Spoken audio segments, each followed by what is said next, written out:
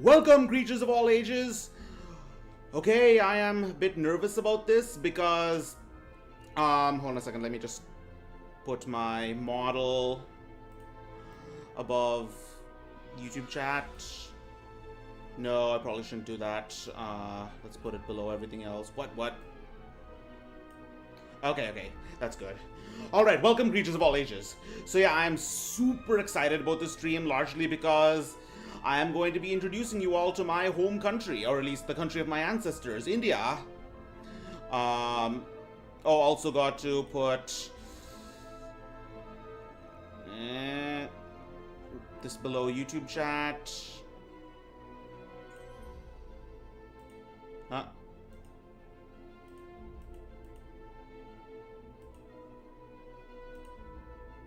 No, wait, this is last minute stuff. All the best work is done at the last minute. All right. Okay, so yeah. Yeah, I have been studying for this stream. I've been preparing for this stream for a week, and I've been studying and researching for this all day because I want to just get everything right. So what we're going to do today is I am going to be playing Civ 3, my favorite of the civilizations, because it is the first one I played, and it is an important part of my childhood. So obviously I have sort of a soft spot for it. And what is it? It's also the first Civ game that I believe Pippa played. Pipkin Pippa. So pretty important there. It is also... So what we're going to be doing is I'm going to be talking about the history of India in stages, and we're going to use the technology a sector of it as a backdrop. The technology sections, we're probably going to go all the way from the beginning to chivalry and theology. That's all I've studied up to, because there is a lot to unpack about Indian history, and I will go into it. Otherwise, I'm really sorry for the scuff about streams this week, largely because, like I said, it's been wild in terms of my mental and physical health. I'm seriously considering a lot of personal stuff is going regarding my job and my career. But you know what? This is going to be fun. It has to. Okay, so first of all, a few things I want to go over before I go into any detail regarding the regarding the history of India. First of all, a culture war of sorts is being fought over the history of India right now in academia there. There's a common talking on one hand, you have the talking point that India has always been Hindu. India has been around for like 10,000 years, and the Mahabharata and the Ramayana are historical documents. And that India is a single Hindu culture. So I'm going to just... Yes, I have been. Thank you so much. Thank you so much for coming. I've been waiting for you to come. I'm so glad you're here. So, first of all, I am of the camp that India is not a single culture, and that the Aryan migration theory is more or less settled. There, I said it. Yes, the majority of India is Hindu, but that only unites India as much as Christianity unites Europe. India has some of the most... first of all, the country with the most languages in the world is still Papua New Guinea, but India is definitely up there. The modern language, and none of the many modern languages of India have any relationship with the language of the Indus Valley Civilization. So the Indus Valley Civilization definitely, it's a culture that left very little for what we have now in terms of remnants and relics, or else we have some semblance of understanding of the language. That's one thing I will say about history, is that it doesn't, unless we get sort of a time machine, some aspects about the really old days of history will never be resolved. But we understand and even less of the Indus Valley civilization than we do of the ancient Sumerian language, a civilization that died out even earlier. So a lot of what they actually lived like and what they did, and the way they thought will always be one of the unsolved mysteries of history. But yeah, regarding the Aryan migrations theory, genetic studies have confirmed a genetic link between Indians, Europeans, and Iranians. That goes without saying. Most mainstream scholars agree that the origin of this genetic strain probably came from the Pontic-Caspian steppes, meaning around Ukraine. Meanwhile, Indian nationalists will claim that the origin was in India, which would somehow mean that the ancestors of Europeans came from India. Take that as you will. But again, if this was the case, then we would have some idea of what the symbols on IVC architecture and script and pottery might mean. Furthermore, again, it doesn't explain why significantly less of that genetic strain occurs in South India. And also regarding South India, I'm not saying there was zero mixing between the Aryans and the Dravidians of the South. There definitely was some, but the fact is, the Indo-European DNA strain is significantly more present in upper castes in South India due to consistent endogamy, so take that as you will. Otherwise, let's get to it. That's the really controversial part out of the way. No, that's just kidding. There's a lot more to come. Yes, take everything as Veda Vyasa says as fact. The whole thing. The whole thing. Including the parts where, like, where Arjuna could shoot so many arrows, he could create an umbrella to... he could create a giant umbrella in the sky to protect the burning forests from rain. Or that he could shoot so many arrows into the mouth of a dog that it would just keep the dog's mouth open without hurting it. Oh my god.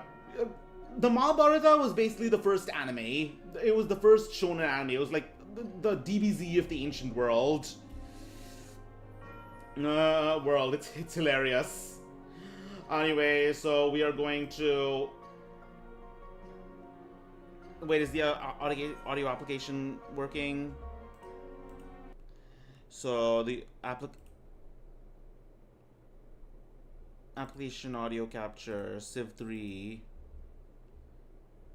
Alright, so first of all, we are doing a huge world with random barbarian and aggression, random continents, and random temperature, because, you know, that's always fun in my opinion.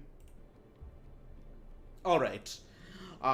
Here we go. The leader of India is Gandhi, the nuke master himself. So he is commercial and religious. This means that we start with ceremonial and burial and the alphabet. The alphabet is interesting considering that the Indus Valley civilization definitely did not have an alphabet. In fact, whether or not they even had a written language is debatable, considering the symbols might have just been insignias, not actually a means of communicating. I want the bilingual Penguin India edition so badly. You can actually find a lot of the unabridged language online. It's how I did a lot of the... I remember I made a video on Ganesha a while back, and that's how I got a lot of the info from it. I got from the unabridged Mahabharata. So, less corruption, which is good, because we're going to expand like crazy. Religious means... the religious civilization trait is super useful because it doesn't experience prolonged periods of anarchy, which is good because I want to get monarchy as soon as possible. Otherwise, we're going to allow scientific leaders so that we can get a leg up because they can hurry production of wonders, and I want to be able to get a leg up on a few of them, considering we're going to be taking a very unusual path, technology path, actually based on the actual civilizational path of India. So, let's go. It is the year 4000 BC. Your ancestors were nomads, but over the generations, your people have... There will be no nuclear apocalypse now. Not yet, certainly. Mathematics and arithmetic comes later, because remember, we're starting in the very early Bronze Age. So, we're commercial, religious, have recently mastered the alphabet and ceremonial burial. Okay, so I am definitely going to start. I definitely want to start by the coast. So insist.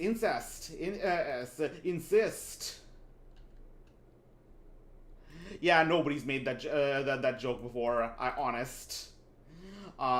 We don't have. We are in an arid civilization, and we don't arid area, and we don't have access to a river, so that's going to throw off a bit of a wrench in our plans of expansion. But you know what? We'll make do. We have wheat. That's good. That's good.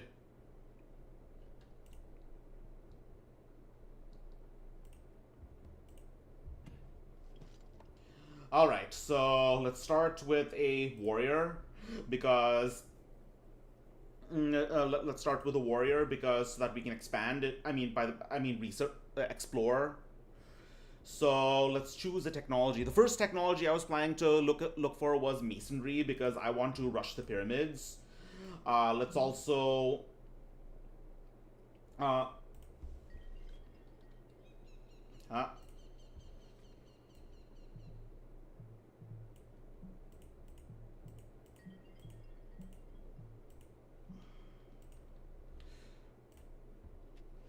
So incense is nice because it's a luxury, which means it improves public order. Anyways, let's talk about ceremonial burial and alphabet. So, like I said, we don't know much about the IVC's language. There are also theories that they didn't even have a written language, with their symbols only being symbolic rather than linguistic. But regarding ceremonial burial, the IVC's mortuary practice were actually incredibly diverse, ranging from cremation to brick tombs to wooden coffins.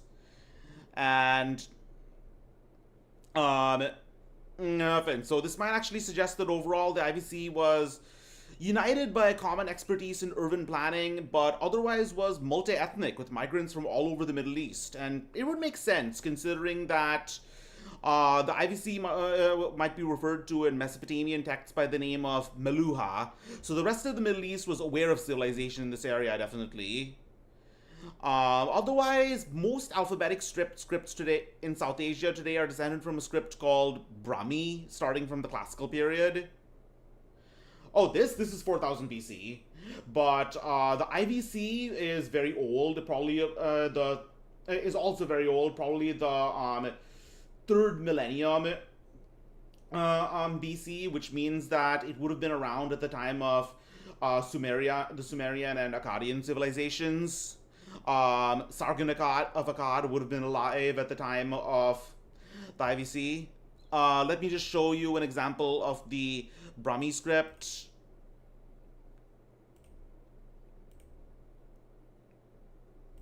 Let's see. Right here. These are very old. They are very old Sanskrit symbols on the edicts of Ashoka. The Brahmi script might have actually descended from Semitic languages because the first true alphabet was the Phoenician alphabet.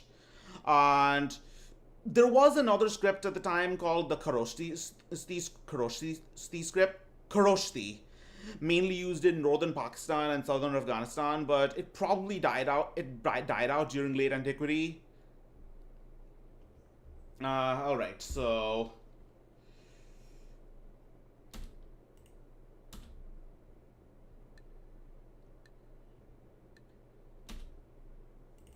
okay, so we do not have irrigation. That sucks. So we're gonna have to build a mine here.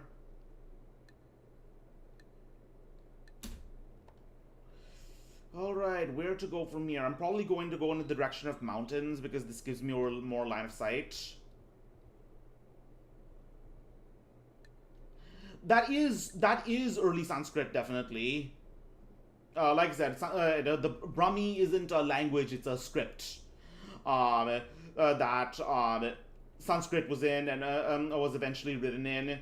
But the script itself probably originated from the Middle East, possibly descended from the Phoenician alphabet.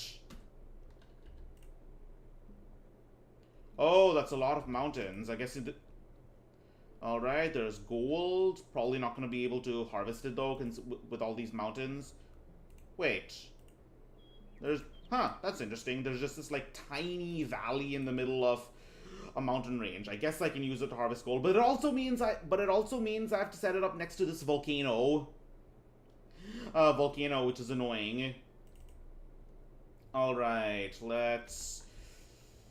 I guess we'll connect the city to the incense. All right, we got some sugar. Let's go send this guy north. Want to find a place to settle as soon as I can.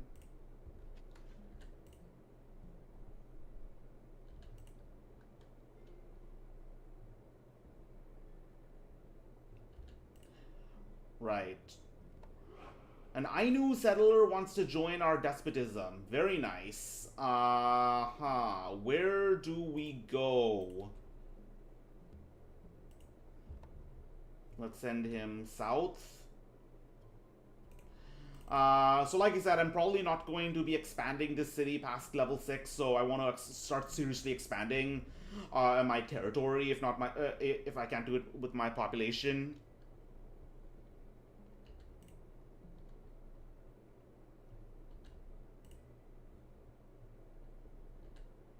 Alright. I hope this is a lake, because that would mean fresh water. Oh! Here is a settled village. Let's see what they can give us.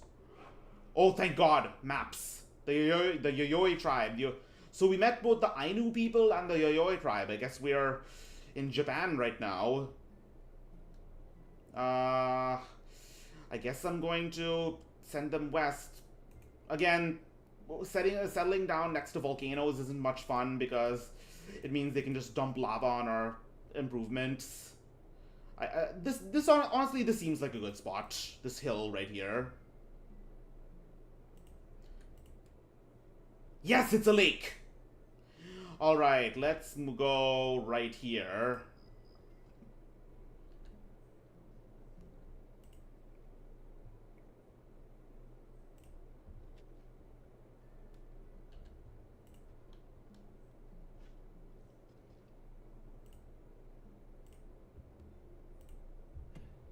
That's a lot of sugar. It's like the sands are made of sugar at this point.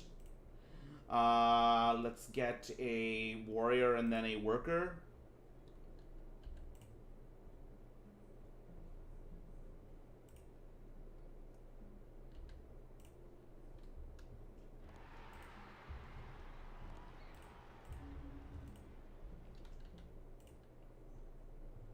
Yeah, this is definitely a very old world, which is why there are so many mountains.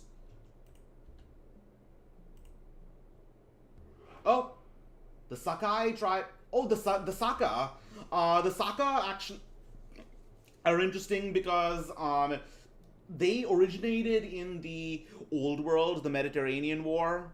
They heard you when you said the Mahabharata was the first anime. The Japanese are coming for you. Exactly. They cannot. I mean, no, I don't think they would, because for the Japanese, anime just means animation. It's not. And so they would call. Well, I mean, I don't know if that's true anymore, because they might follow the Western connotation right now, but anime just means animation for them. Okay, I guess I have to talk about pottery now. So I'm not going to talk about the production of pottery because since that's too advanced for me, but there are some interesting designs from the IVC though, such as, like, check this out.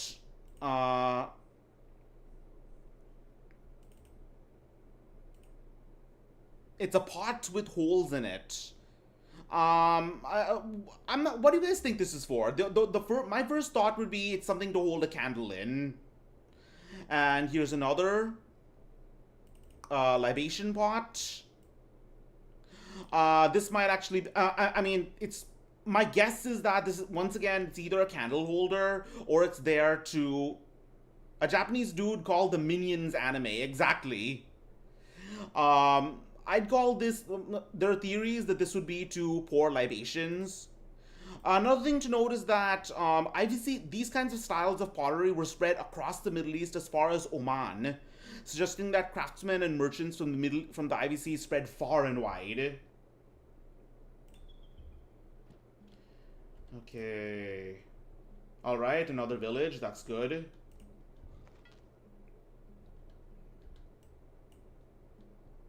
Oh, there's some new friends.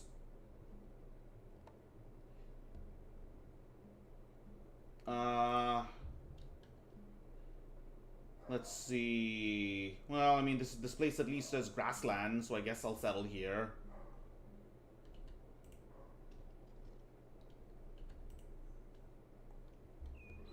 The warrior code. So this is the warrior code being me getting the warrior code this early is really interesting because the IVC did not fight, or at least they rarely did. So where do I have it?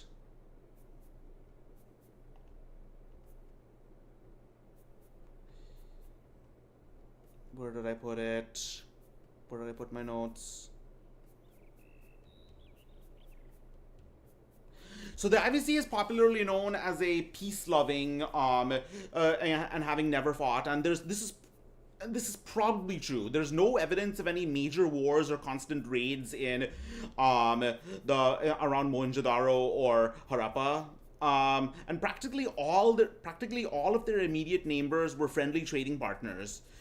There are few remains of weapons such as bronze spears and sling balls, but they're not very good quality, suggesting they never really needed to innovate. So yeah, cosmopolitan society, a good urban planning, humble rulers, peace loving. It's the dream. They were living the dream. So who are these guys? Huh. All right.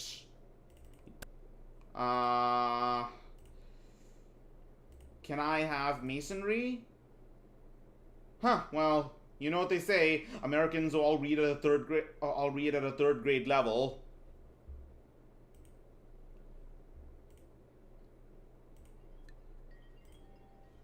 All right. Well. All right. We're going. Harappa was indeed living the dream.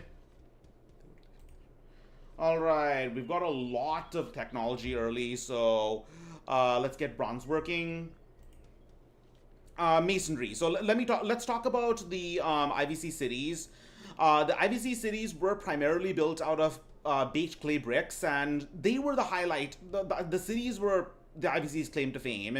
They had these carefully planned rectangular grids, along with possibly the first example of municipal waste management, with each house having plumbing leading to a common street drain. And by the way, this was all in the third millennium BC.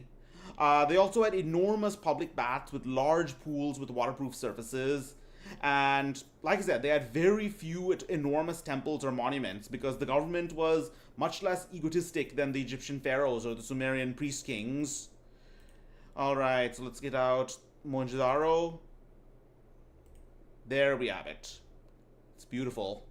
Like I said, living the dream.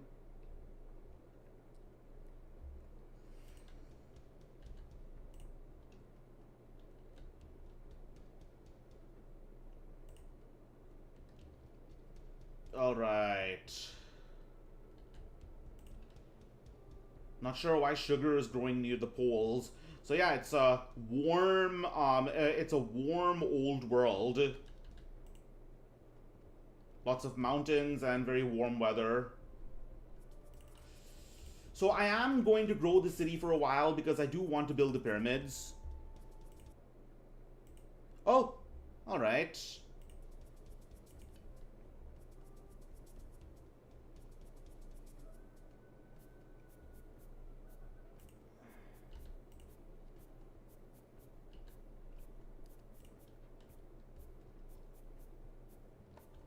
Alright, let's garrison him here.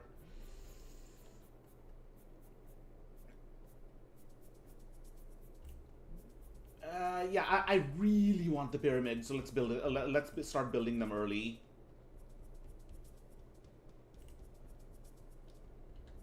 Like I said, the IVC did not build like big pyramids or temples. So but the pyramids add granaries to every settlement. So I guess we could say that the pyramids are just representation for India's exponential growth. Okay, not growth, but exponential population growth, not economic growth necessarily, but it had that too.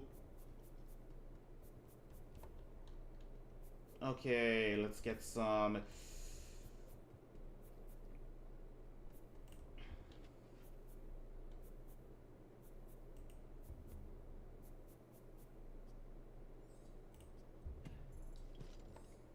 Okay, let's rush a temple here so that we can expand into some more grassy areas.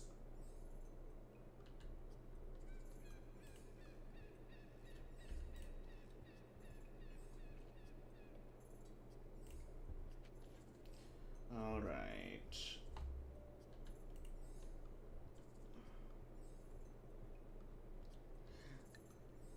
Ancient Civs. I really want that pyramid.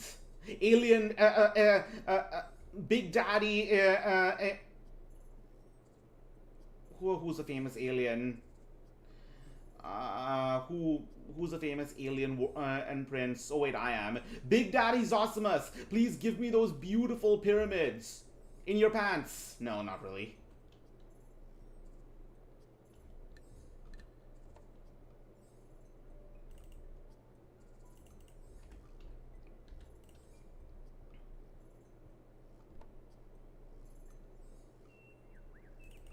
Alright. Let's build a temple.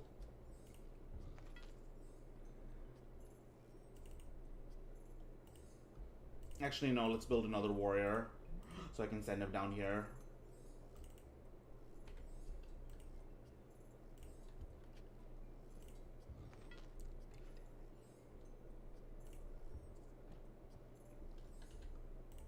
And do I count as an ancient alien? I very much do. I very much do. The Mayan. Yes, I am. The Mayan and Egyptian and Sumerian pyramids, all me, all me.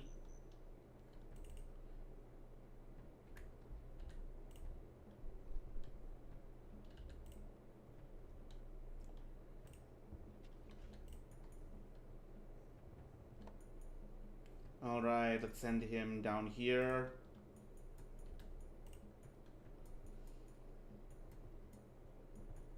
Alright, let's build another settler. What would be a good place to settle?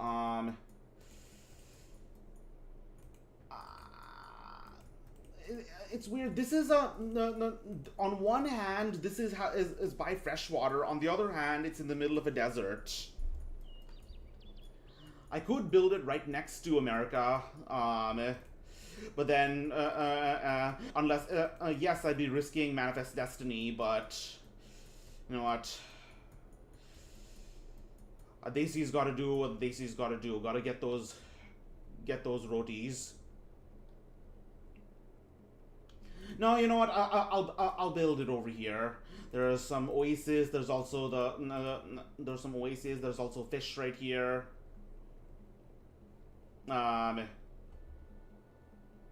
No, I need to make up my mind. You know what? I am going right here. Going up here. I'll do better than what the Mexicans could in the 1850s.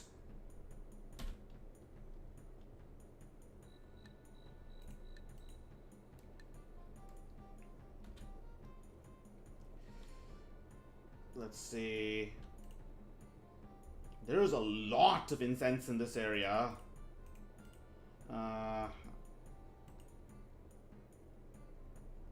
Some crazy time traveling on. So nice to make all these cool historical moments for future Civ, AoE,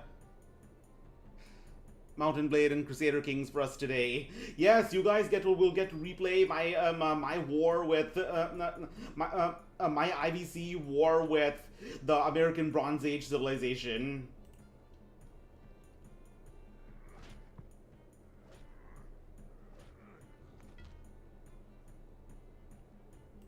All right.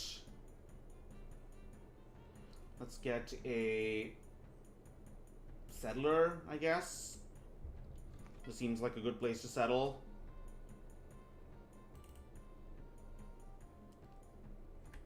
Uh,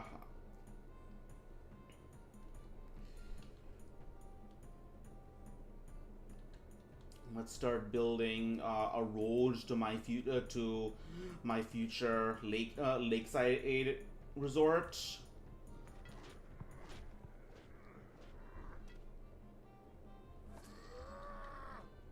Wait, didn't the Saka give me maps earlier? So I was just mentioning the Saka because I was just mentioning the Saka because the Saka were originated on the Rome 2 map, meaning in Northeast Asia, Europe. However, eventually they came south and formed the Indo-Scythian kingdom in northwest India. One of the first major political writings in Sanskrit was written by a Saka king.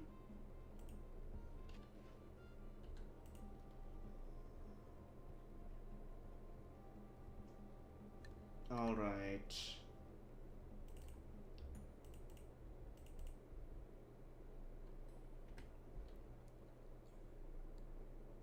I know it sucks now, but your descendants will have a great video game campaign. Exactly, exactly. I have to burn at the stake this poor peasant girl who's never killed anyone in her life, so that people in the future, so that women in the future can have a feminist icon.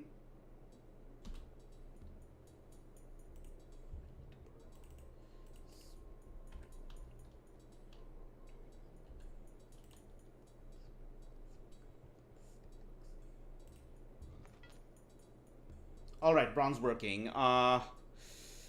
So first of all, you know how it is with bronze working. It requires a large amount of two minerals, copper and tin, and which means that the IVC needed long trade routes, which they did have.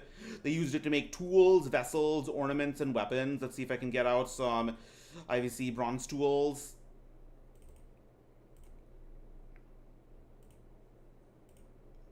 Right here.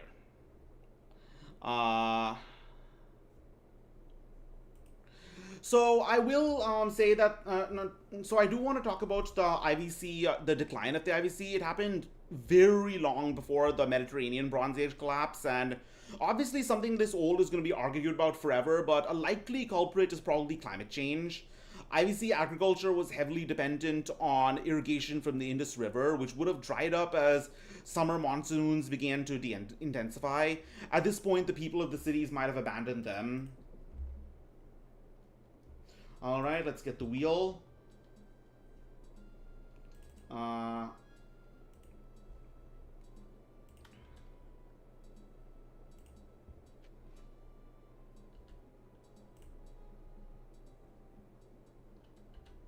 lot of gold here, and once again, all surrounded by this grassland that's constantly getting bombarded by volcanoes. Really high risk, high reward here. No, not really. The volcano is eventually going to erupt. It's like building a city under. It's like building a giant metropolis under Yellowstone. No, if Yellowstone erupts, we're all fucked. What is this mountain range? And it's enormous. This is the biggest mountain range I've ever seen in Civ 3.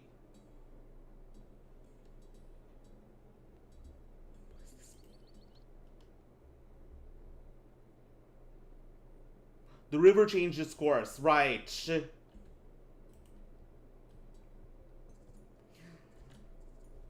Right. I mean, they were the area didn't get much rainfall, so it was heavily dependent on irrigation.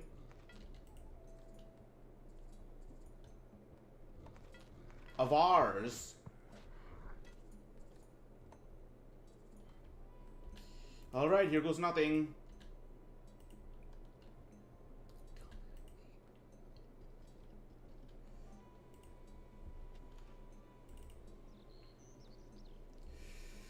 need those pyramids.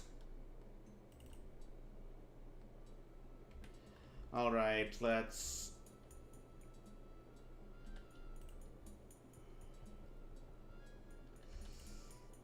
Oh, another village. Perfect.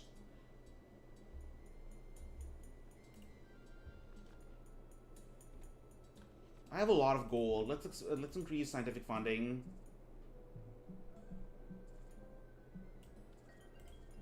I can afford to go into a deficit. Oh, the Yayoi gave me a skilled warrior. I have an anime sidekick.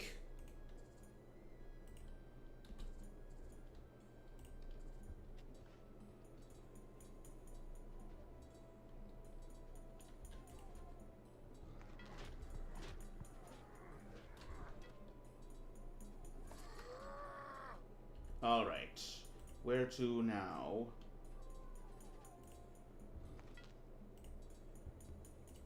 Bangalore, the Silicon Valley of India.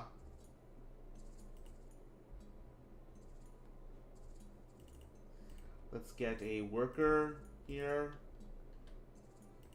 This looks like a nice place. A lot of game.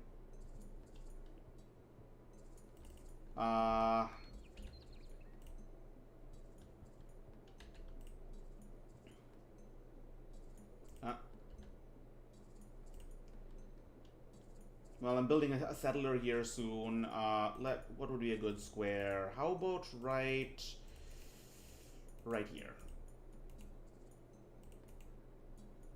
Yeah, right. This looks good. Right here. This square right here.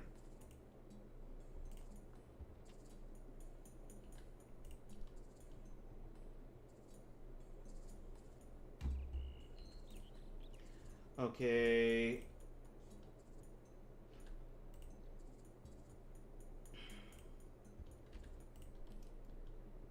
Going right along. I'll risk it. No, you know what? I'll let them come to me. All right, the wheel. That revealed horses. So, in the IVC, there were no. In the early IVC, there were no wheeled vehicles. So in the early days, there were no wheeled vehicles, so building materials for their cities were probably carried either by human porters or domestic beasts of burden. But the IVC did eventually develop solid wheel carts, but never spoked wheel chariots. Those were ultimately brought in by the by the Indo-Europeans.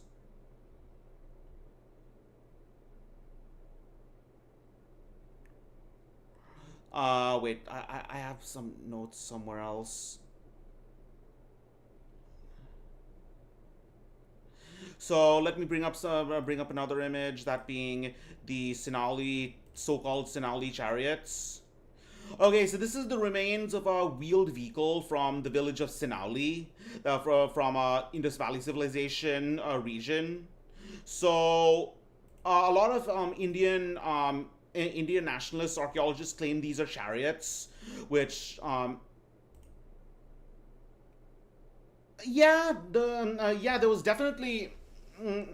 I'm going to talk about that later. So this is the Indus Valley Civilization wheeled vehicles. So first of all, note over here in the center of the wheel, there is no spoke. That means it's not a chariot. Like some people try to claim this is a chariot, and based on the dating say that somehow it's proof that the Mahabharata was real, but no, it was probably a cart. In fact, it might not even have been an IVC cart. It might actually have been from an even older wave of Indo-European migrants. What do we do next? Ironworking, yeah.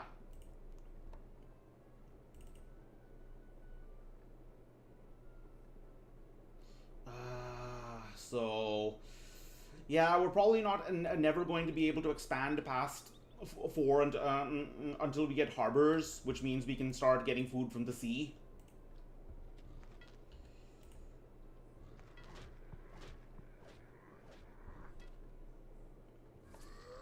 Oh, we are decimating these of ours. Wait. Oh. I thought I had found someone else. Yeah, a temple would be nice.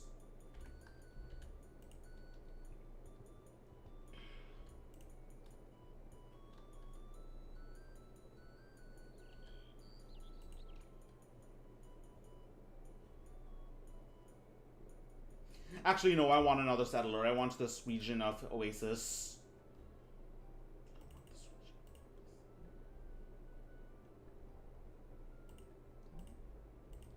The goal is to expand as fast as I can, get as many cities as I can, and then grow them all with the pyramids.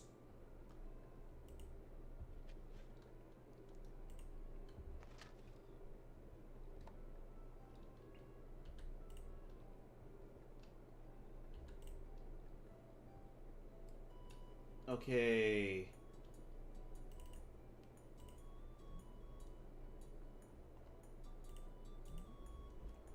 As many settlers as I can. Um, let's see. Let's do this.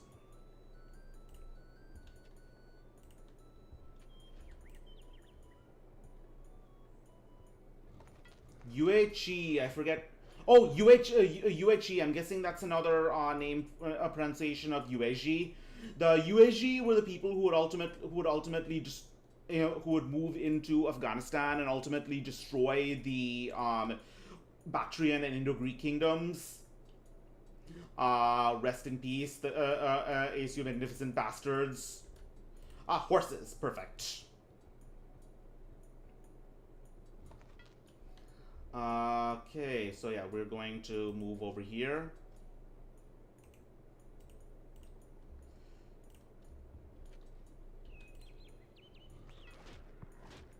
Ow. Okay, I am going to...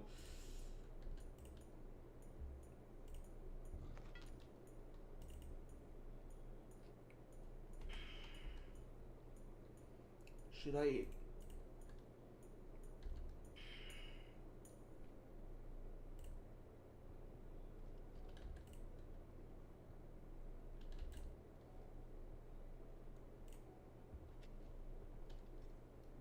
Alright, so horses.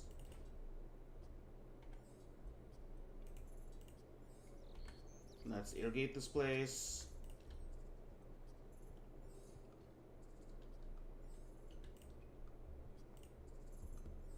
Calcutta. The place where Mother Teresa did her, did the work that eventually gave her the, canonized her as a saint.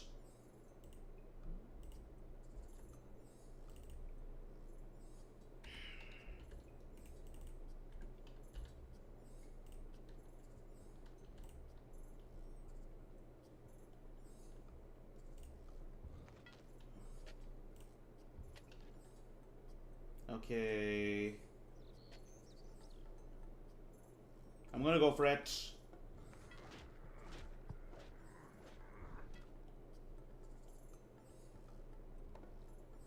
Okay, let's go over here. We can get some of those. So we can get some of those beautiful, beautiful Indian cows.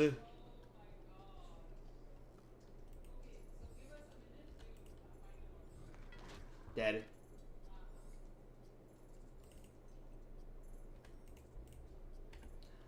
And all right, let's build a road. I need to connect a road everywhere to everywhere, so that all my cities can get incense, because I can't actually do that to coastal cities until I start building harbors. Okay, ironworking. I have a lot to say about this. Ironworking and the exact dating of its spread, or at least origin, is a really complex topic and obviously not immune to nationalistic bias.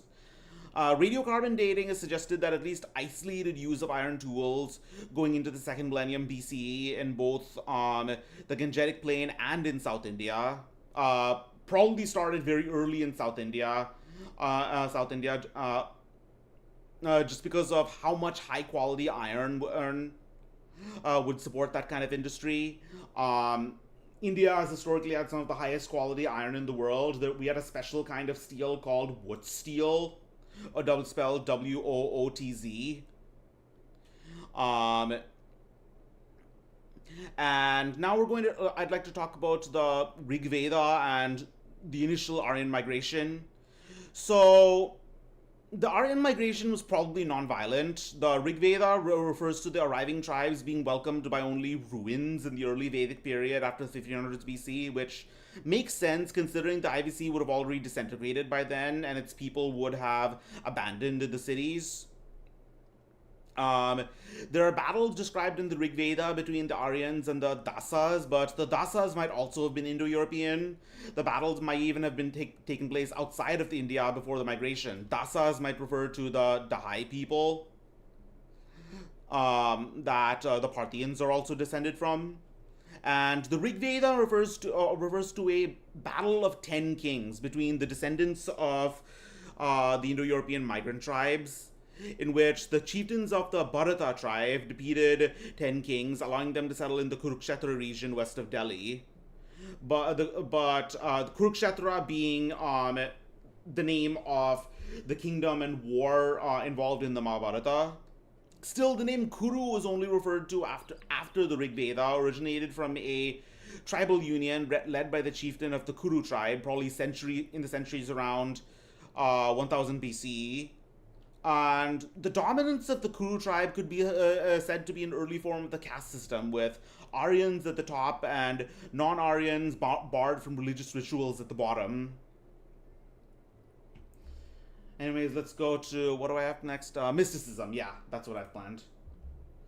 7 turns until the pyramids. Come on, Sid, let me do this. Fuck!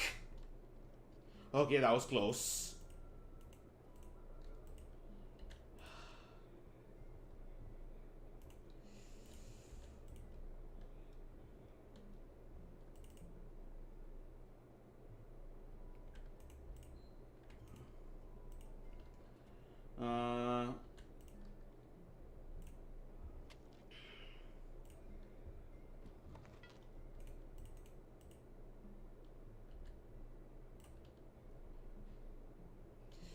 Okay.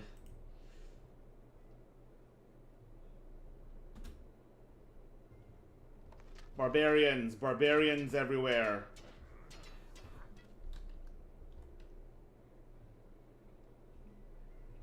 Oh, there's some iron over here. And here too. Me listening to the RISI as he recites the Vedas from memory. God damn. Who's the RSI?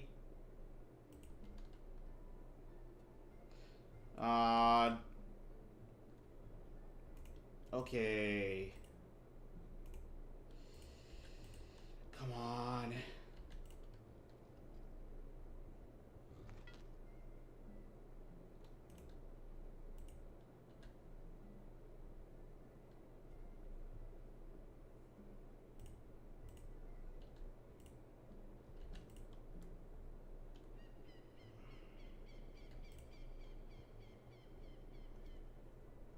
Let's see. I need to get rid of these barbarians.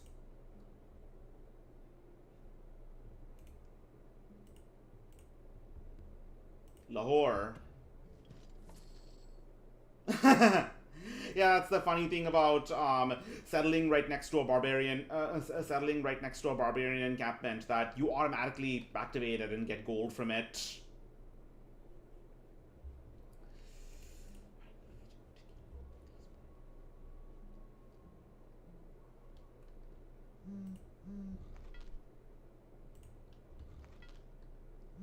Yeah, yeah, I think you're thinking of Rishi.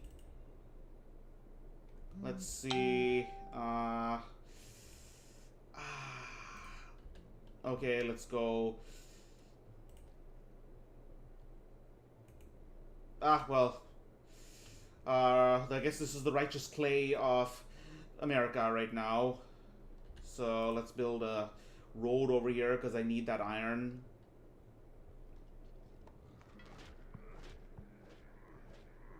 The Kushans, alright.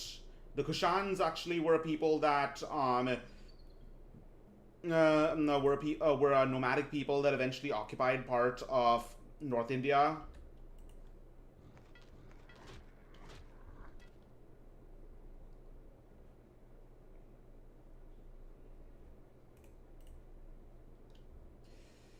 Okay.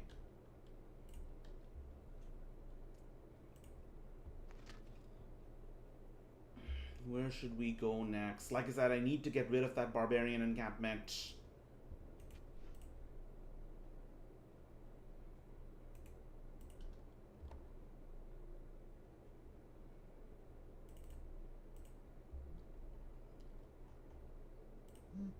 No, actually, let's build a Kurag. That way I can travel across, I can travel to other continents, or maybe, hopefully. Uh, let's see if I can get some tech from them. They have mathematics already, alright. Damn.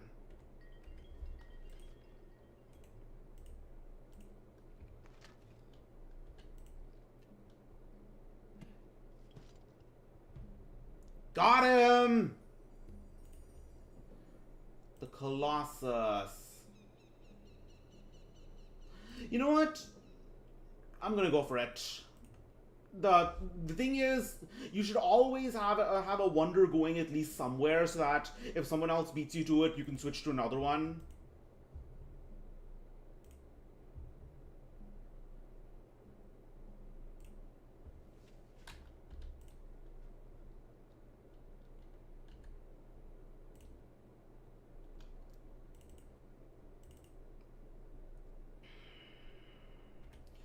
Alright, unfortunately, we are going to have to start cutting down forests.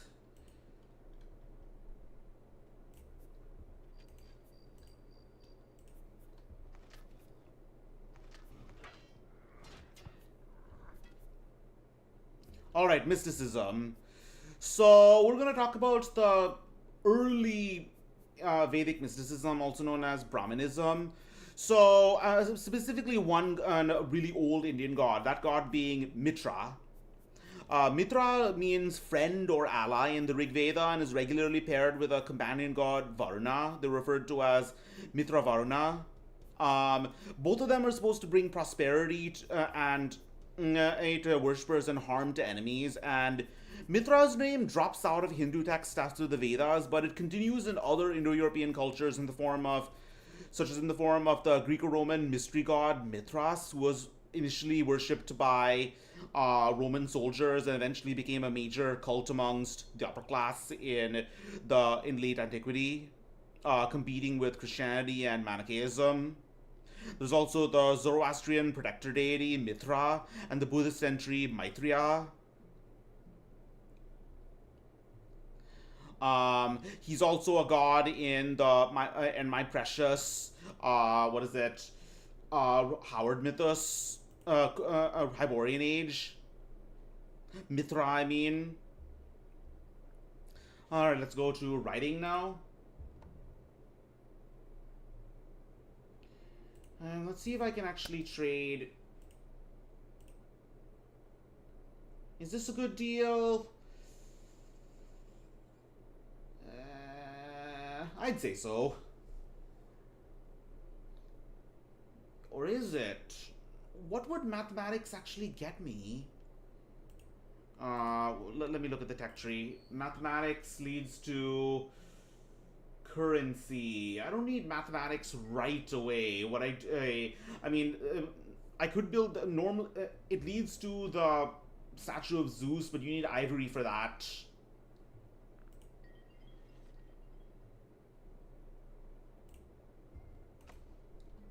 All right. Now I've got you little shit.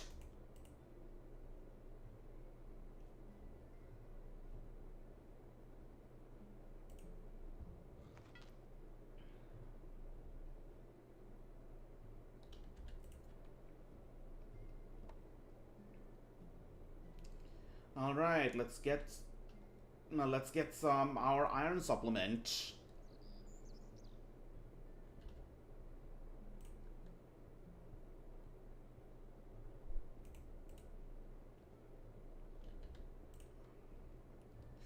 And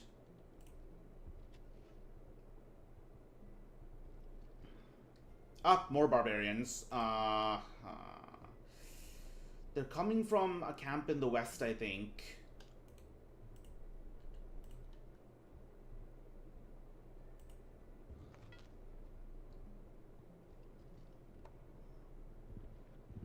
Oh shit. Shit.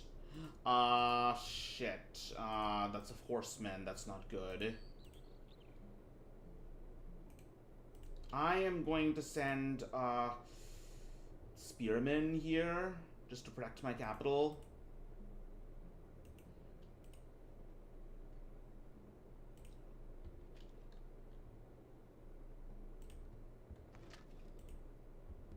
Karachi. Let's get a warrior here. The Uzbeks. The most notable Uzbek in Indian history is probably Timur, who brought his Turkic hordes into the Delhi Sultanate and sacked Delhi so hard that he built pyramids of skulls. Where are we going now? How about...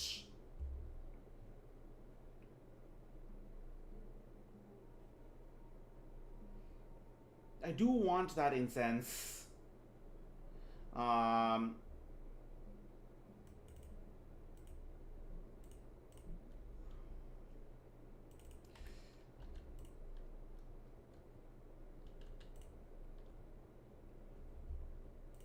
Damn, that's super metal. Iron truly is a super metal.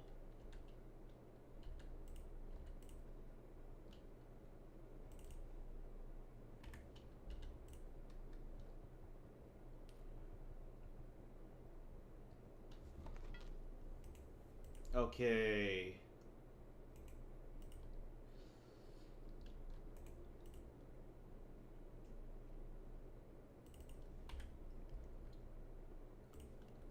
All right. Let's... No, not yet. I want assurance.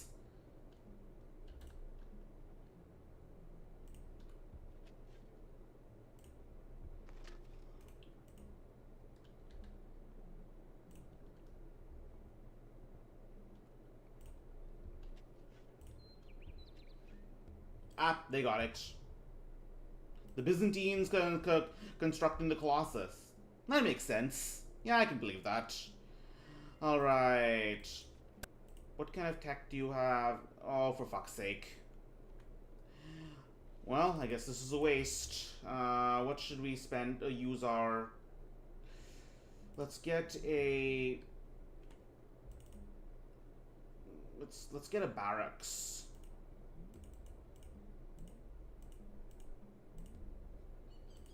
Yeah, it was worth a shot. There they are. Sung Nu. Are those the Huns? I don't know. I've heard that name before. I think that's a tribe that's like theorized to originally to be the predecessors of the Huns.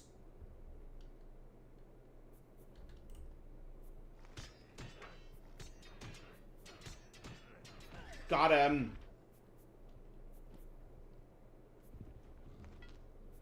Okay, I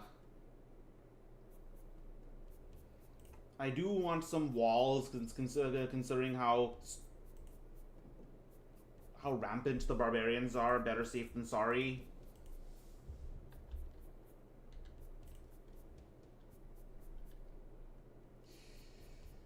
I'm just gonna fortify here.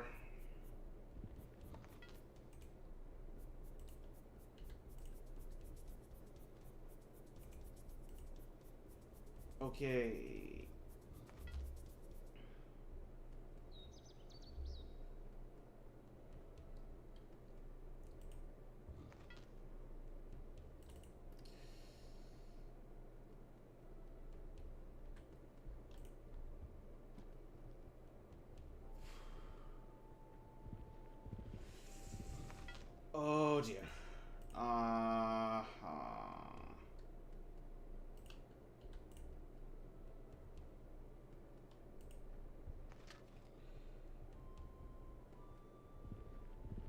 Okay, here they come.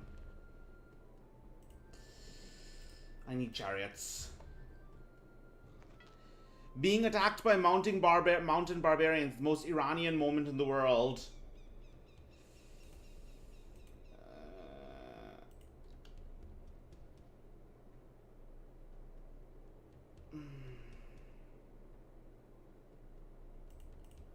Okay, what do I do?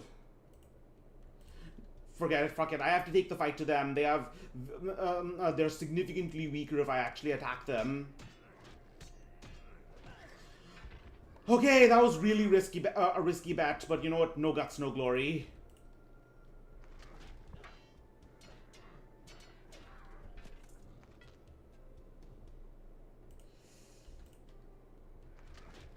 Okay.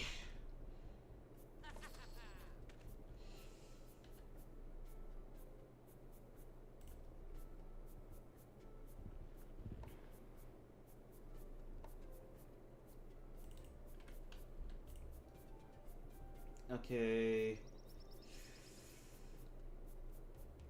Let's gradually start expanding southwards. I need to expand past this stupid mountain range.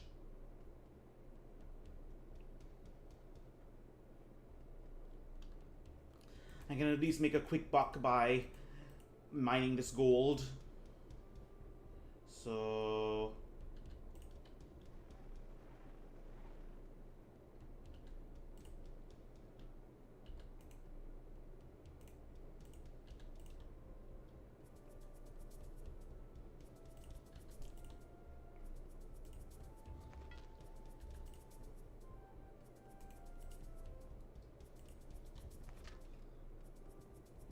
Oh, they're coming for me.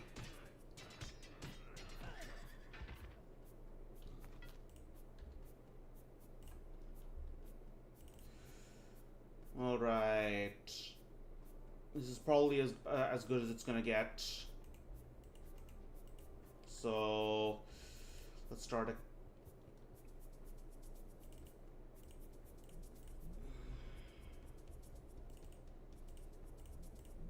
I need more cities.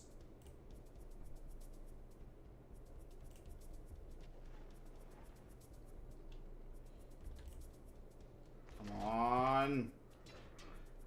All right.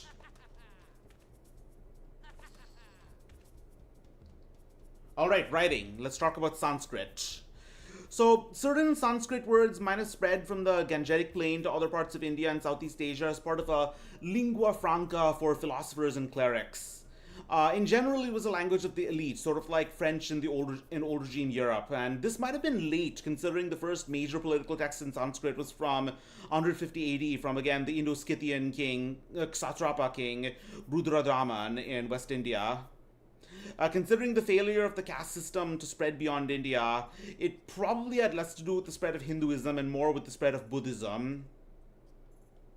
And again, because of the Indo-European origins, the roots of Sanskrit to some degree can be seen in European languages as well, especially in words related to religion. The word divine is probably closely linked to the word for gods, or devas, in Hinduism. But I know you, Raimondo, you come from the Rika Paprika server, and this should interest you. Apart from the word paprika is Hungarian, and it comes from the Serbo-Croatian papar, meaning pepper, and the Latin piper, which is linked to the Sanskrit pipali, or long pepper. Reading what books I have books about India, I found this section on Indian companions of Alexander the Great, where they talk about this Kalanos, a Hindu gymnosophist and philosopher. He took him from Taxila to Babylon, where he burned himself on a pyre. All the Greeks were left were like, holy shit. Yeah, Indians have had a very odd relationship with self-harm, in which... Oh, no, why did I say Indians? Asians in general. Asians have a love-hate relationship with the concept of suffering. Like, you have seppuku in Japan, or in Japan, where or Bushido in general. I believe there was one Japanese philosopher who said Bushido is a philosophy adjacent to death. And then what you're saying also reminds me of the monk who burned himself alive in Vietnam to protest the Catholic persecution of Vietnamese Buddhists, and how he just didn't move. He was just constantly stoic while he burned alive. Let's do polytheism now. Alright, let's build an embassy in Washington. Steel tech, I'll deal with that later.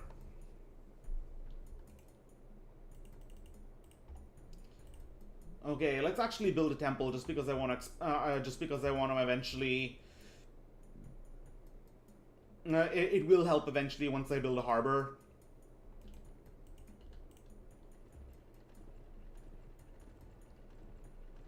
So one thing I will say about the chariots is that Indian chariots, it's left the army long after it did in the West.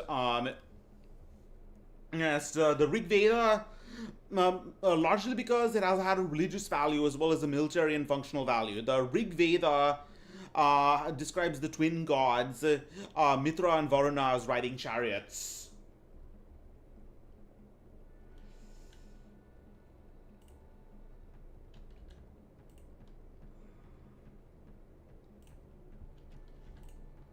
Oh, fish. All right, we can do that.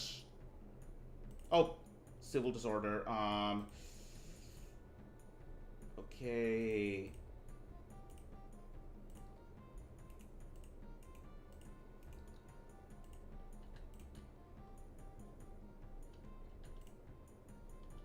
This seems like a good spot. All right, we have iron now.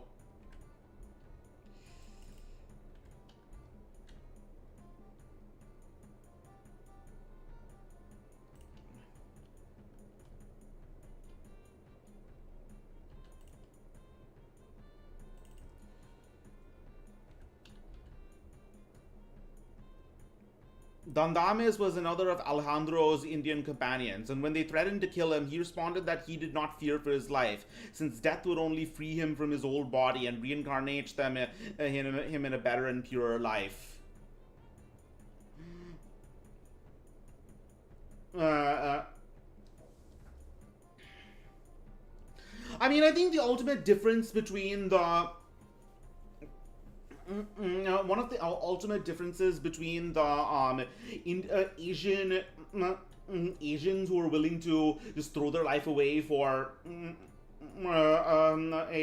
virtue's sake and Christians is that Christians Christians would never do it through suicide. They would always find a way to get other people to kill them instead. For example, I believe what was his name? Hold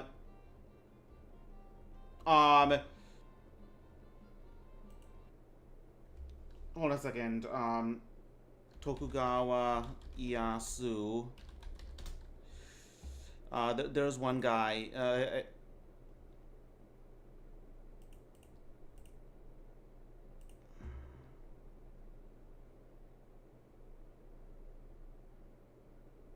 Arima Harunobu, yes. So Arima Harunobu, devout Catholic who eventually pledged his loyalty to Ieyasu. Eventually, after a scandal, after growing resentment for Christians in Japan, and a scandal related to corruption involving Asunobu, Ieyasu ordered Asunobu. Not Asunobu. Asunobu is the actor. It's Arima Harunobu. Arima Harunobu refused to commit seppuku, so instead he had his retainers kill him. So doing the deed oneself is oneself is forbidden, but martyrdom, the act of actually putting yourself in the way of persecution so that you'd be killed,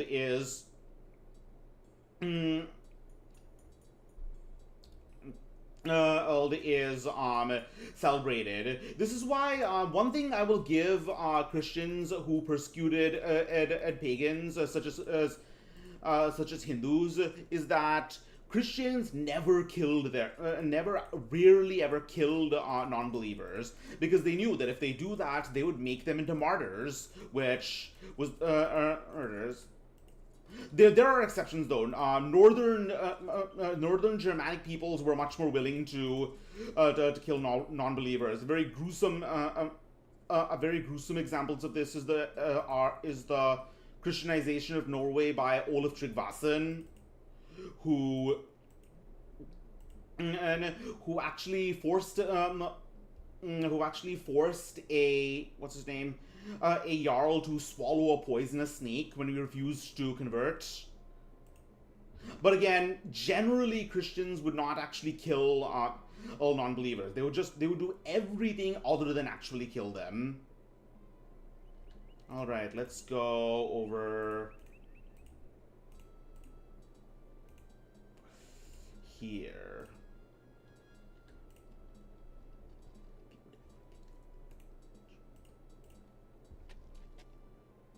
Let's build a mine here. Let's build a road and a mine here. So let's fortify this place.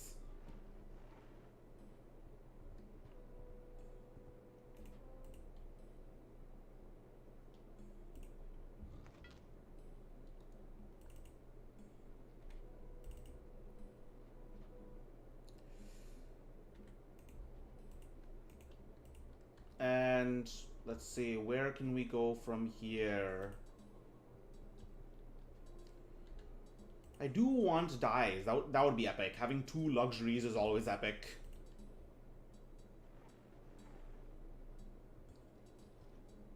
Oh, here they come.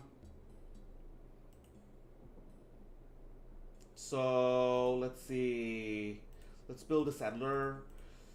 We can settle this area up here. Just because why not?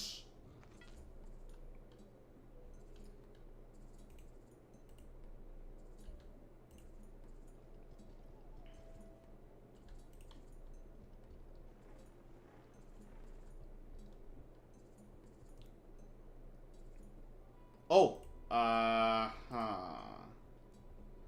gonna just wait. A Kushite raiding partner. The Kushites are barbarians now. That's racist.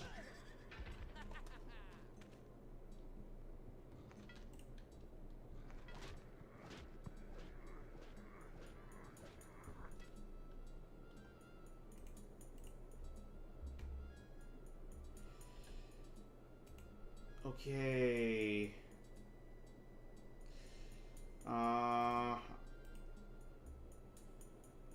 Right.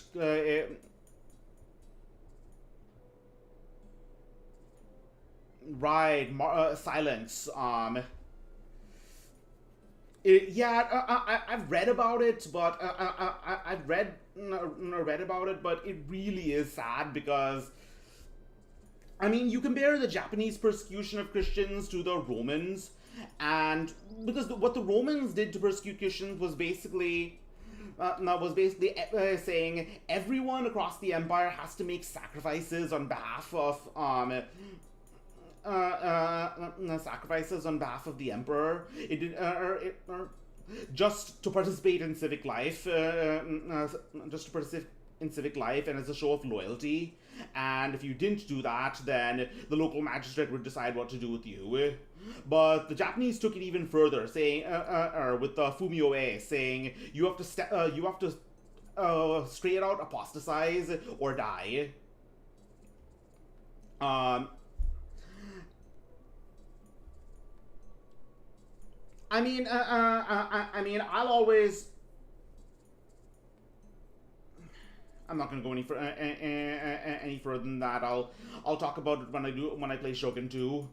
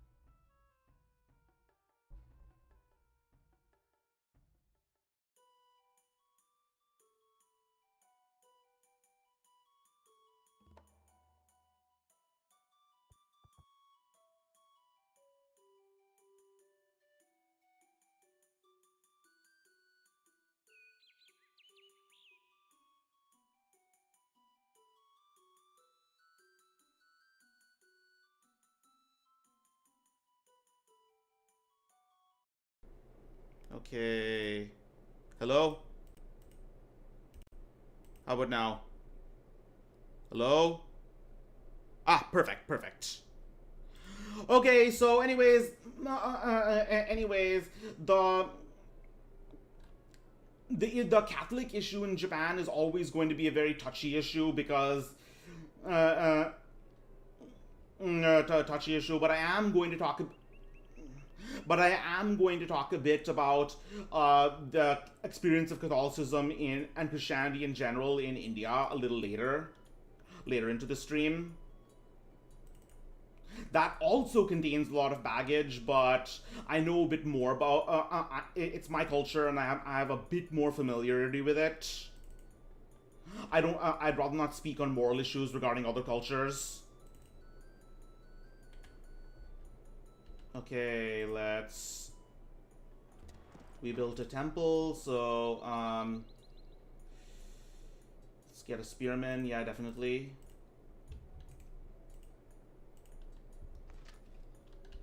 Let's continue exploring. Let's go.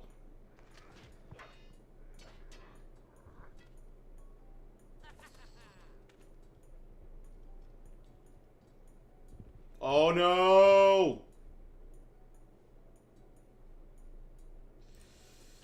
Back up, back up, back up.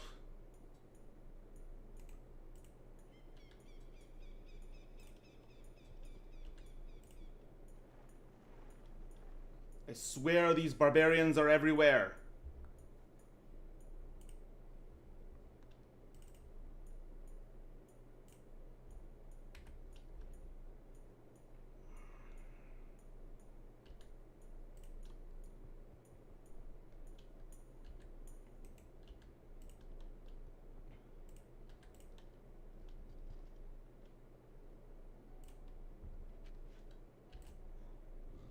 Okay. Guz? I have never heard of those people. Guz. Alright.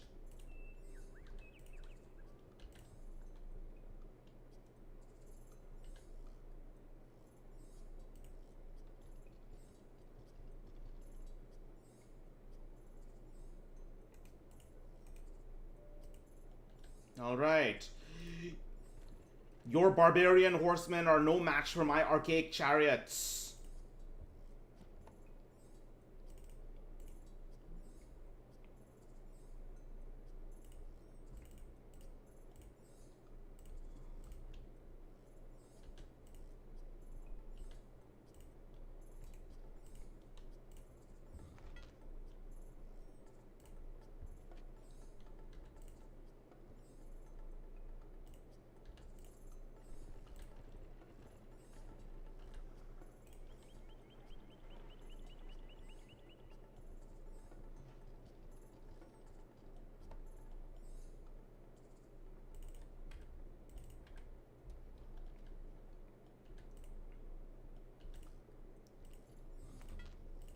Okay.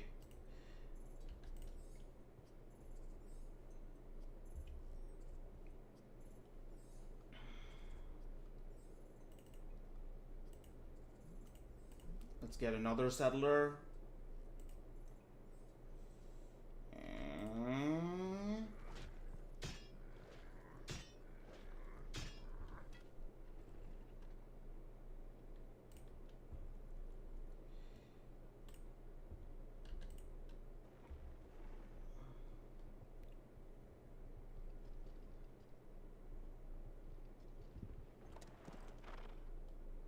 Okay. Oh my god, this is so annoying. Dead.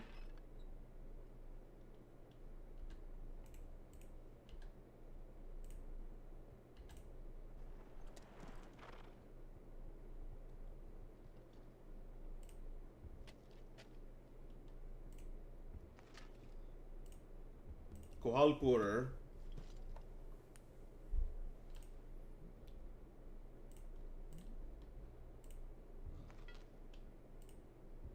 Jaipur.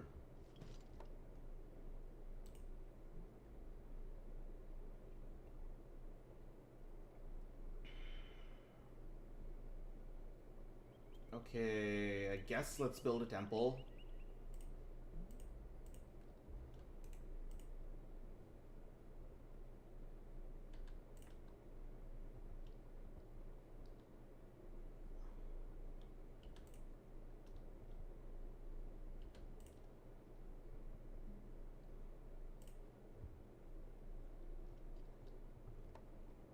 Okay, these barbarians are so freaking annoying.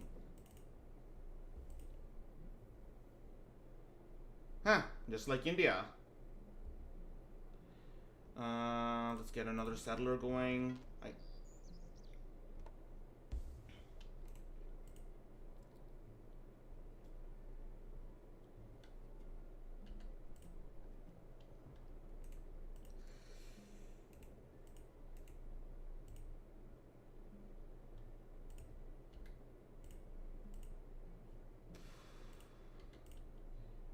All right. What would be a good place to settle? I like this. I like this place. It has tobacco. We can vape.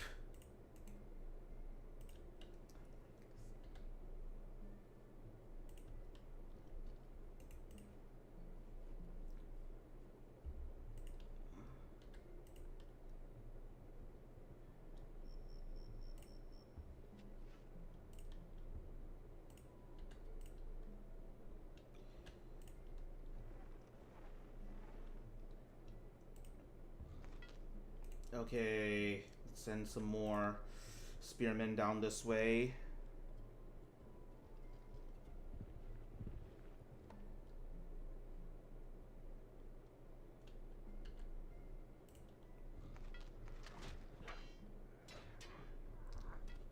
I like the description of Europe as a peninsula made of peninsulas. That is a really good description.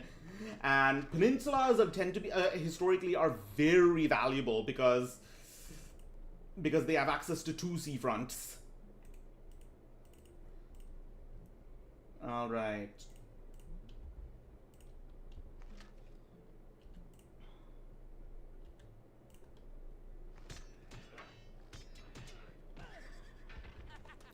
All right, now we can actually start getting those settlers out.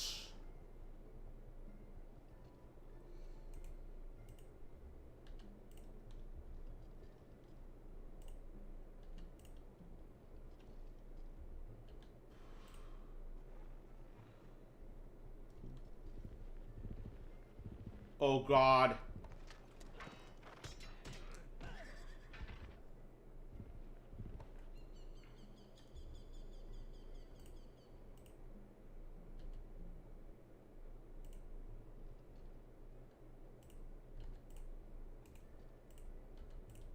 Come at me, bro! Come at me!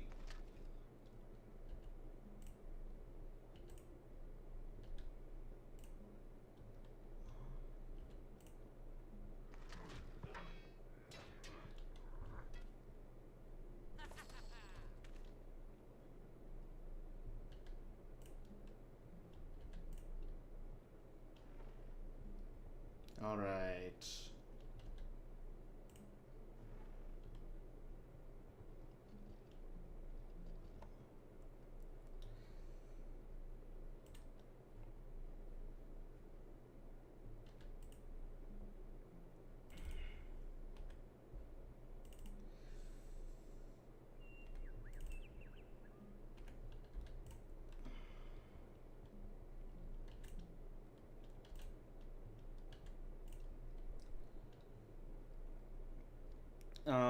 Polytheism in 2 turns. All right, that's good. I can start talking about the nitty gritty of Hinduism.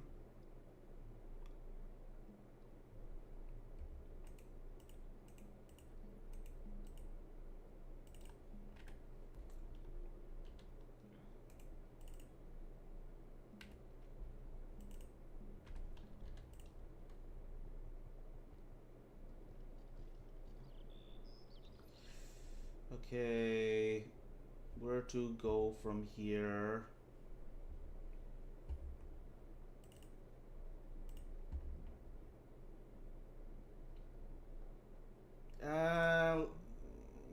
the spearmen.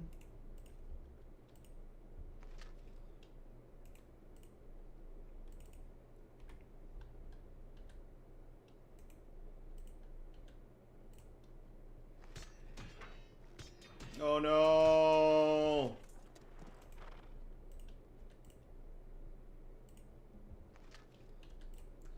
Die! Die!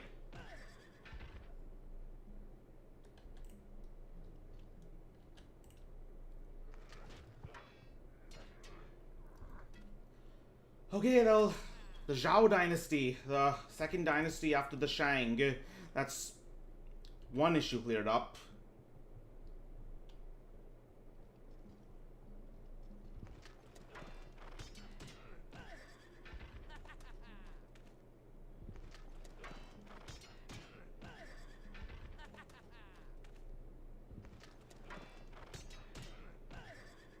All right. Uh,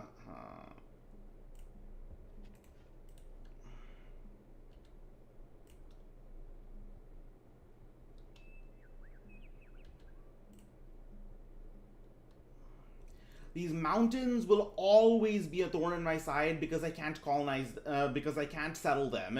So they will always be full of barbarians, even into the modern day, where I'll be constantly being attacked. Well, I'll constantly get attacked by like Mad Max raiders.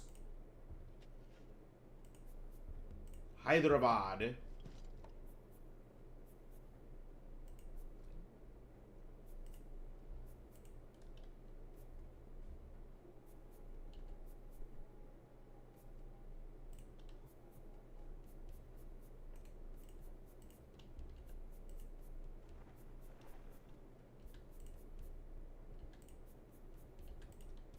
I need these dies.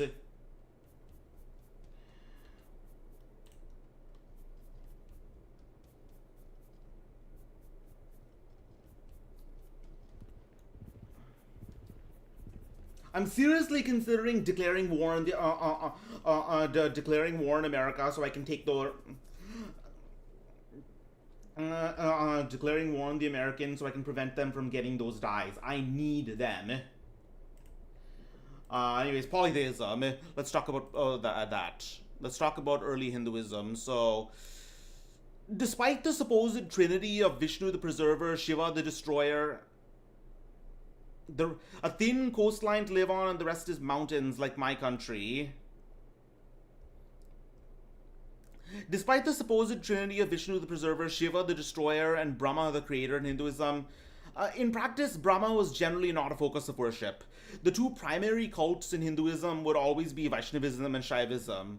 Although at this point the term cult in the Mediterranean sense might not be applicable anymore, if it ever was, since both schools have extended from worship of a single deity to a general school of religious philosophy and worshipping multiple deities. Worship of the two deities probably started well after the Vedic Iron Age, when in the Vedic times Vishnu was a secondary deity and Shiva was not mentioned by name.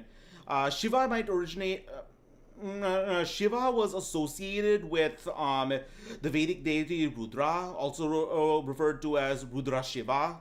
And so ultimately there was a key difference between the two sects, which is Shaivic Hinduism is more devotional. The term for devotion in Hinduism is bhakti. You'll hear that a lot, along with dharma and karma. While Vaishnavism is more ritualized, focusing on sacrifices.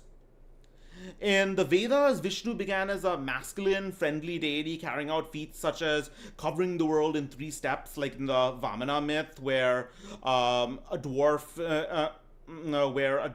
asks for 3 paces from a Rakshasa to hold his rituals, and he ends up growing to enormous size and covering the earth, the heavens, and the underworld.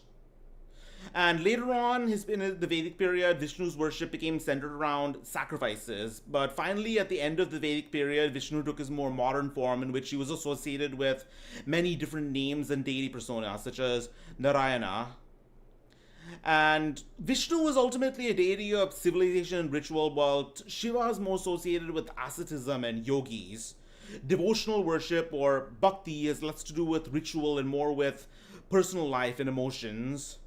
One of the primary symbols of Shiva has always been the Shiva Linga, linga, which is I didn't actually store this, but let me bring up see if I can get a picture of a Shiva Linga.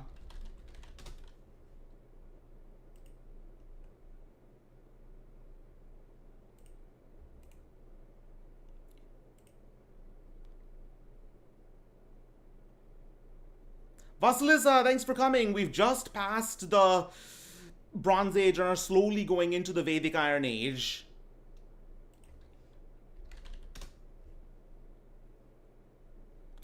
Okay, so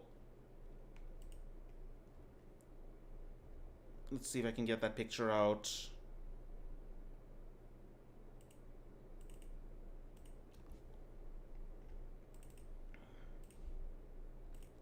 This is a linga, and as you can probably guess, it is indeed a dick. It is a phallic symbol. It's a primary symbol of Shiva because Shiva is presented as a father deity, a deity watching over creation and destroying the impurities. So it's a symbol of like energy and virility. There are actually some theories that Shiva was actually worshipped in some form before the Aryan migrations, because there are lingas that appear at dig sites that date before the migrations.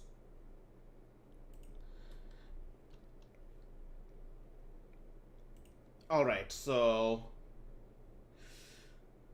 what are we getting next? Philosophy.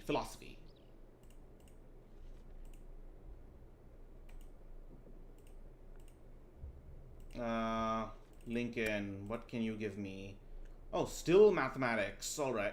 Still the only thing I have over you is mathematics.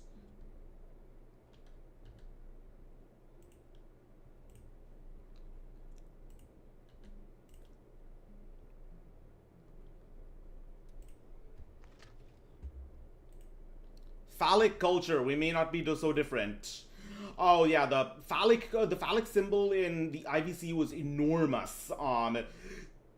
IVC kings celebrated their big dicks. I think, but there are a lot of phallic symbols in IVC iconography.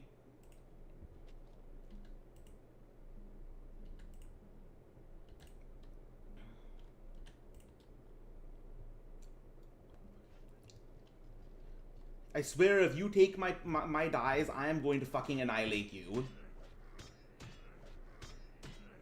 Okay, that was close. That was close. No, no, no, no, no, no! They pillaged me. Fuck.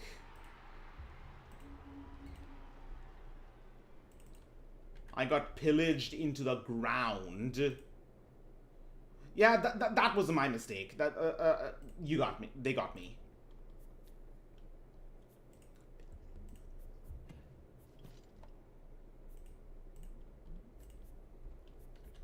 Okay, this seems to be an island of sorts.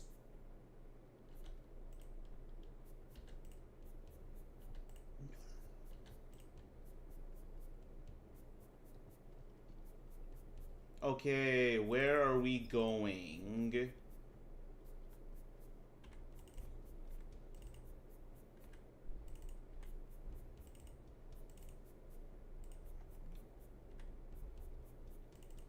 Okay, let's start getting a wonder in place.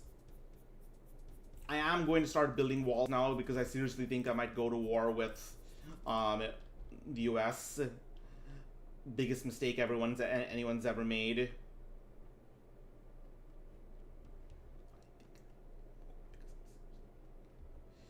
Anyways, let's send him over here. Oh, never. Oh, thank goodness he's not going to. They're taking the peninsula. They're not taking the dies.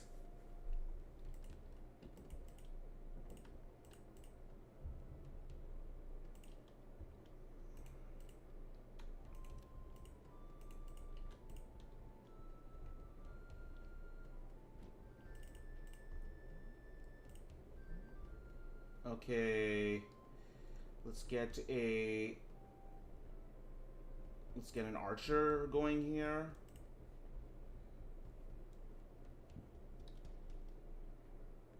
You know what? Screw it. Let's get another settler going. Let's colonize this place with its game, because why the hell not?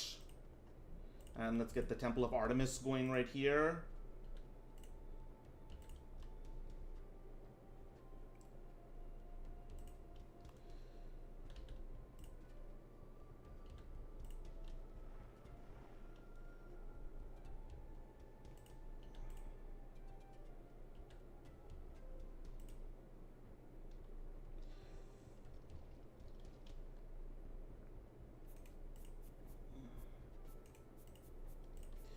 Okay, so far so good.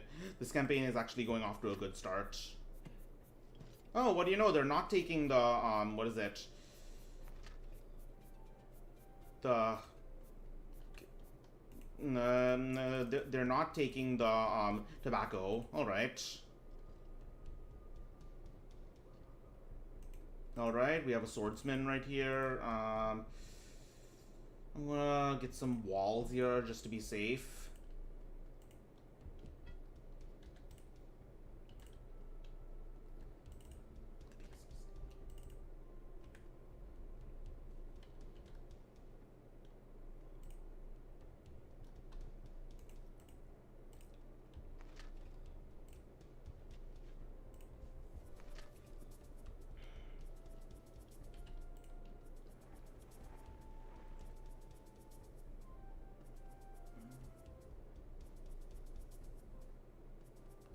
Okay, where else can I colonize? Like, is that a good... I think this would be... I personally think this would be a good place to colonize, just because then I could quickly mine some gold.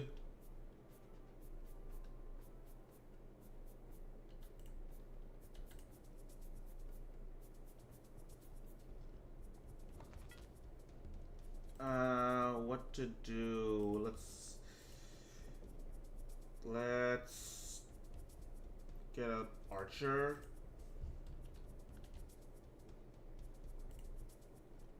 Oh, what do you know? They built they built Houston in the danger zone, in the volcano zone.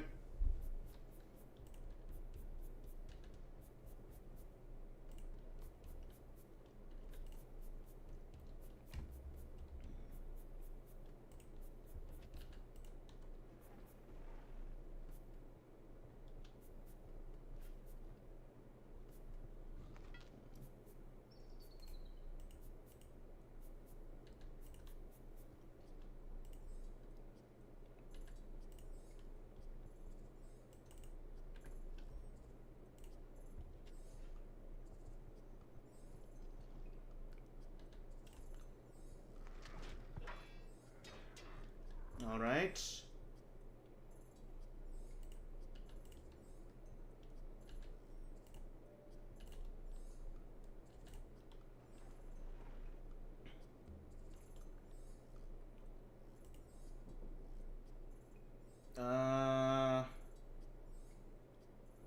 Let's get another settler going. I can...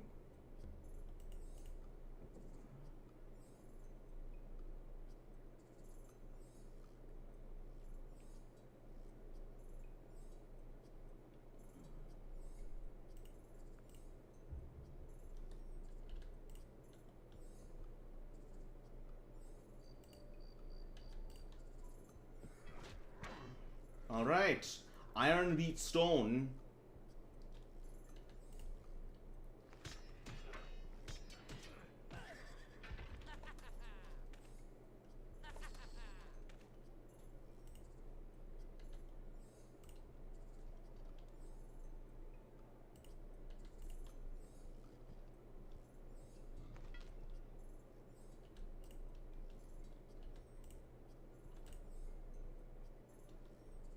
Okay, well, this is connected, so...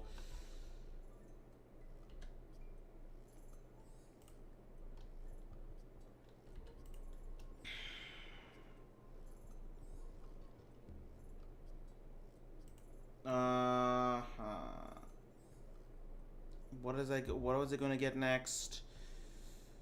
Warrior code, I already have that. Monarchy, monarchy. Yeah, I need monarchy. Huh? How?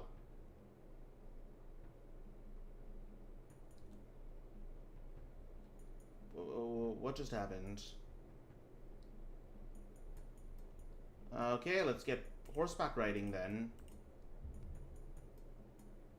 Not yet.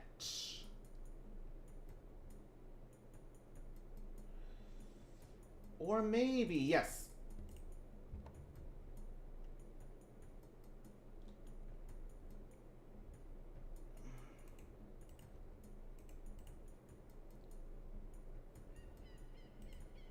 No, you are not getting those dies.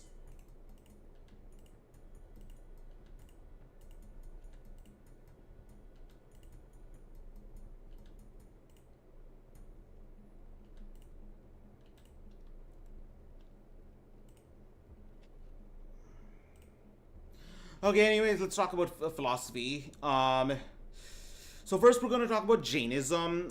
Jainism is ultra strict in terms of ritual, to the point where many of them actually oppose the use of the printing press to publish their texts, wanting the deepest knowledge of their circles to be limited to their most senior monks. Until the late 1800s, Jains actually wrote down so little accessible knowledge about their work that the British administration didn't even realize they were a separate religion. They originated in the same eastern region of the Gangetic Plain as Buddhism, and possibly around the same time, since there are old Buddhist texts that refer to the founder Mahavira. And as is well known, Jains are ultra committed to nonviolence, or ahimsa, to the point that they actually they won't eat meat, they won't consume eggs or milk, they won't even eat root vegetables because they're afraid of harming the bugs in the ground when they pull them out. Anyways, like Hinduism, Buddhism, and Sikhism, Jain cosmology is cyclical, focusing on a cycle of birth, death, and rebirth, or samsara, fueled by the cosmic cause and effect known as karma. Reincarnation is a consequence of karma, where people are reborn to face the consequences of their karma that weren't resolved in life.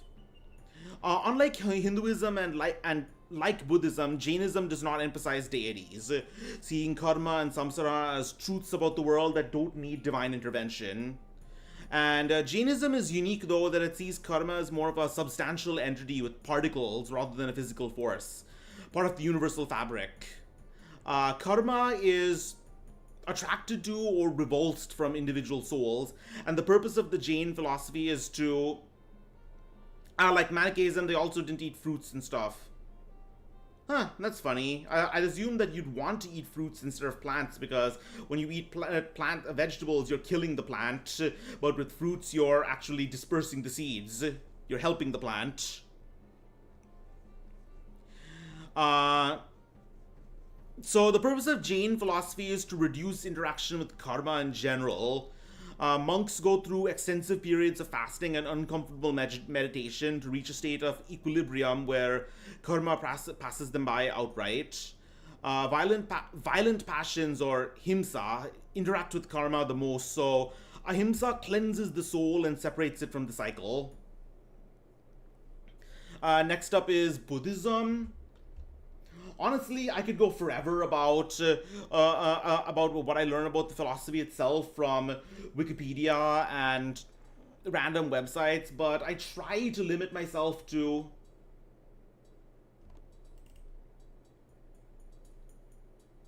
uh-oh.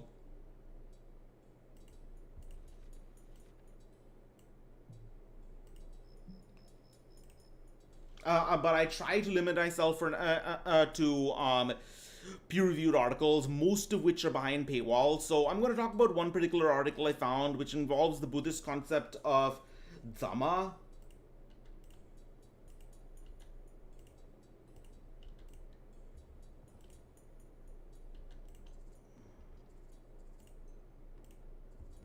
Chittagong.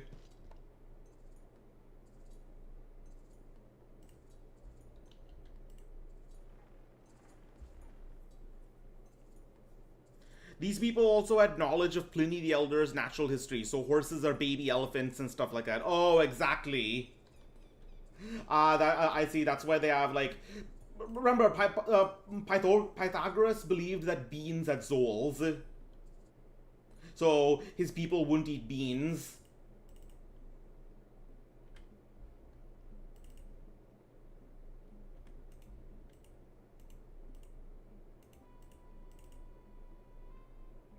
Uh,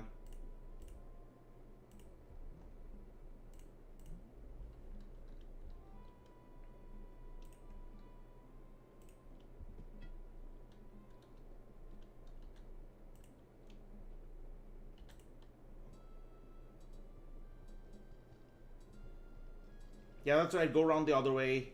Yeah, that's right, bitch.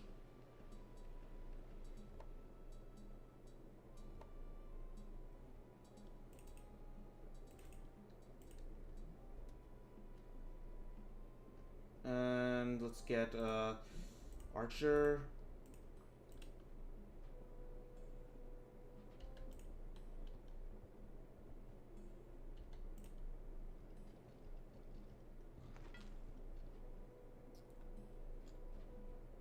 I need to actually start building military units so that I can, because monarchy allows for a larger military police, which means that spearmen. Pythagoras discovering tones by listening to the hammering of blacksmiths. Yeah, that does make sense. Um, when you don't have like have sophisticated instruments, you make do. For example, um, Galileo studied gravity by counting his heartbeats as objects fell. How's the civilization coming along? Splendidly. Although I'm going to go to war with America, so maybe not so splendidly forever.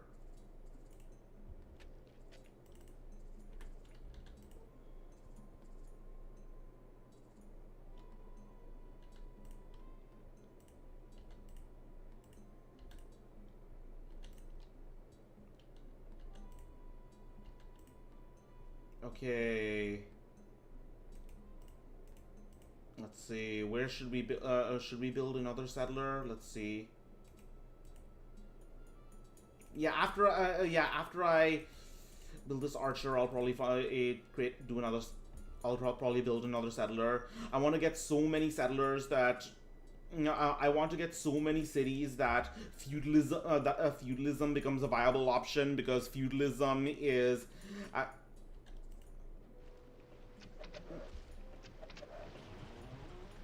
Because feudalism is a government system specifically meant for large numbers of small cities.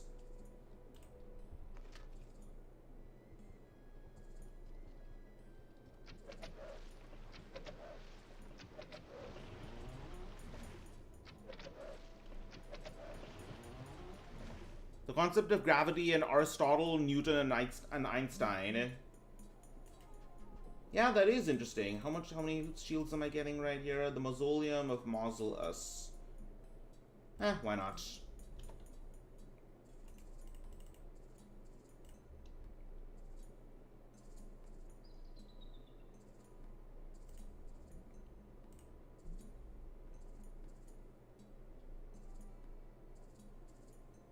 Alright.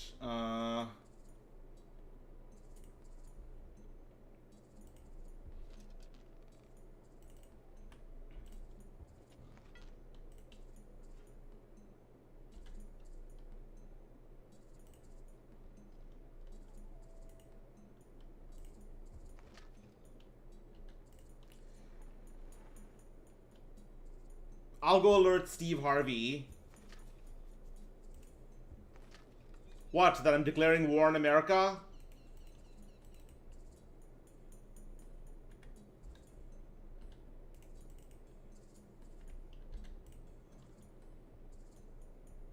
Alright. Oh yeah, I almost forgot. I got monarchy just randomly. Is that what philosophy does? Let me see. Oh, the first civilization to research this tech is awarded a free tech. Awesome. Okay, so monarchy.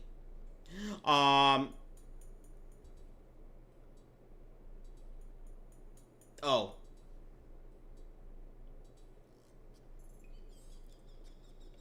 I see. So, family feudalism. Oh, I see. Regarding the monarchy, I usually distinguish monarchy from despotism in the civilization game sense, in the sense that despotism is just autocracy. The cosmic and stellar forces were pushing us to the earth rather than us being attracted to the earth. I see.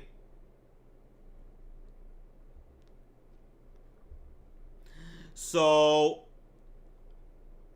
I distinguish despotism in the sense from monarchy, as monarchy is an autocracy that is backed up by spiritual authority. The Sumerian priest kings and the Egyptian pharaohs got it very early, when, well, the Romans had it late. The closest equivalent for of uh, spiritual monarchy for them would be the Pontifex Maximus role from the Senate being transferred to the emperor or princeps, and the later medieval kings and emperors being backed up by divine right from the church. One of the earliest Indian monarchs to notably have this kind of spiritual authority would probably be Ashoka, Emperor Ashoka. Let me see if I can get out a picture of him. Ashoka. All right, here it is. Here he is, Ashoka the Great, in all his glory. That is totally what he looked like. Photographic representation. So yeah. I often consider Ashoka the Indian equivalent of Emperor Constantine, since both of them leveraged political power to spread a new religion and establish orthodoxy, although that's only possible in the case of Ashoka. So, Buddhism became what it is today because of the patronage of rich Buddhist philanthropists such as Ashoka. And this might have been why Buddhism declined in India with the Muslim invasions, as philanthropy elite from the elite shifted away from it. Ashoka the Great was easily one of the most influential philanthropists in history because, first of all, he was the Buddhist stupas he built are some of the most ornate and oldest structures that exist today. Let's bring out one of the pictures of one of the most notable stupas. This is one of the oldest stupas built by Ashoka, the Sanchi Stupa. And regarding his philanthropy of the philosophy itself, he sent missionaries all over Asia, leading to into its adoption as far as Japan and even the Indo-Greek kingdom. I still imagine a alternate history where Buddhism kept on spreading west, and eventually the Mediterranean and Europe converted. Um, there are also some accounts of a third Buddhist council in which he established an orthodoxy of the religion, or Theravada Buddhism, kind of like the Western Nicene Council. I can't find any consistent academic sources on the Third Buddhist Council, so my understanding of the primary conflict at this council was a conflict between the concept of eternalism, or the idea that the soul and the self are eternal and continue in the same form after death, and nihilism, the idea that the soul ceases to exist after death. Ashoka and the Theravada Buddhists rejected both and said that everything is impermanent, but rather than being destroyed at the end, they are reborn, or samsara.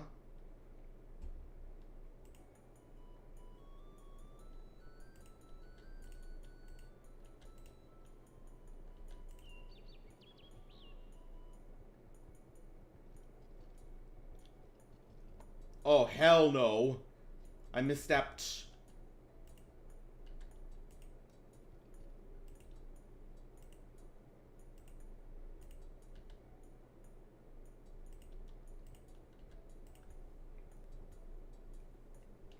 Again, if they set up a settlement here, I will attack. I need those dies.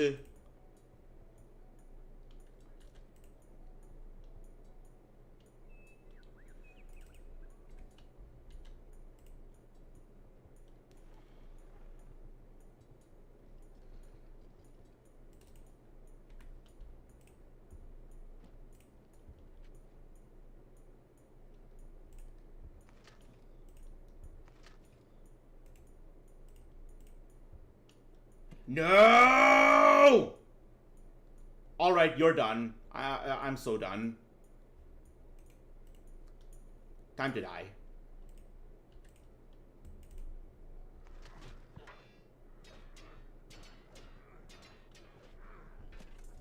Okay.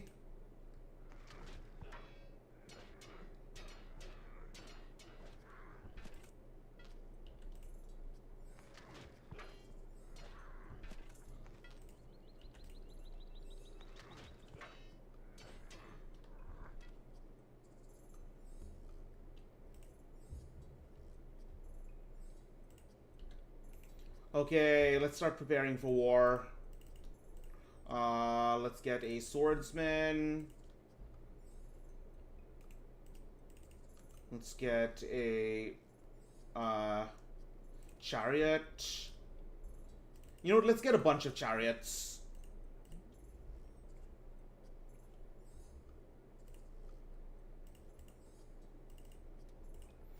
Let's get spearmen right here.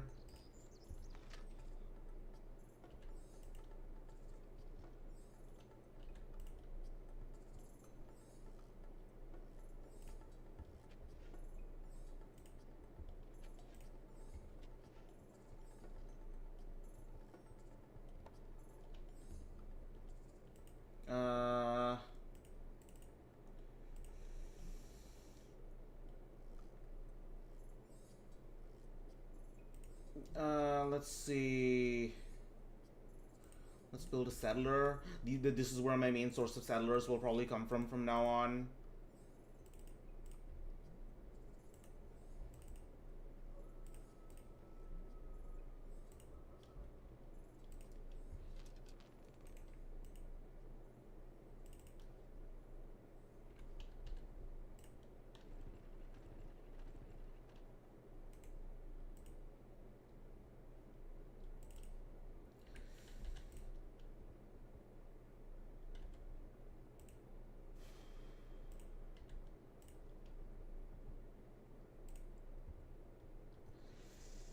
Okay.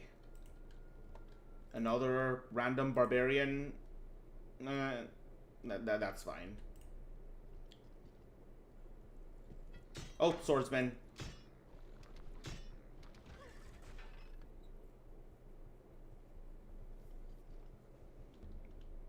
Okay, let's talk about horseback riding. So I'm just gonna say there are theories that the precursors to the modern stirrup first appeared in India, since the Buddhist carvings depict cavalry with toe loops. Either way, cavalry completely replaced chariots in India very late. According to Greek accounts, at the Battle of Hydaspes, Porus sent out chariots on a rainy day, and when they got bogged down in mud and decimated by Alexander's cavalry. All right, let's get the code of laws right now. Okay, I think I might be on the defensive. I'm gonna get some more.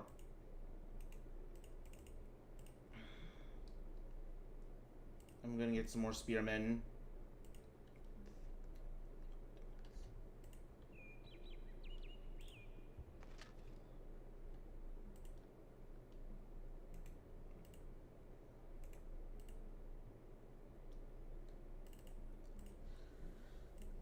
Alright, let's get an archer so that I can clear out the stupid barbarian camp.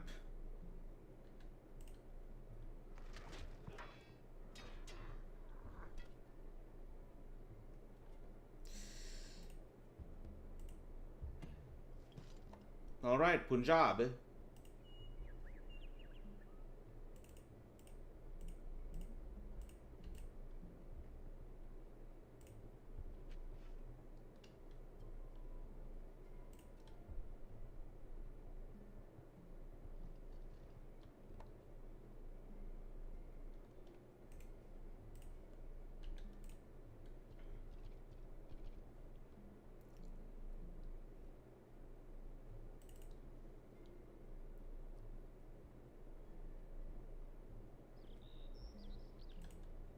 Oh, my city is growing now that I have monarchy and there's less corruption. I'm getting more food from the wheat.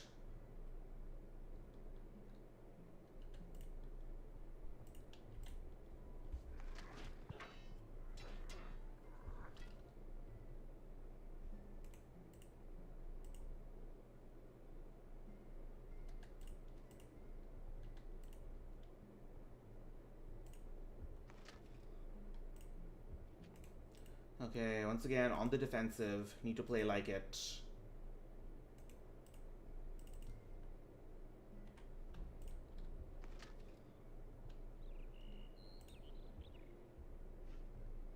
Bring it on. Oh, I'm the wealthiest country in the world, as it should be. By the time of Emperor Aurangzeb in this around 1700.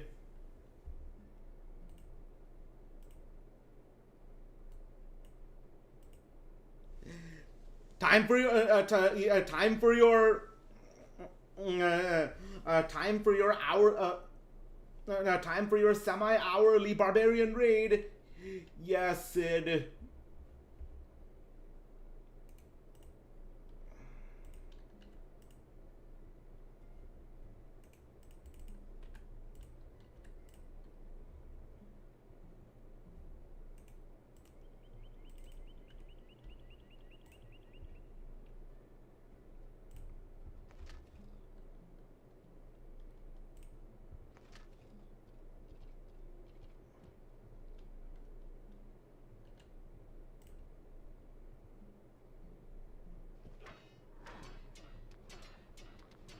All right.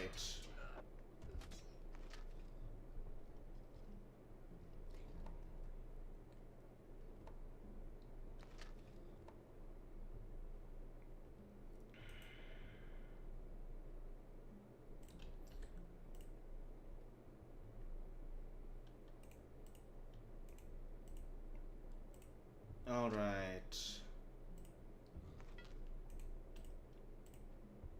So I noticed we've already skipped the warrior code, so let me talk about that.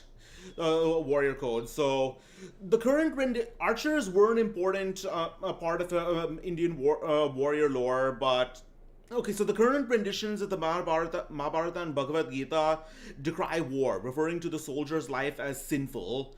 Still, weapons play an important part in Vedic iconography, such as the chariot, Vishnu's discus, Shiva's trident, and before that, a variety of weapons carried by Rudra, including swords, bows of various sizes, and magic items such as the thunderbolt. Indian martial arts also have an enormous number of weapons, including unique ones such as large two-handed maces, and my favorite, the famous whip sword known as the Urumi. Regarding tactics, ancient sources describe the sophisticated use of trenches, as well as complex formations, focused less on tight shield and spear walls, and more on encirclement maneuvers such as the horseshoe formation. Meanwhile, the Kshatriya caste of warriors in India is one of the four base Varnas.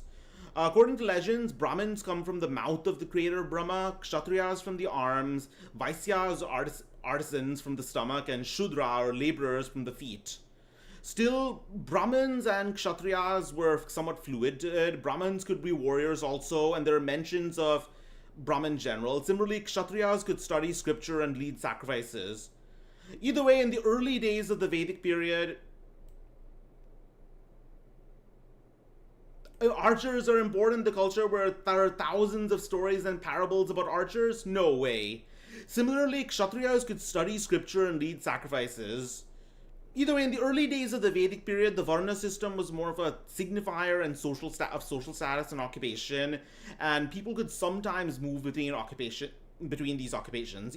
Also to notice that in the Middle Ages, the political power of the Kshatriyas in Hindu kingdoms declined, and more kingdoms began to be ruled by lower caste dynasties.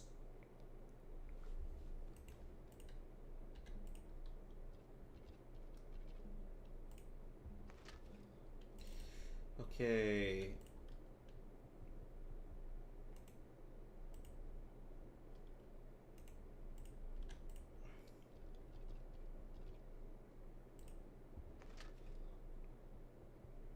Here comes some more. The American swordsmen, bolstered by their almighty Second Amendment.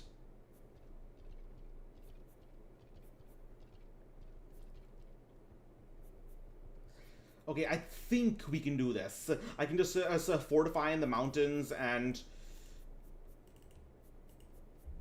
can I hurry walls? Let's see. Oh, what do you know? I can. Let's do it. Alright, I just bought walls. Alright.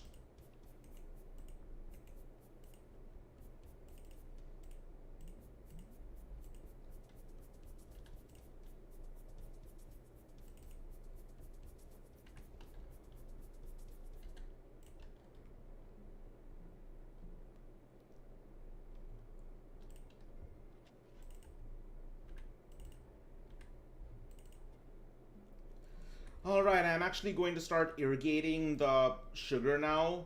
Now that I have monarchy and it doesn't get drained by corruption.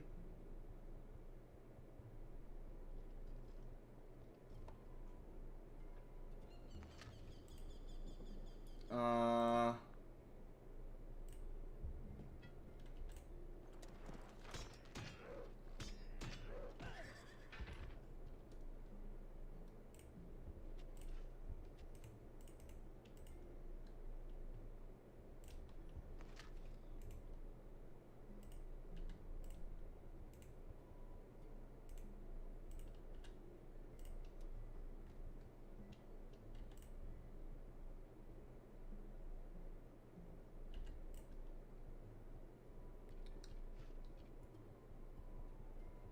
Alright.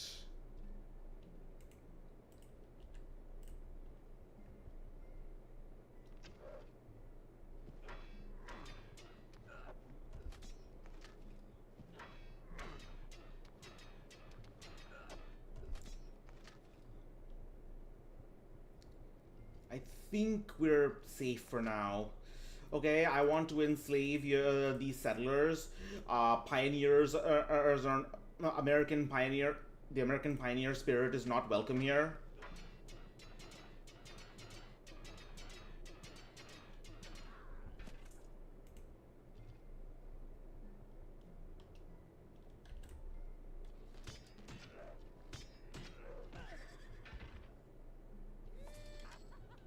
Okay.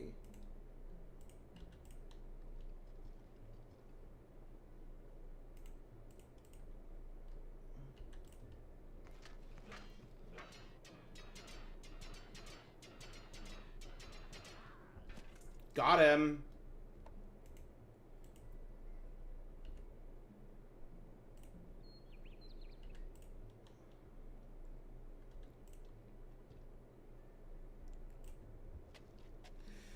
Alright, we are besieging these idiots.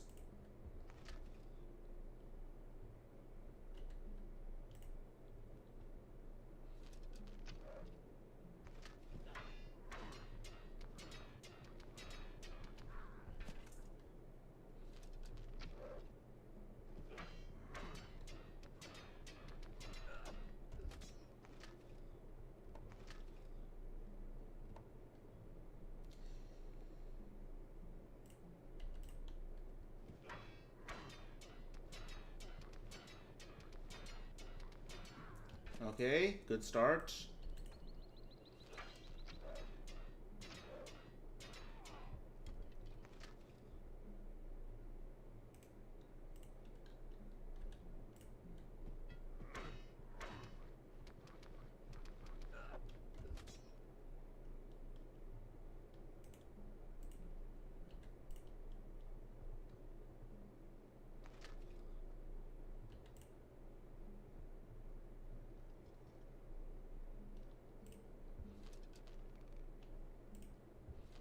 Yeah, war is definitely one of the hardest parts of civilization. Like, it does not forgive you for bad decisions.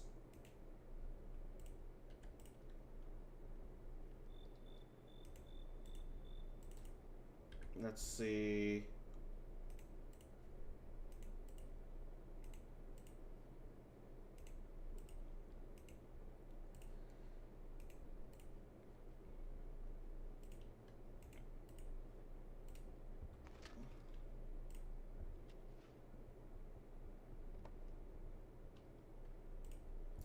Dhaka. I don't know where that is.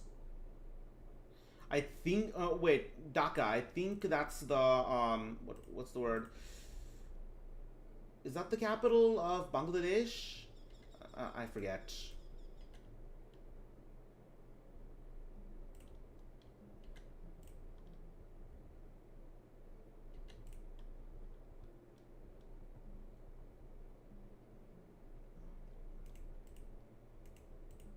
Okay.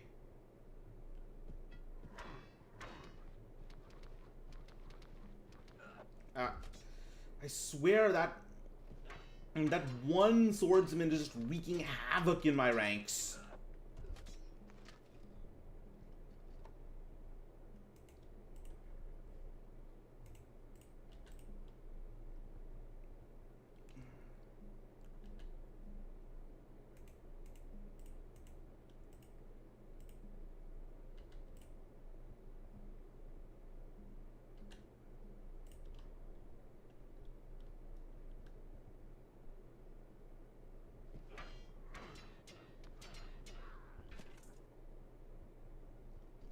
Okay, we have the Code of Laws now.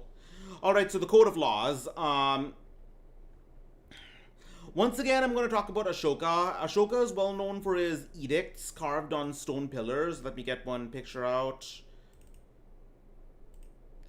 Okay, so this is the Rock of Edict of Khalsi. It's interesting because it actually refers to several Greek rulers, including Antiochus Theos of the Seleucids, Ptolemy of Egypt, Magus of Cyrene, and Antigonus Gonatas of Macedonia, and Alexander II of Epirus. So the idea was that carved in stone pillars all over India, mentioned in various languages and dialects. The idea was for there to be a clear set of ethical laws followed all over India, and for people of all Indian cultures to be able to see his dictated writings directly. Some of the laws included for sons to take care of their elders, for prisoners to be treated fairly. He also abolished slavery, which is epic. Considering he was Buddhist, he also instituted large-scale protection for animals. He gave out a long list of wild animals that could not be hunted and stated that animals had to be treated ethically before being slaughtered. They couldn't be castrated or fed meat, and females nursing young couldn't be killed, nor young below 6 months old. How much of this was followed by the common man, of course, is debatable. Okay, next let's get literature.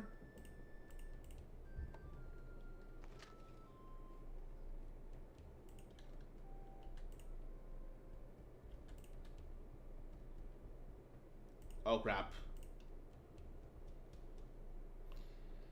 I'm gonna go for it.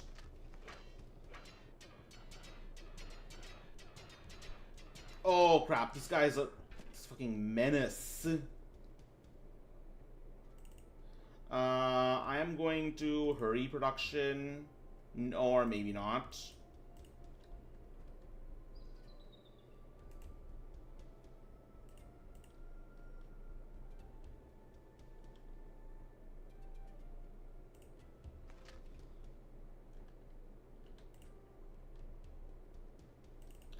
Let's see, where are we going from here?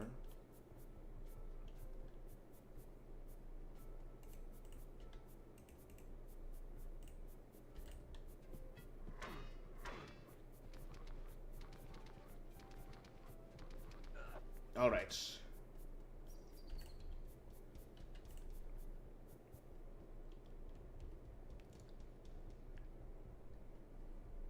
Oh, Seleucids mentioned. Yep, Ashoka described them, described their lands as being, of having, as adhering to the law of Dharma. He's not saying that they were Buddhists. He was just saying that they were virtuous. He praised them.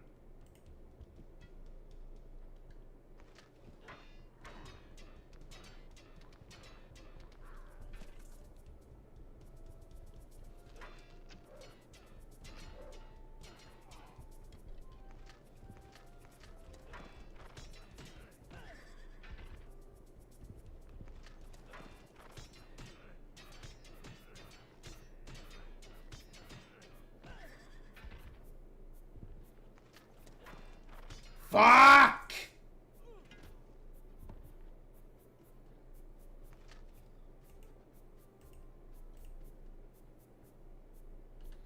Okay, here's what we're going to do. We're going to...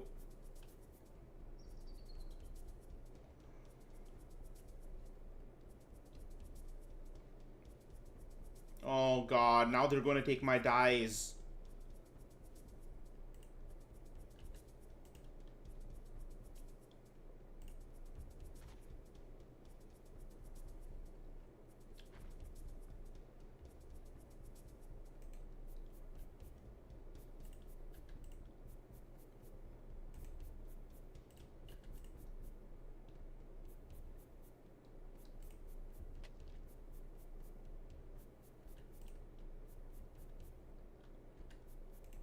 Okay.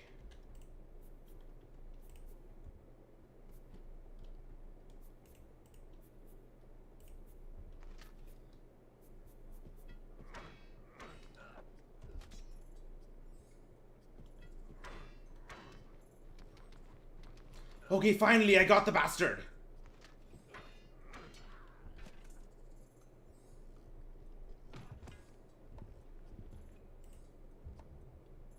Ransacked.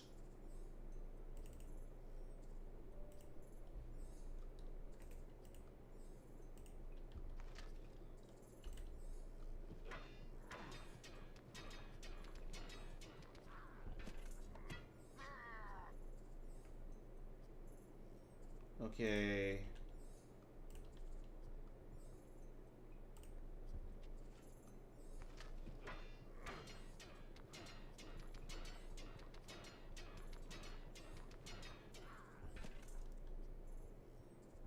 This is not going as well as I hoped. As I hoped it would. More barbarians.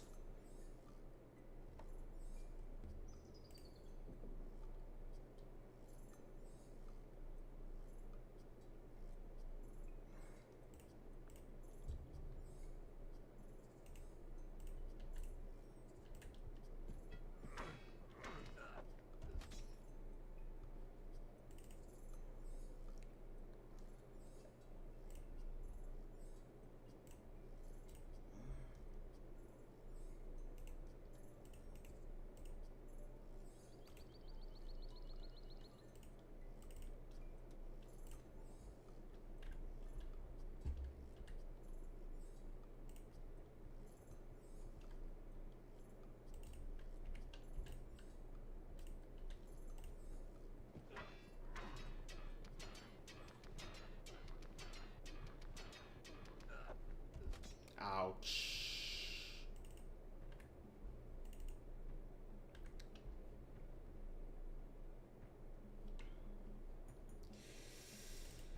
Okay, this isn't as going as well as I hope. I still have the dice though, so it's not over yet.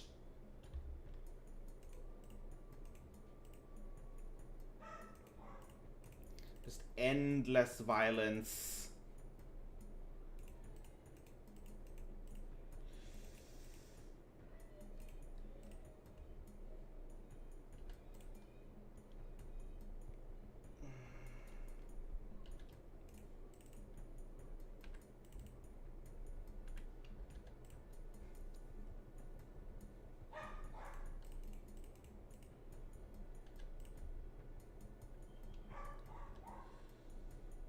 Let's see.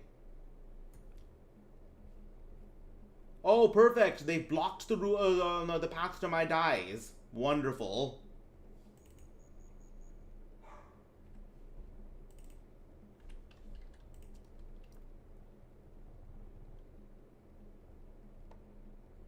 And here they come.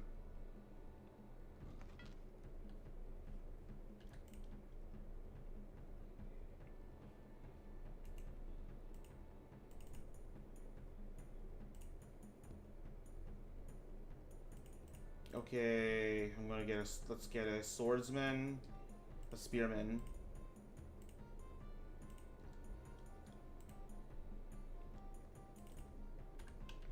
There are advantages to being the richest country on Earth.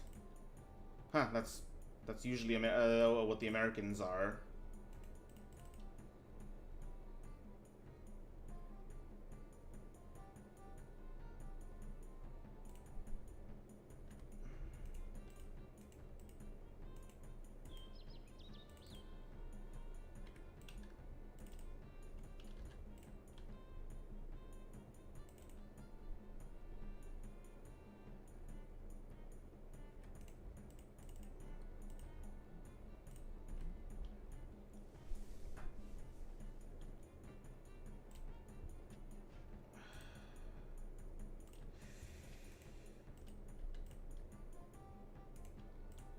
All right.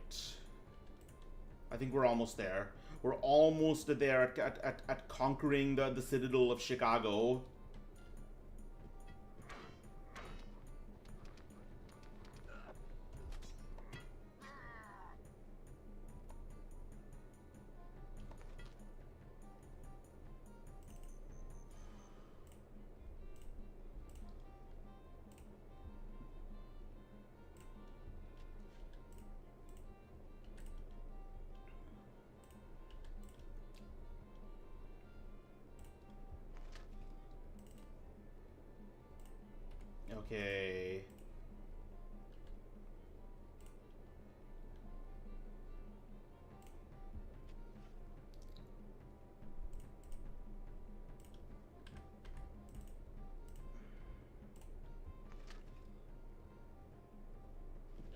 Come on, do your things, my spearmen. Okay.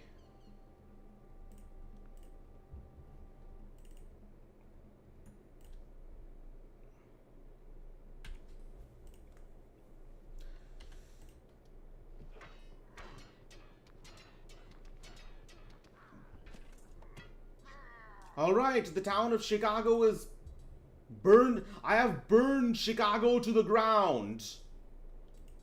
Around, and I will, and now I will sacrifice I will sacrifice the Chicago Bulls to. Wait, I forgot. Oh, I forgot. I'm Hindu. I don't do that.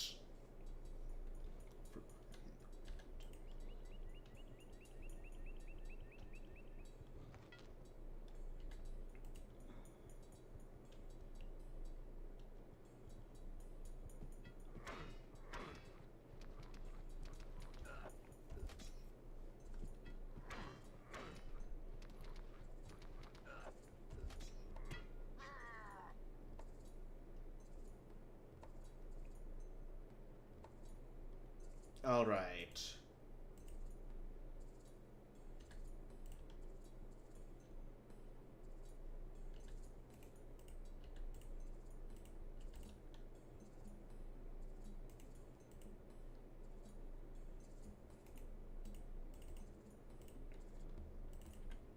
All right. I'm probably going to need to hurry production for this spearman over here as well.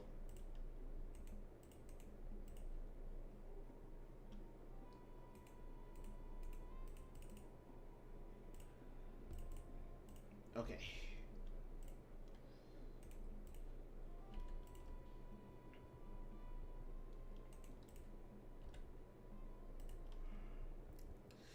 No, no, no. I'm confident. We got this.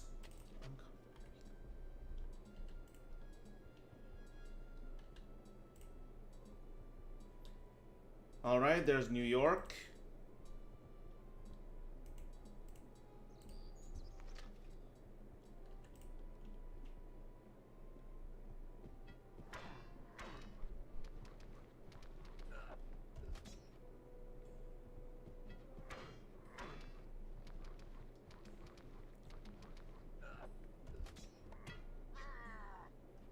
All right, literature. Let's talk about what is it?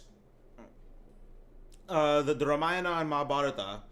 So the Ramayana and the Mahabharata are placed somewhere between the absolute moralism of the Bible and the entertainment-based telling of the Greco-Roman epics. Rama is definitely a perfect man, an incarnation of Vishnu setting out to live by example and uphold dharma. Meanwhile, the incarnation of Vishnu in the Mahabharata, Krishna, is more of an advisor to the actual highly imperfect protagonist, the Pandavas, and morality comes from the events and mistakes of the story rather than any characters. Yeah, fuck them urbanites. Those urbanite elitists. When these epics were actually written down is unknown, probably sometime in the classical period, in the third century BC. But they could also have been an amalgamation of folk tales from and orally told stories from previous eras.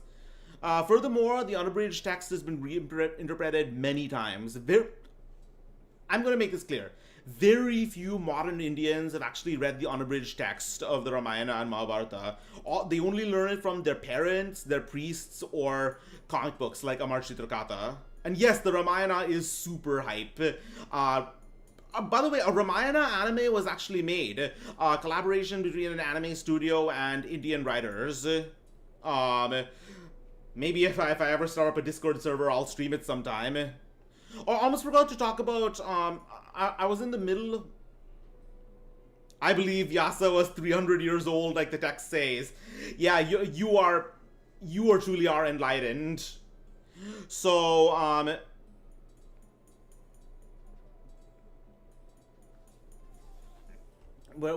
I think we skipped over philosophy, so we're gonna talk about Now we're going to talk a bit about the Buddhist concept of Dhamma, the Hindu equivalent of which is Dharma. Dhamma means element of existence. Yeah, Dhamma means element of existence, and usually it's referred to the teachings of the Buddha, a fully awakened meaning. Dhamma can mean many things. One of them is good conduct. Dhamma exists in the context of both religious and secular behavior. For kings, just rule is called Dhammena Rajam Kareti. Dhammena refers to justice and law in general. Sometimes it also refers to.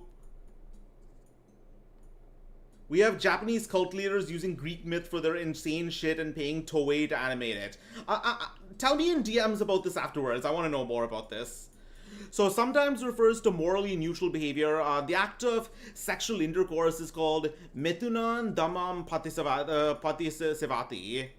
So the dharma of sex. It can also mean truth realized and preached by the Buddha, or sometimes the nature of existence. Here's some quotes from the Buddha involving Dhamma in this context. He who sees Dhamma sees me. He who sees me sees Dhamma. The Dhamma of everything whose Dhamma it is to arise is to cease. So that's kind of, these are kind of like, honestly, these are kind of like Buddhist Christian and sayings. He who says Dhamma sees me, he who sees me says Dhamma, can refer to saying I am the word, the way, no one gets to the Father except through me. And the Dhamma of everything whose Dhamma is to rise is to cease is sort of similar to ashes, dust to dust. Okay, anyways, next we're going to talk about a somewhat controversial theory, which is the Hindu synthesis. So the idea that during the philosophical period of what I know of Indian philosophy is from Friedrich Max Muller and his texts on the six darsanas. Nyaja, Vaisheshika, Samkhya, Yoga, Mimamsa, and Vedanta. Unfortunately, I do not know enough about that. I will look that up later. So the Hindu synthesis. Basically, the idea is that around the same period when Buddhism and Jainism rose, the mainstream religion of India transitioned from the more ritualized and sacrifice-based Vedic Brahmanism to the more spiritual and philosophical Hinduism that we know today. Some of Buddhist and Hindu philosophies, such as the concepts of karma and dharma or dhamma, echo the ideas in the Upanishads, but which of those ideas had first, since there are multiple Upanishads written over a long period, is unknown. Either way, apart from Buddhism, Hinduism, and Jainism, there may have been a proto-asceticism in India known as Shamanism, which fused with some Brahmanic traditions into the knowledge in the overall Brahmanic Upanishads. So I'm an atheist, by the way, but I do like like some of the ideas of the Upanishads. The Upanishads is pantheism, basically, the idea that all consciousness and all souls are part of a centralized consciousness called Atman, and when one dies, it's really just our experience. The Atman is no longer experiencing our lives, and we start experiencing lives in different ways. It sort of makes sense because everything, all atoms, all of creation ultimately began in one single space before the Big Bang. We were all one originally, and there's no reason we can't still be one right now. But I digress. One other thing to note is that the term Hindu is of foreign origin, used by Muslims to refer to non-Muslim Indian religions in general. Nowadays, it's used to refer to the Indian practices characterized by Brahmanic practices such as deity worship, but nevertheless, most Indian beliefs today incorporate some elements of the ascetic beliefs of shamanism, such as karma and dharma. I'm really rambling. I'm speaking really fast, but I'm aware of that. But anyways, let's go to map making right now.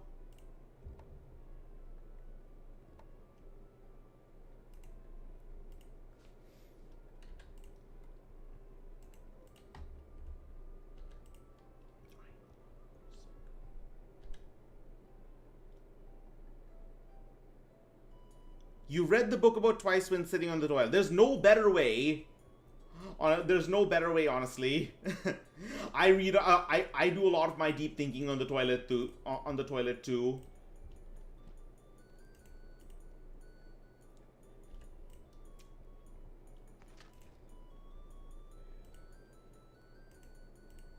This is hills. I don't like this. I don't like the idea of assaulting a hill. So I'm instead going to go and assault Washington, because that's in a plain. That's the plains.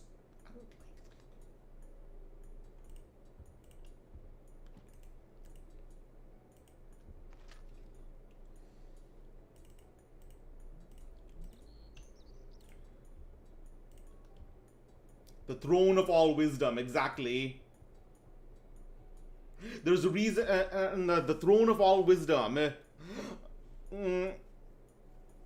Wisdom. There is a reason why currently we're being invaded by talking and singing toilets, or at least the internet is.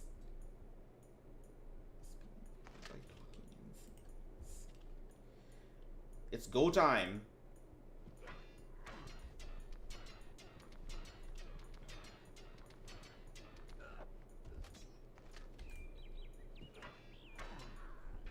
Get destroyed!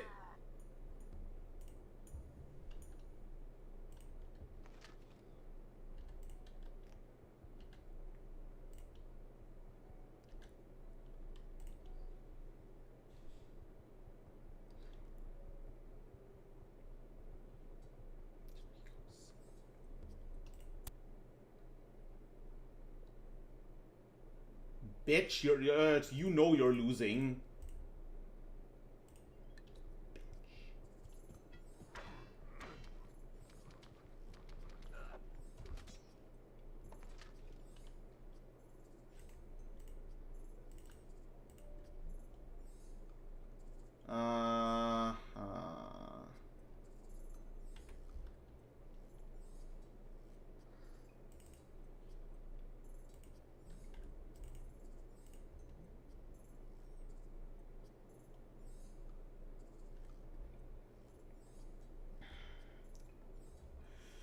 Do I want to build more swordsmen, or do I want to build libraries? Okay, for now, I think I'll build more. I'll build my military a bit more.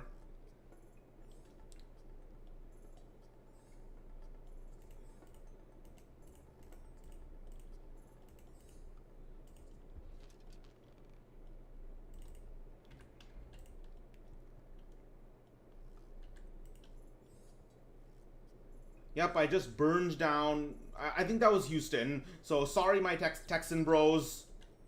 I know you. I know as a Californian, you wish a painful death on me, but I love you.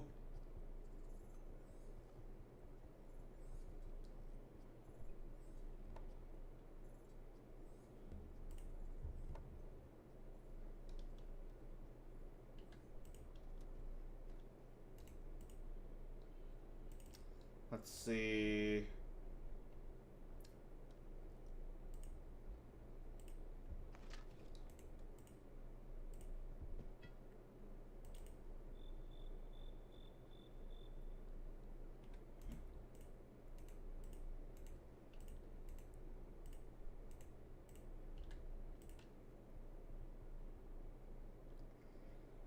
Let's build more irrigation here. Bring water to the sugar fields. Alright, I'm gonna go for it.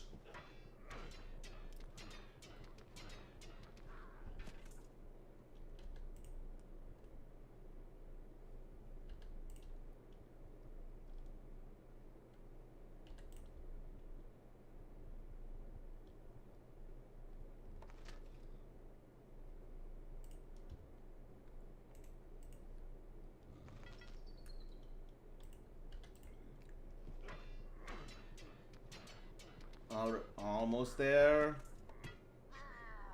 Oh, there's more. All right.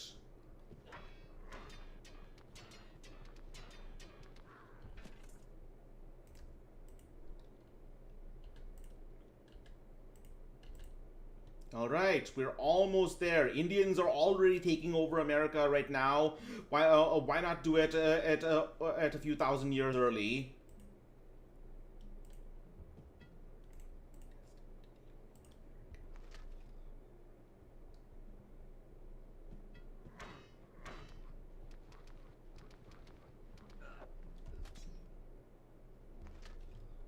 All right. Let's build a courthouse here.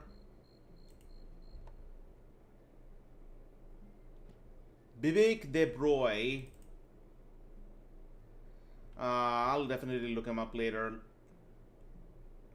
I need to GM you about this stuff. This is really interesting.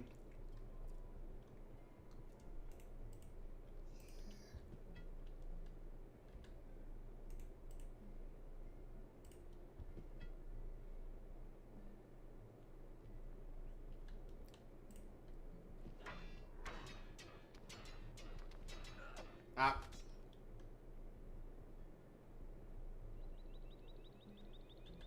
Well, at least this is a distraction from my tearing through their colonies.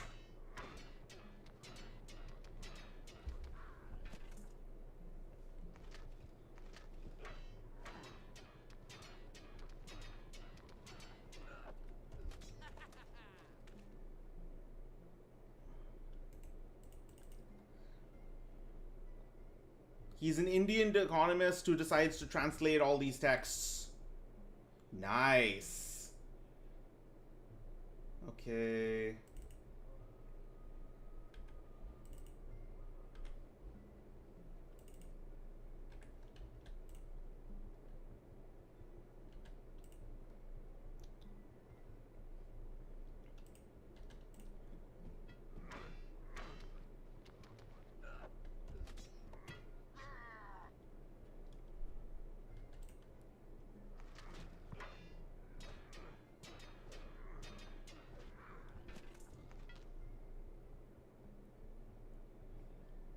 Okay, I'm gonna see if I can finish this guy off. Alright.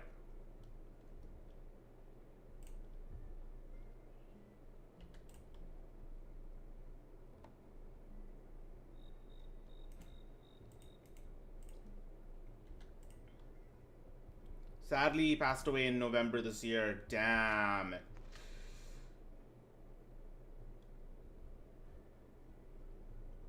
Well, he'll be remembered well. By you, at least. And that's all. That's all a guy can ask for. To have one big fan, and who will remember them after death.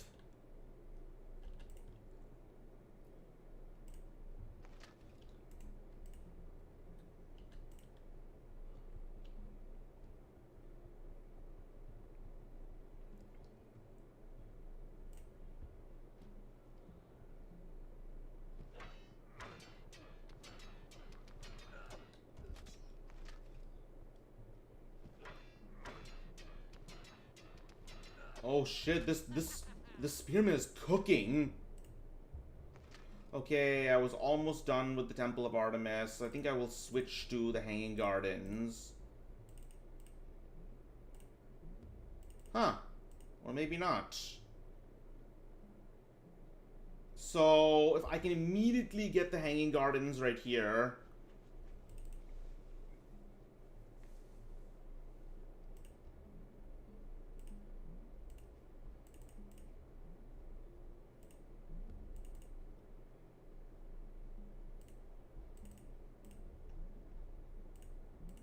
Okay. We will build the Great Library here, the Hanging Gardens there. What is this?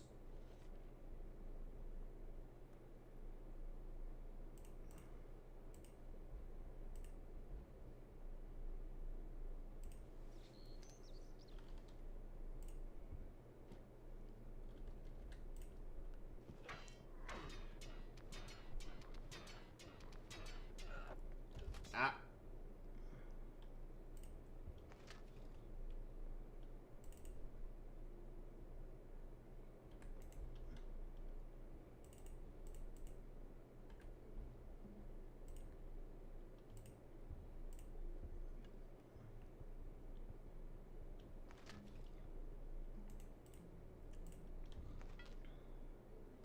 Okay, we have map making. Let's talk about um, Indian maritime trade. So India's peninsular shape made it really made it essential in maritime trade. Like I said, peninsulas basically are some of the hottest real estate. Is some it are always the hottest real estate. I mean, between Crimea and Ukraine or Italy or Italy, you want those peninsulas or islands. On the west side, there was the Indian Ocean and the Arabian Sea. It connected India to the Middle East and eventually the West, a connection that dates all the way back to the IVC. The IVC was using the ocean to trade with its neighbors. And on the east side, India is connected to Southeast Asia and China. And through India, there was an enormous maritime trade network with glass and iron products coming from Rome, the Roman Empire, textiles, spices, and precious stones from India, and eventually silk, ceramics, and tea from China. The larger empires of India, such as the Mauryan Empire and the Chola Empire in the south, built large navies to wreck their merchant ships, and later European powers would fight over ports there, such as Goa and Pondicherry. I want to show. Exactly. Actually, it's the crossroad. It's the crossroads of the seas of the east. Um, let's see. I'm going to show you the boat that has traditionally characterized trade in that area, which is the dhow. These are the boats that were commonly used by Indian merchants and are still used sometimes by fishermen. A film recently came out that made waves in Tamil cinema called Ponniyin Selvan, or Ponniyin Selvan, I think. And one of the characters is this really hot Indian peasant girl who pilots a dhow. Anyways, what are we doing right now? Oh, we completely skipped mathematics. We need to get that. Ah, they got the mausoleum. What do we switch to? Okay, let's get a library. Anyways, we should have the Great Library next next turn. Let's build a. You know what? I'm going to switch to construction because we are probably going to steal mathematics next. To the Republic because we are probably going to steal mathematics from the Americans next.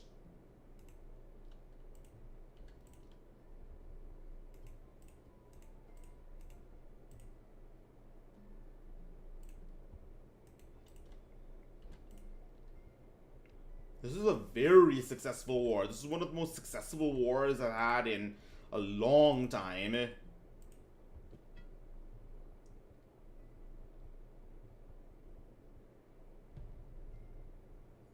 Alright.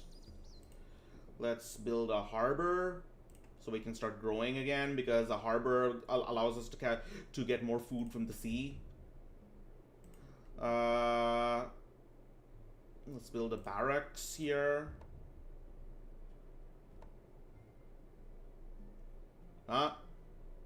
Where's my stolen tech?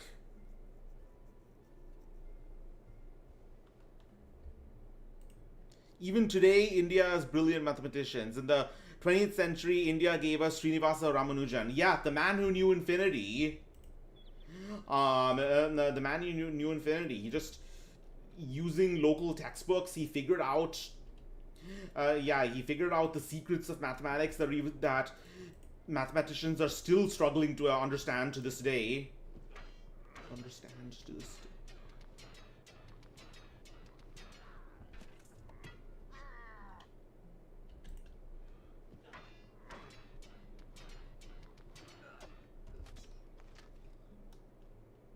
Okay, I need those dyes.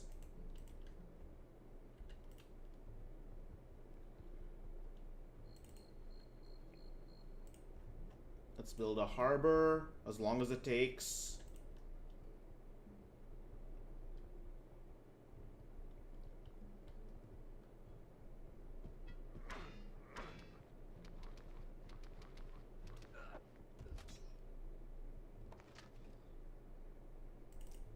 Need a harbor here too.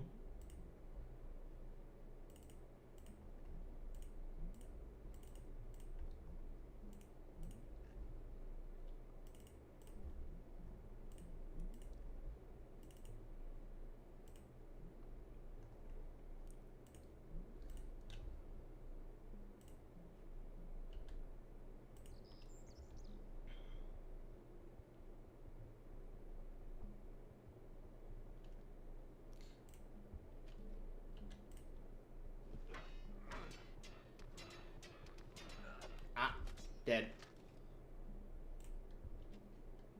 Okay.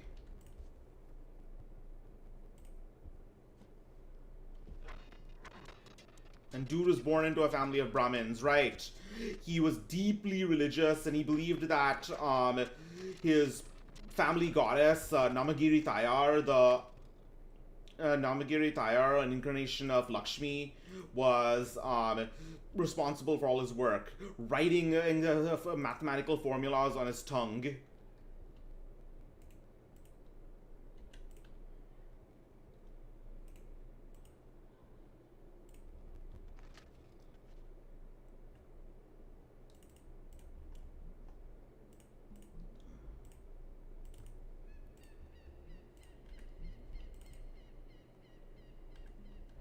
All right.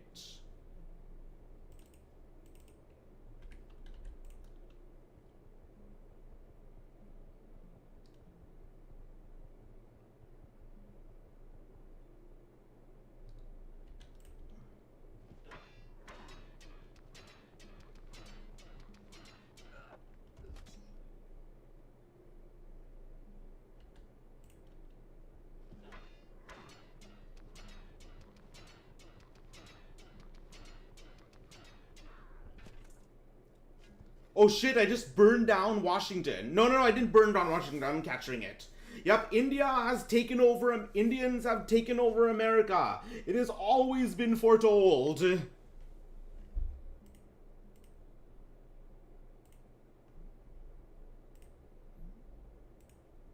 wonder if I can hurry a wall.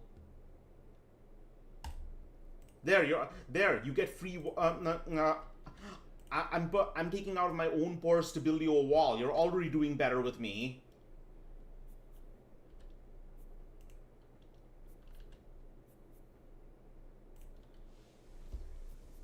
Yeah, see how much better I am than your president? I'm building a wall and I'm paying for it. Based. Better than you.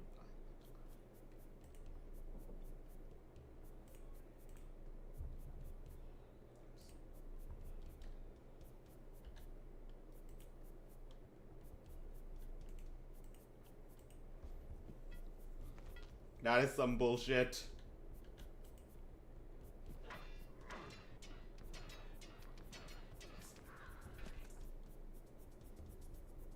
Alright, St. Louis destroyed. Missouri has come to you for you. New York is now renamed to New Delhi.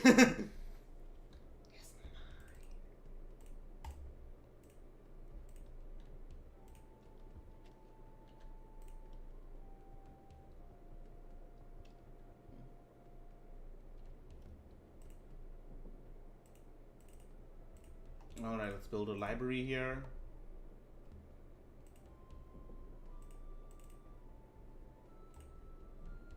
Let's build a horseman here.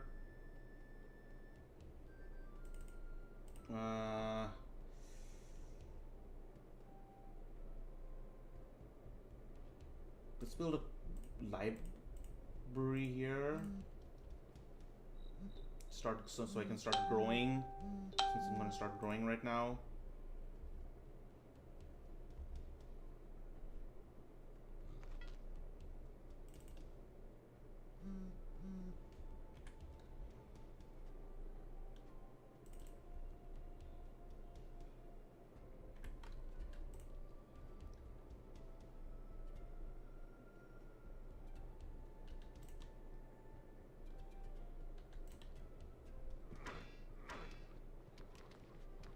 Indians, wood steel is the most superior in the is the greatest in the world.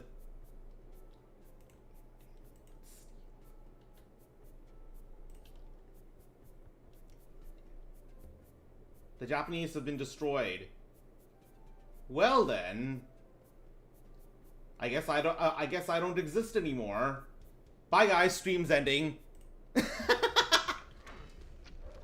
guess.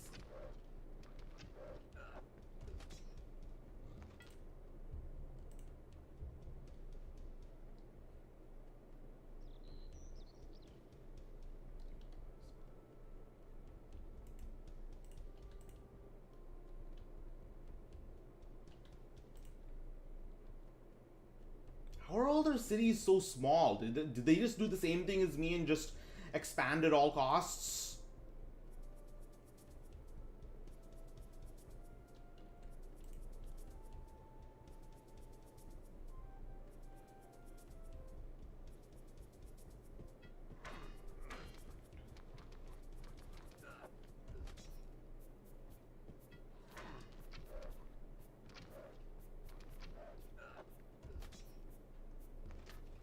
Okay.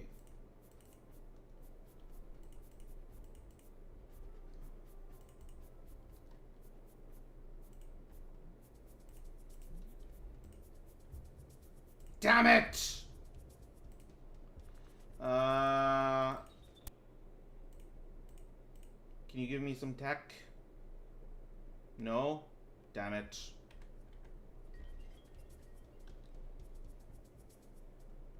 I was just 2 turns away. Fuck.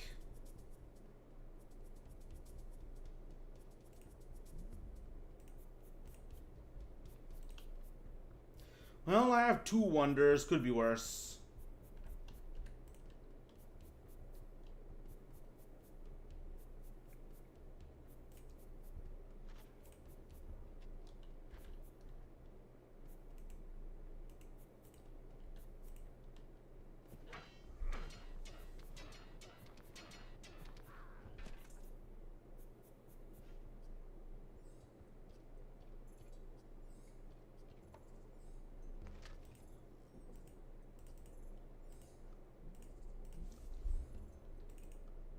Alright, let's build a horseman. Okay, fine. I'll tone down the scientific research.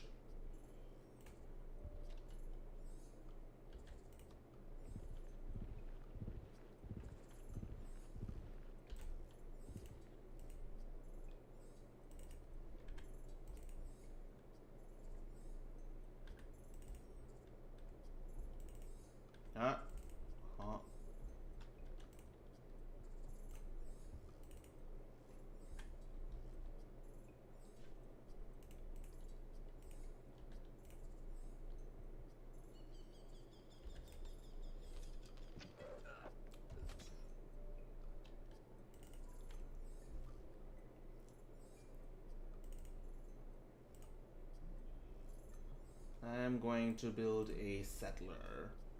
See if I can settle this area right here. All the areas that I burned down, my settlers can move in.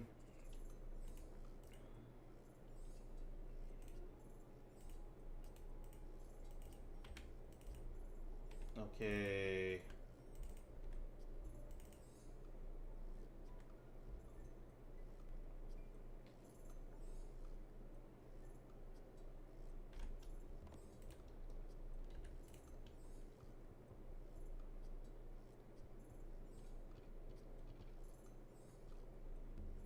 Okay, what next?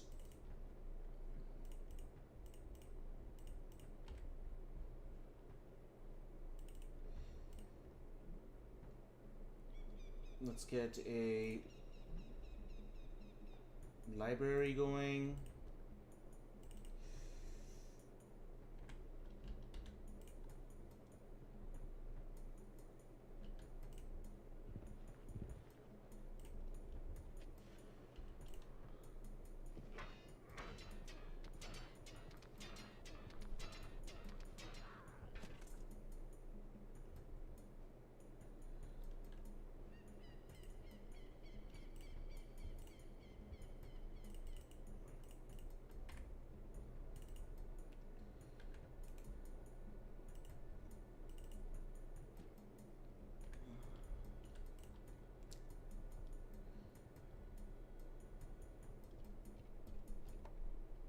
All right. After continuing,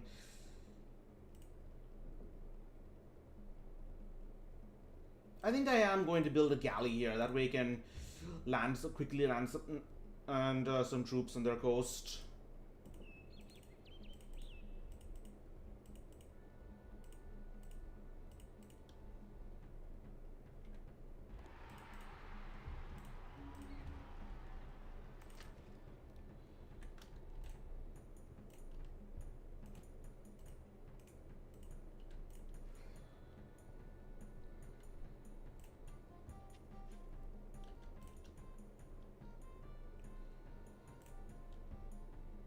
Okay, still need to connect my dies with the rest of the kingdom.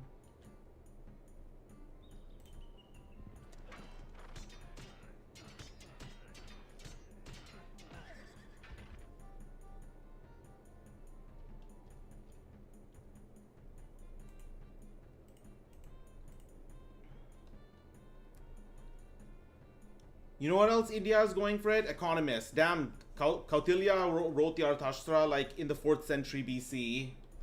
I'm actually going to talk about that later. I'm actually going to talk about that a little later. Later about the way about the way Muslim scholars viewed Indian commercial practices.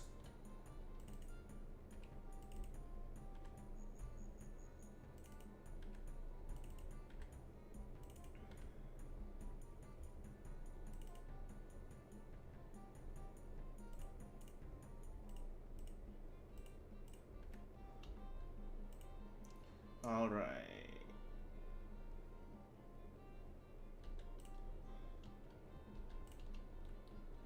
Let's try to. India has such cool culture. It really does. It really does, and I honestly think it's overlooked. Yeah, it's overlooked in popular culture. I mean, the for some reason in the 70s, Chinese films exploded and Chinese films exploded, and India and Bollywood got overlooked. Um, in the 70s, by the way, in the 70s, there was quite a bit of anti-Indian sentiment in America, largely because the Indians were socialist and allied with the Soviet Union, so they were considered to be an enemy. During the Indo-Pakistani War could actually be could actually be seen as a proxy war between the U.S. and the Soviet Union, with Pakistan being the U.S. proxy and India being the Soviet proxy.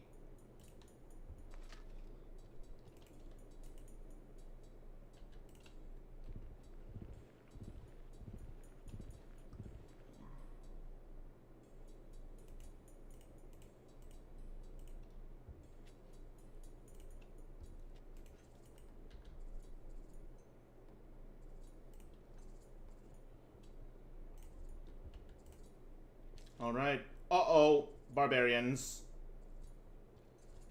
I told you these people, these barbarians are just going to keep on appearing as appearing as long as they can't settle these mountains.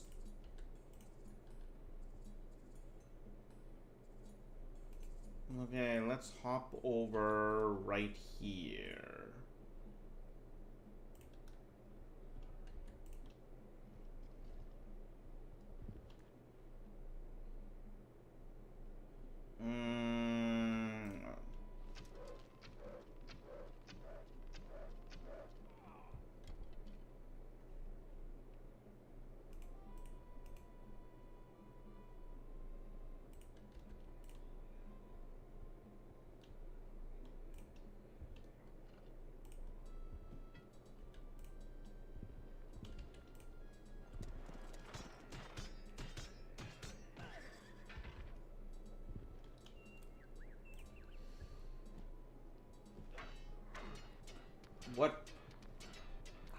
How is he getting this far?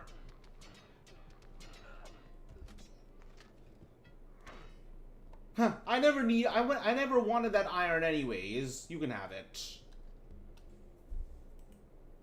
What a dick.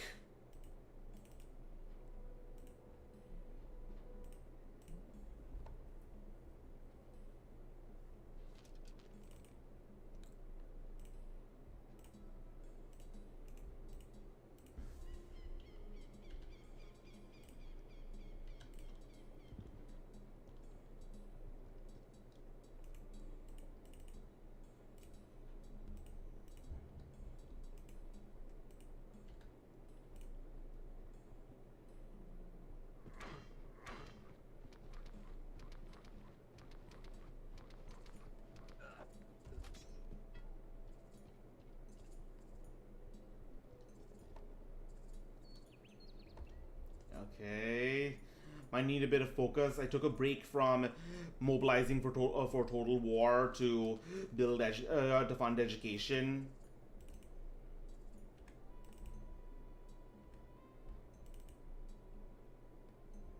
Okay, so this has probably reached max.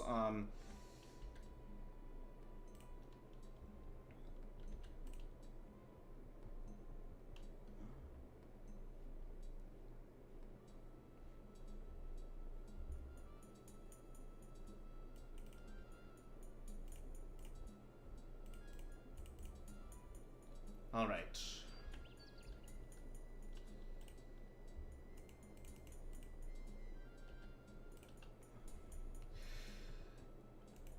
Yeah, that's the thing. If you I really didn't keep up with momentum, I guess, or that's what I'd call it. I didn't keep the momentum up because I took a break to invest in libraries and harbors. So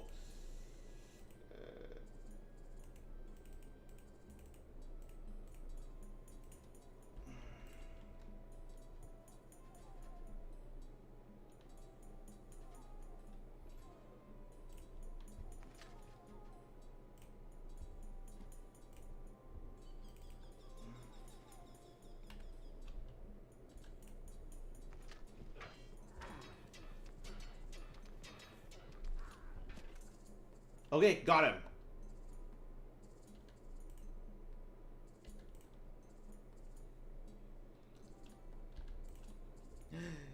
Yeah. So I'm guessing not all of you watch Kirsha Verstal. I used to, but I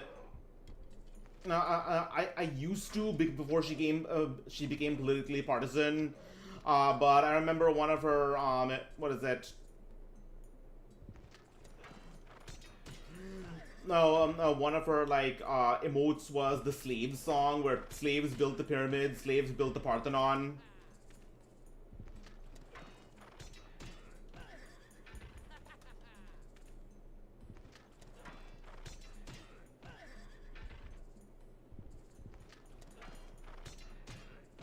Horses are expensive. How do they have this much?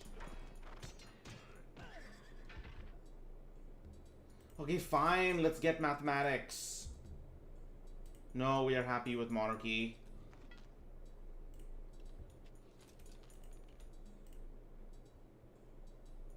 Okay, should probably take these archers down.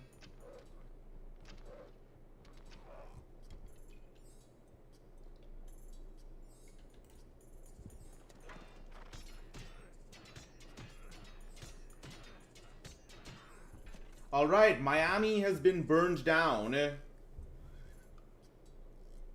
By the hurricane that is the Indian Fury. Okay, who's next? Oh, Detroit. Fuck Detroit.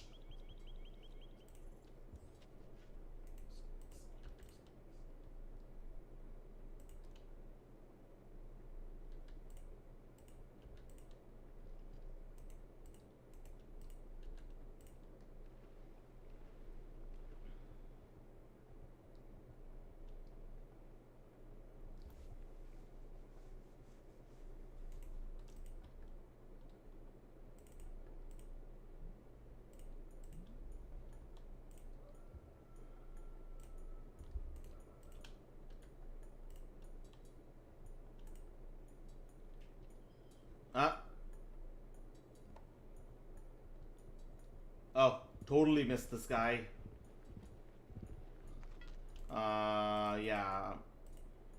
I think I should be able to take him down.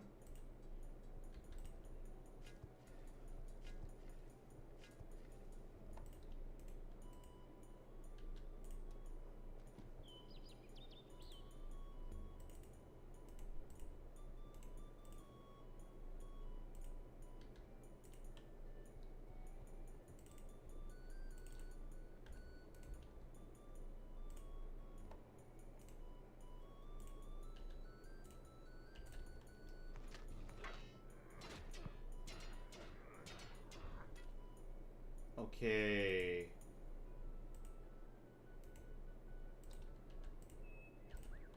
I need to get rid of these warriors anyways.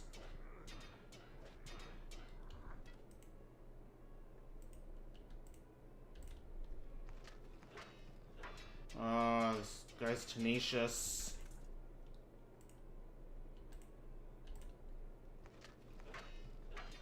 I have to get rid of him, or else he'll start pillaging my improvements.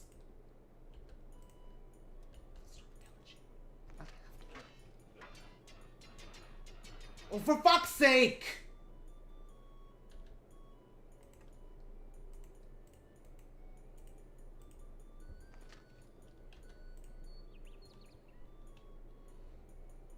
This one freaking...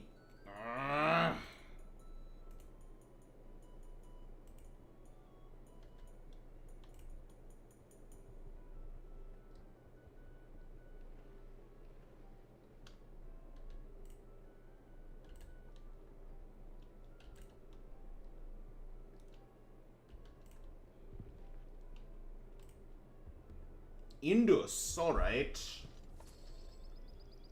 I finally got the place where it all began. Let's build a galley so I can get rid of this.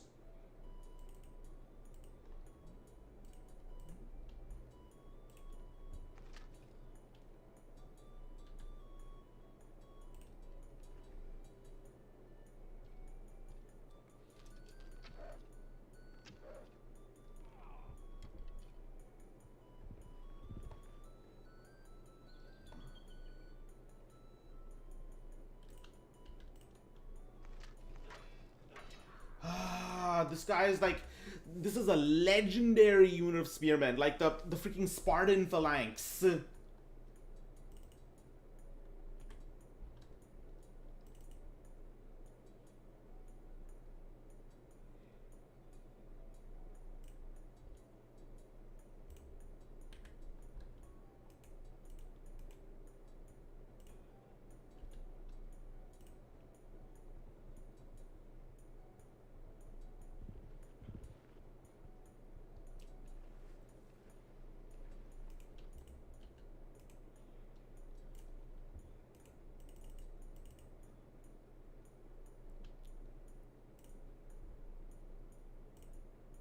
All right.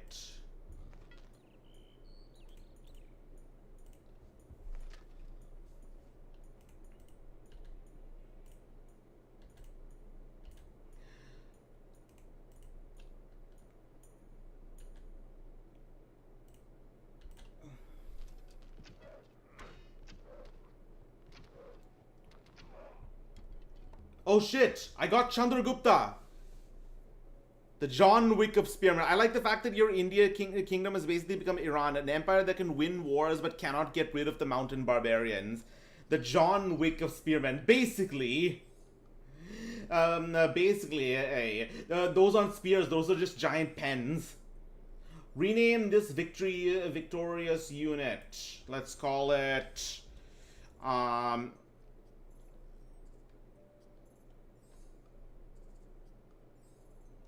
Rika's Ravagers. After my,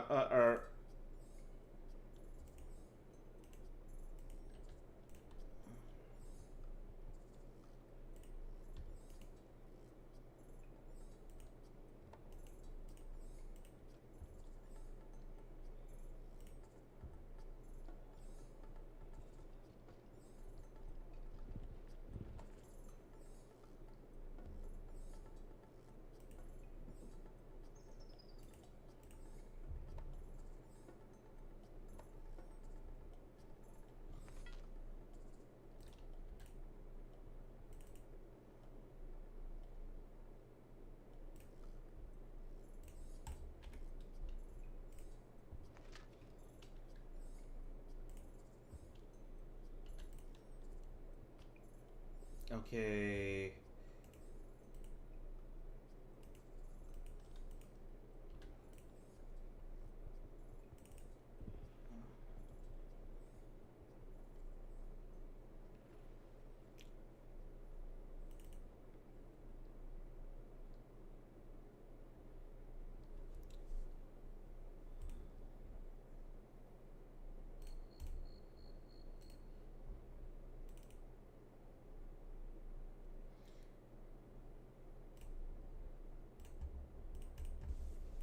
Alright, so war is pretty much ending. I've pretty much got this in the bag. Now I need to deal with these barbarians somehow.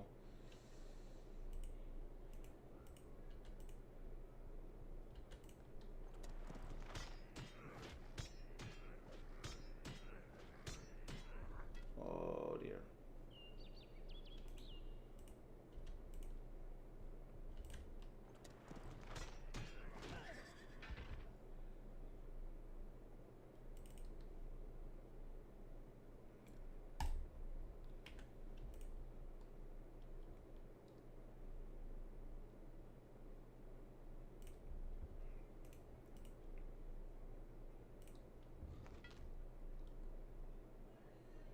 Almost there.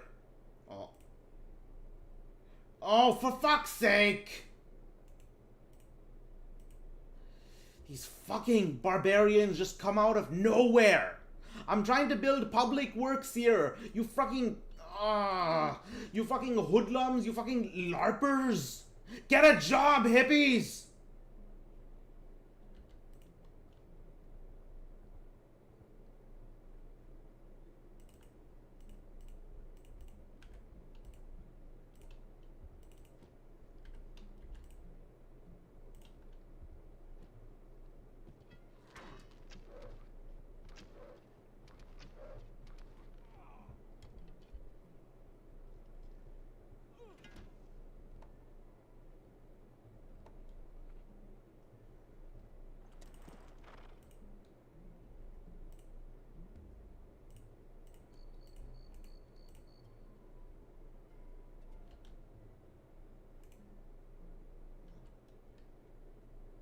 Actual Greek from the polis moment.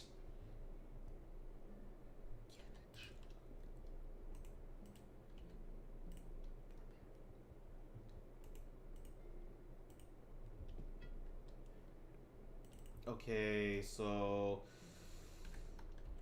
let's get some more. Let's get some more irrigation in place.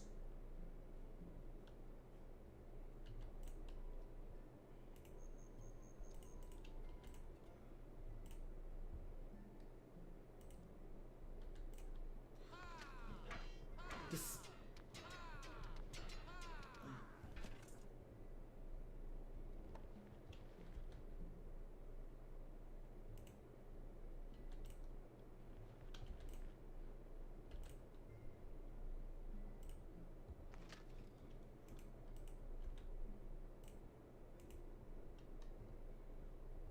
Okay, finally we got mathematics. Alright. Mathematics. The zero. This is the one thing that us Indians can hold over the West as our prime cultural achievement. We invented zero as a placeholder. Without us, modern technology would be nothing. You wouldn't have your chemistry. You wouldn't have and radium and killed Marie Curie. You wouldn't have your or atomic bomb. You wouldn't have. You wouldn't have your fertilizer, you wouldn't have your automobiles, and you wouldn't have digital technologies, which means you wouldn't be watching this right now. Okay, so by zero as a placeholder, I mean in the case of larger numbers. The ancient Egyptians used a numeral system with a base of 10, but Indians used zero or shunya as a way of.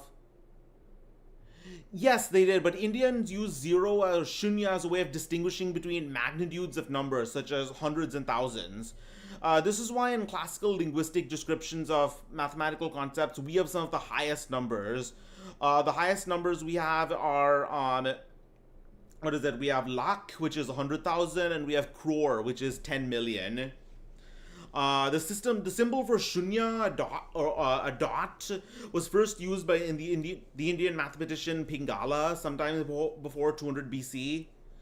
The Bakshali manuscript from 280 first uses shunya as a placeholder for digits. And later in 628 AD, Brahmagupta published the calculation that a minus a equals 0, which back then was a lot.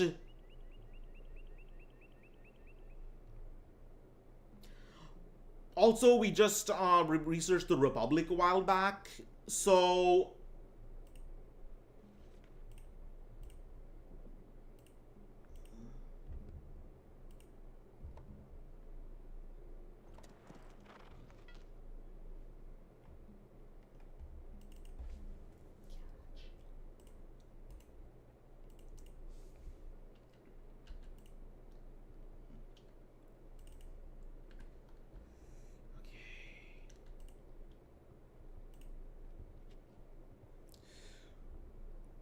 so the closest thing to democracy in ancient and medieval India would have been the tribal chiefdoms. For instance, the Jayantia state in northeastern India, where the polity was a political union between a caste-based Hindu feudal monarchy in the plains and more democratic chiefdoms in the hills.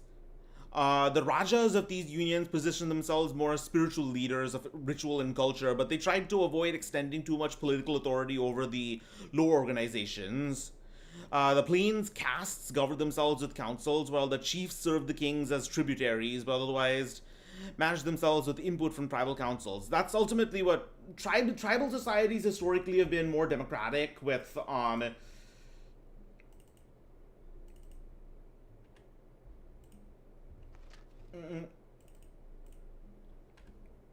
let's see. Yeah, these tribal societies have historically been a lot more democratic with what's the word? Tribesmen getting input. But one thing to note about this is that these tribal councils were consisted of all able-bodied men, and they generally excluded women. There's actually a persisting culture in the northeastern states of India, such as Nagaland today, of excluding women from politics, to the point that in 2017, when the state government of Nagaland announced that the municipal legislative bodies would be required to reserve a third of their seats for women, there were actually violent riots because tribal law states that women aren't allowed to serve in politics.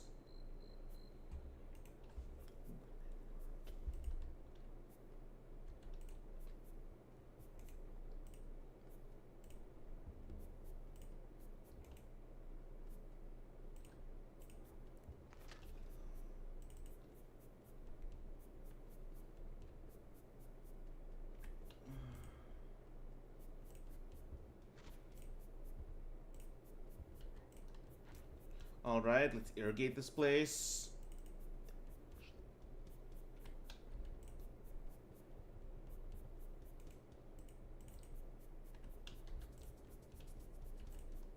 And start rebuilding that.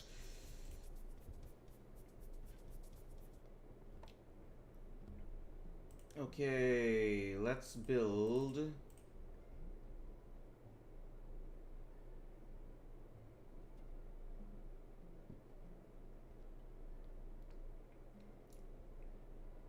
Let's build a galley.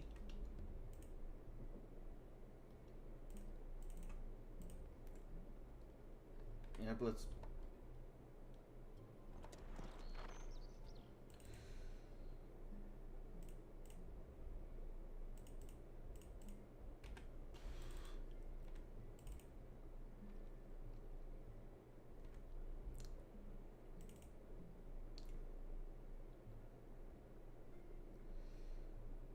All right. All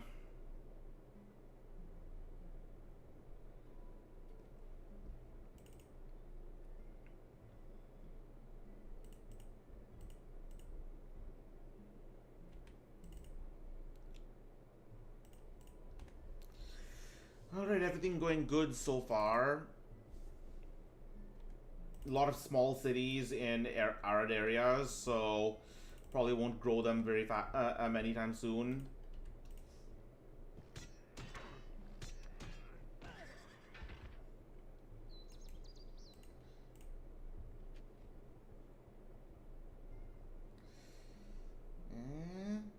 Where should we move them? Let's move these workers over here. Unless, of course, they get ganked by barbarians along the way, too.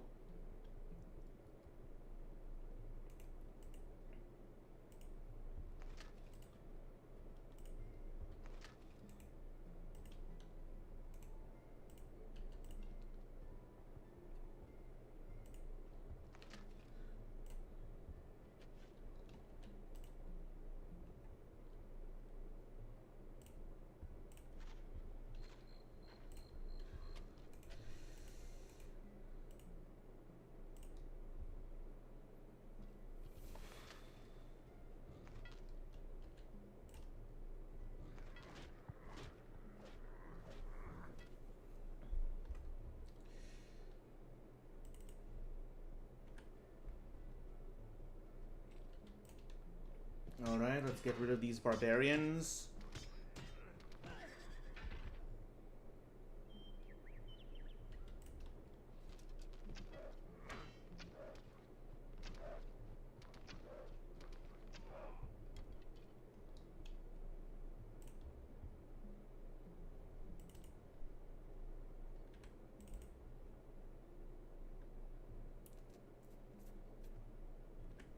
Alright, unfortunately we are going to have to cut down some trees.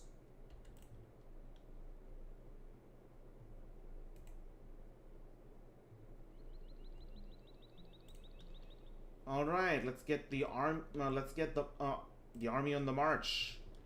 Rika's raiders. Let's build a Hindu temple in America.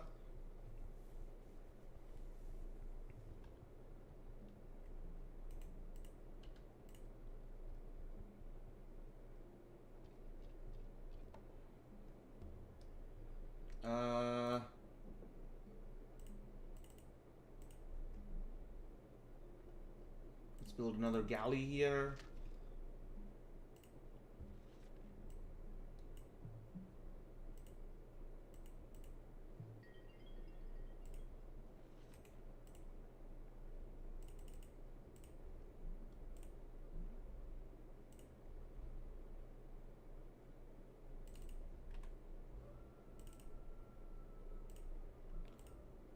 Alright, let's build the heroic epic here. We are building the Ramayana now, I guess. We are writing the Ramayana, I mean.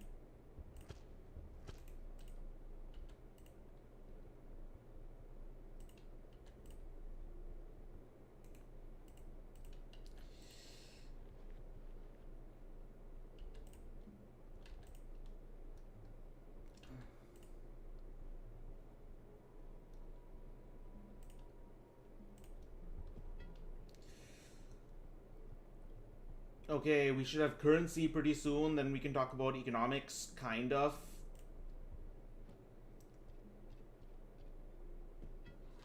I really think I just took their only source of, the Americans' only source of iron, which means I basically, all they can send at me right now is archers.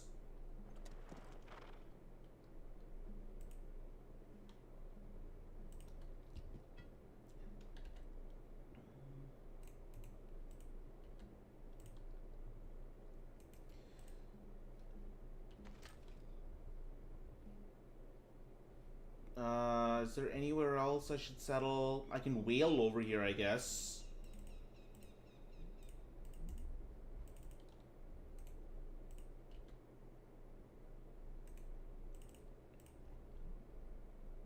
Rewriting the Ramayana, like Swami Vivekananda.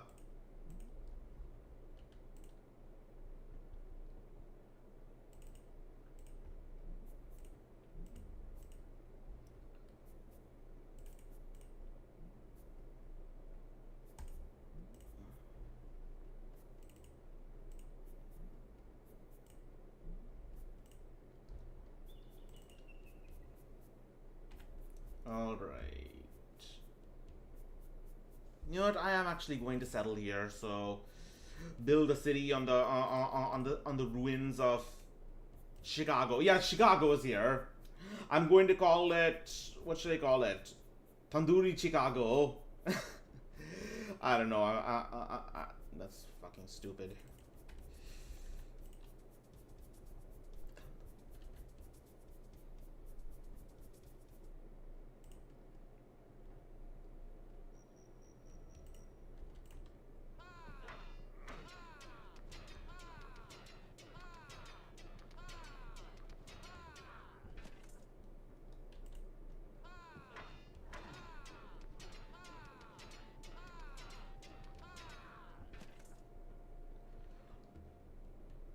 Okay, we captured Atlanta right now. Atlanta, Georgia. Let's build the temple here. Y'all need Vishnu.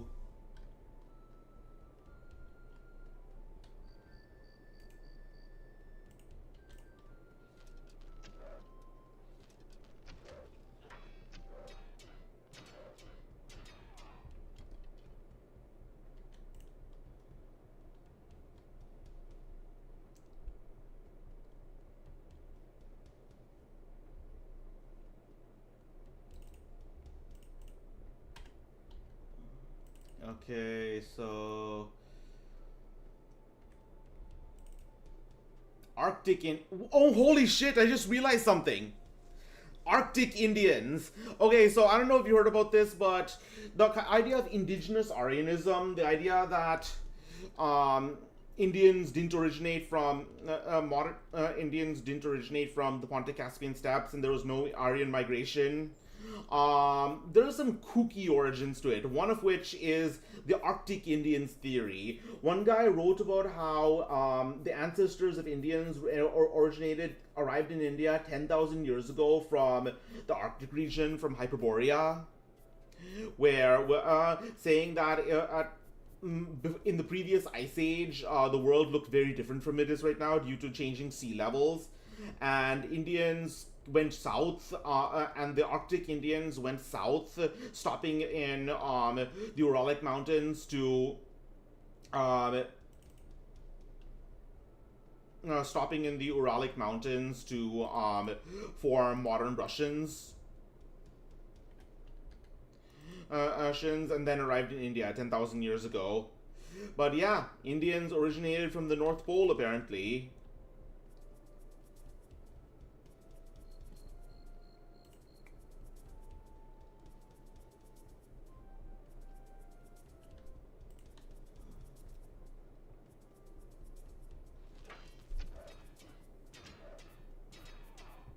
Oh, these Americans are getting curb stomped. Just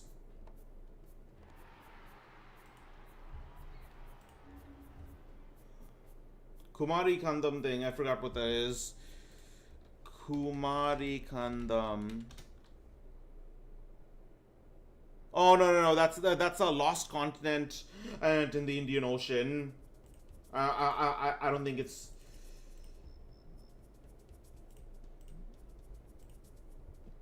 I don't think that's what that's not what I'm talking about.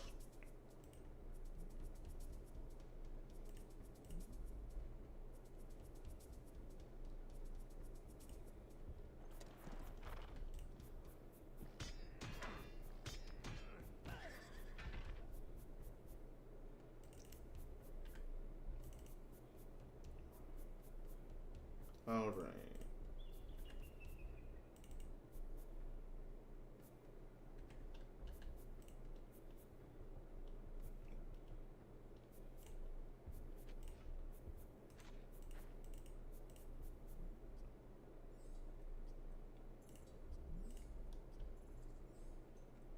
Where should we settle next? Probably here.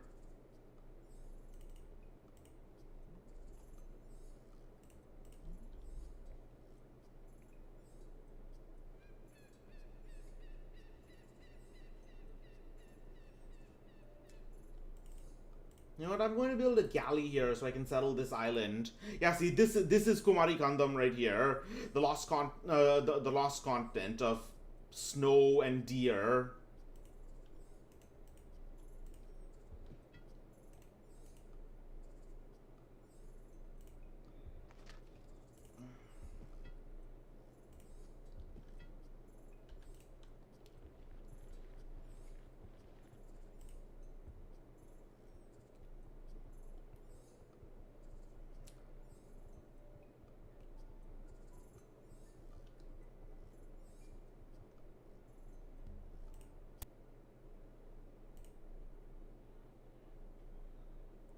Nah.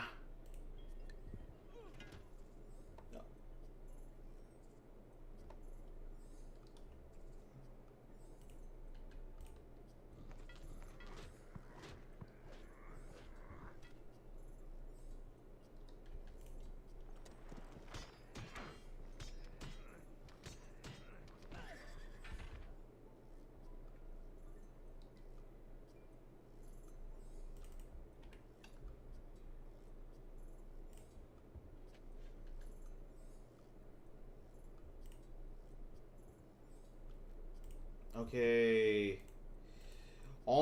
They're almost down. The last thing they have is Philadelphia, which is probably their new capital.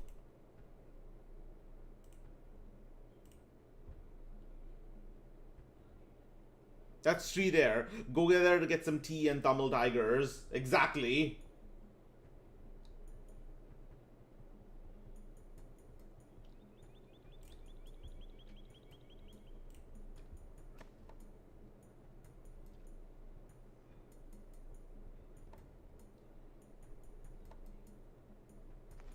Okay.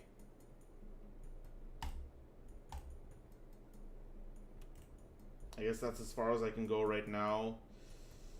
Uh,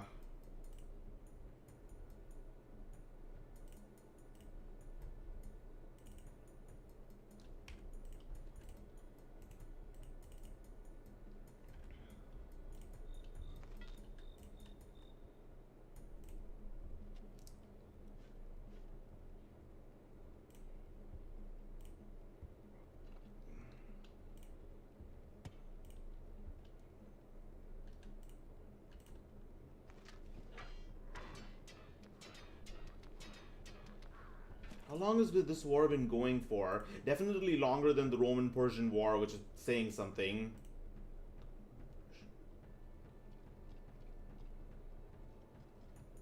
Why do they keep sending settlers down past my enormous army? Like ninja pioneers. Or so they think.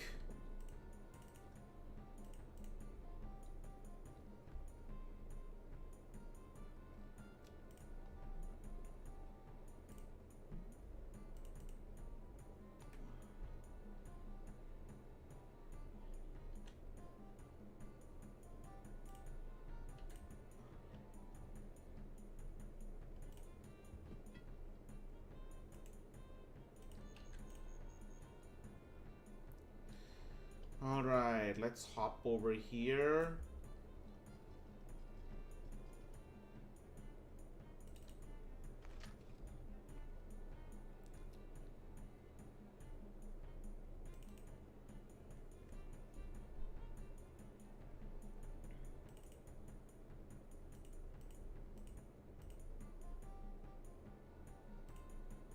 And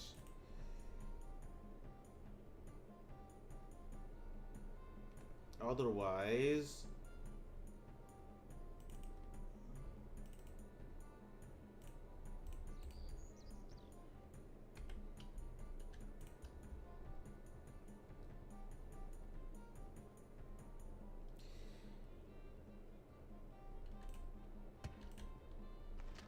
alright, currency in one turn.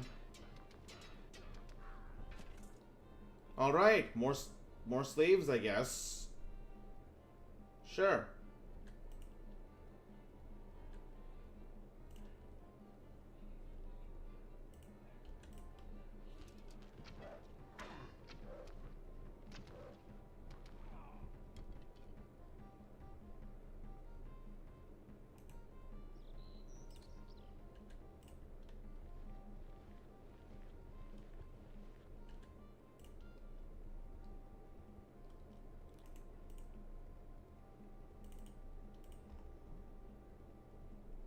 Let's see.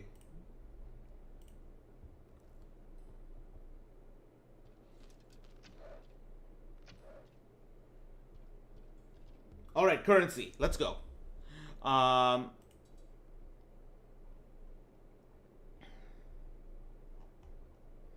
so,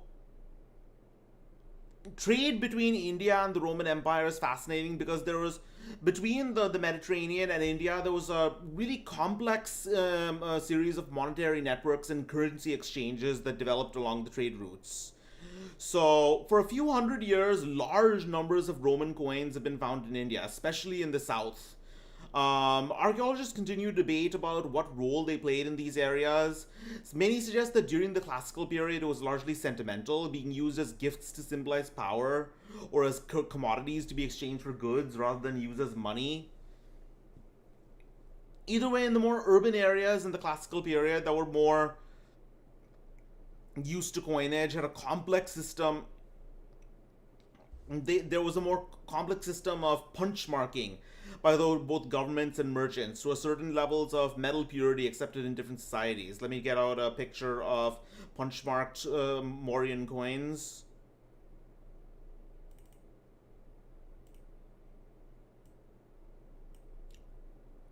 Yeah, see, these are marks punched into square coins by either merchants or the king to a certain that it at a proper or level of purity. Either way, in the more urban areas in the classical period that were more used to. Oh, no, no, I already said that. Okay, I guess we're taking construction.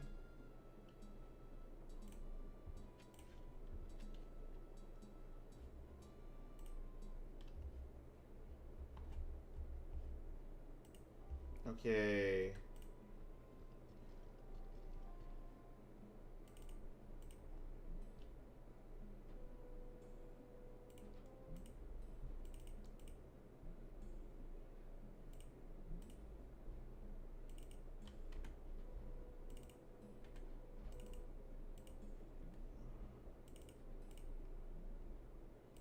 Let's build marketplaces all around to boost wealth production.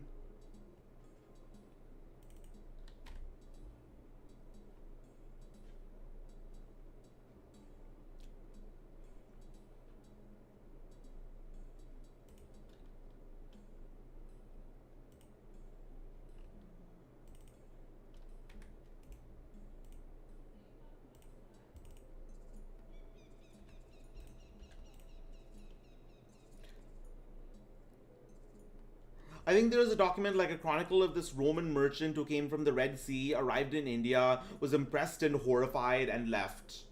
I can believe that. Like I said, some Indian practices would be eerie to Romans. Uh,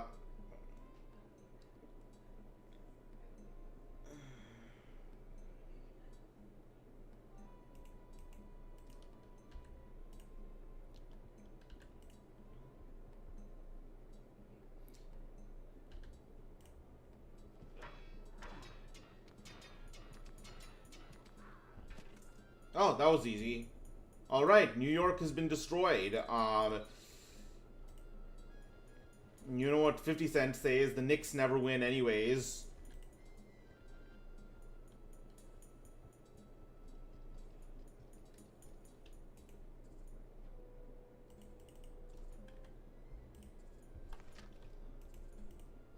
Why am I making so many jokes about basketball? I don't even watch basketball.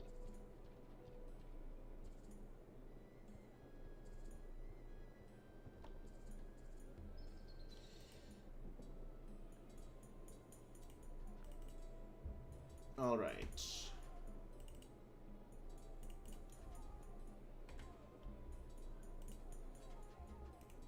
Let's build a settler over here so that we can settle Snow Lanka.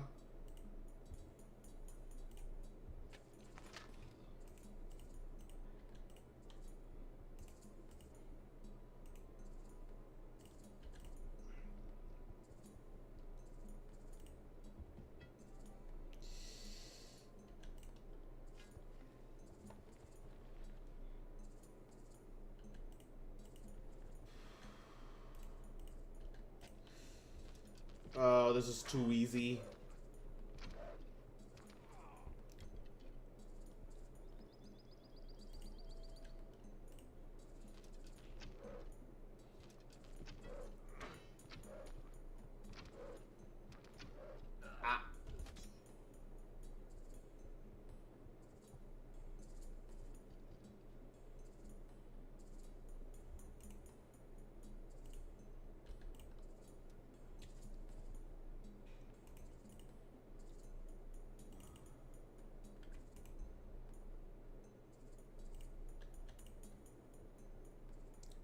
Right, both groups find the other's temple creepy.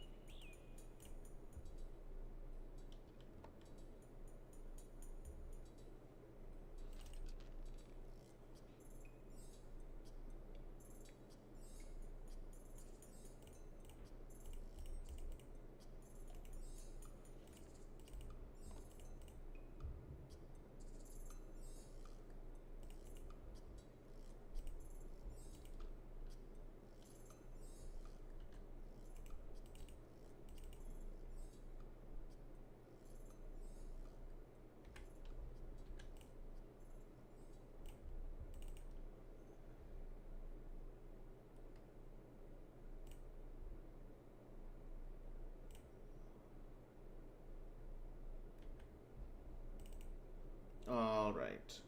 Damn, YT hides my messages. Oh yeah, sorry about that. We'll sometimes do that if it finds it too controversial.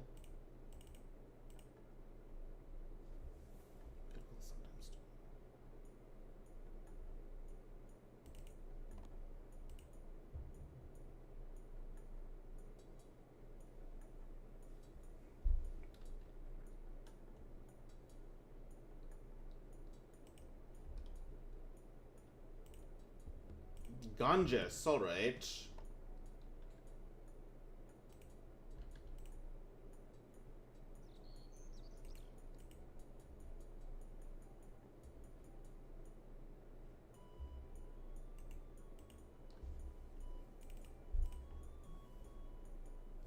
The Forbidden Palace.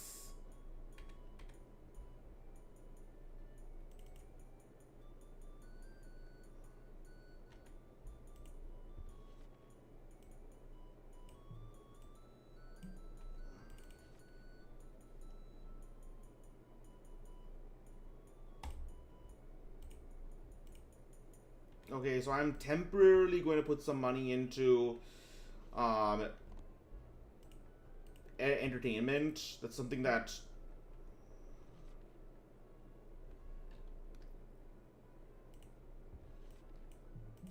And this is actually something that you can do. You can put money into entertainment for sort of bread and circuses.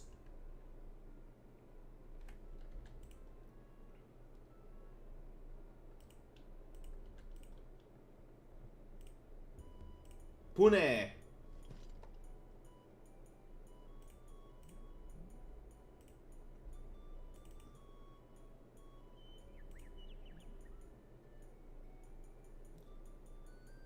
See, it's just, it's a cash grab, basically. Either way, let's see if we can build a temple here.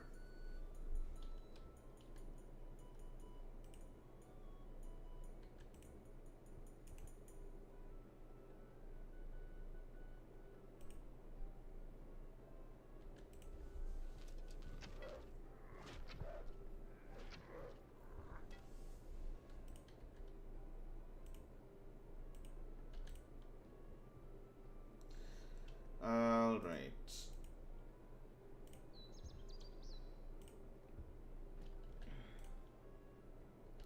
Let's take him on.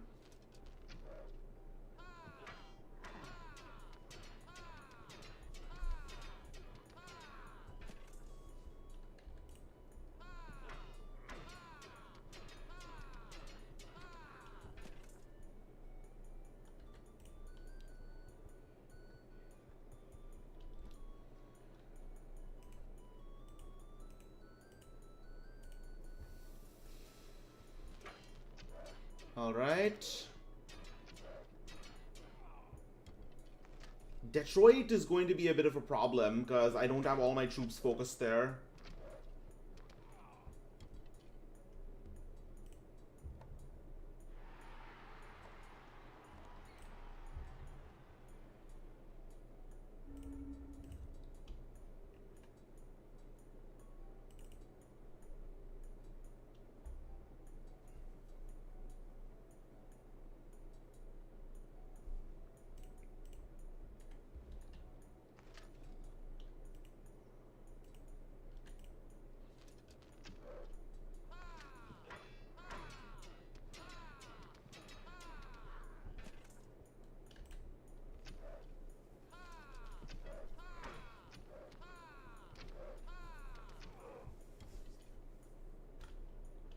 Wow, there are a lot of troops here.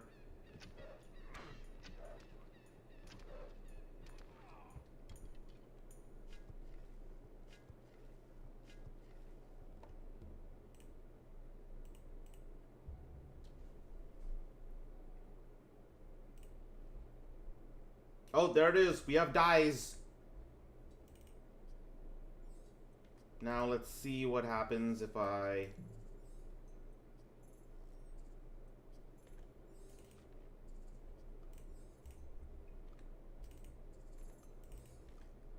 I've connected dies to the rest of my kingdom, which means that...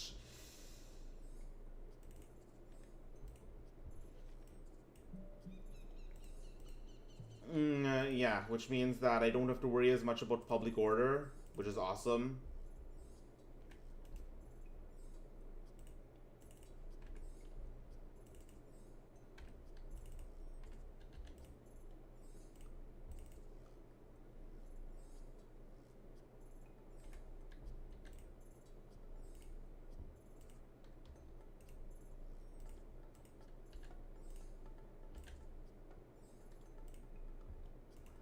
Let's see...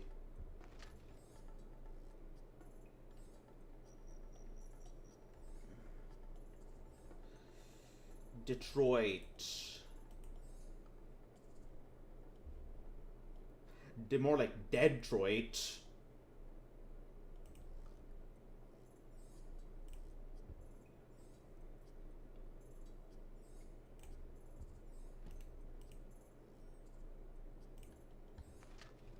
Let's see.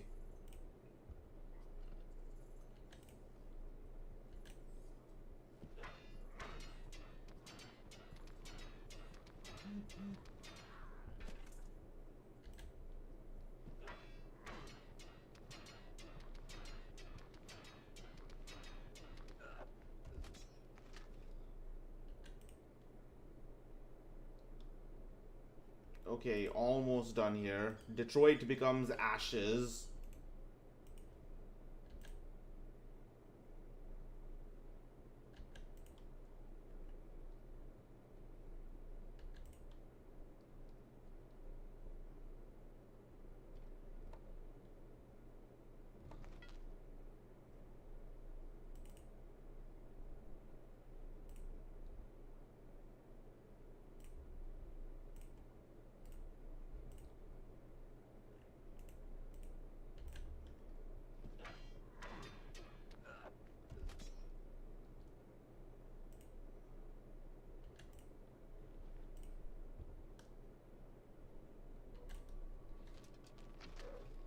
Okay, almost...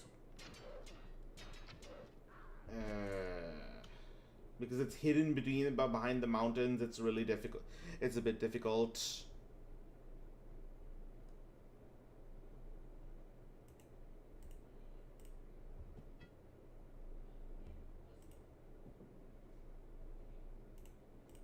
Wait, what does this even do?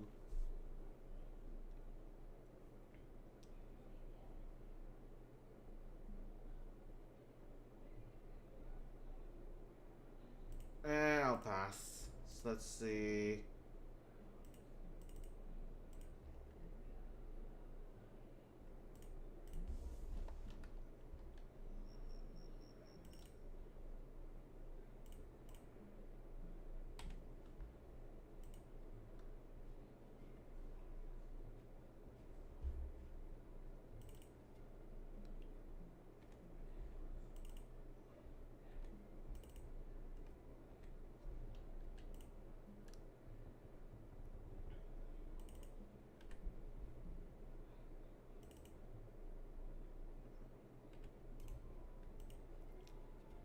What left do I have to do in my cities?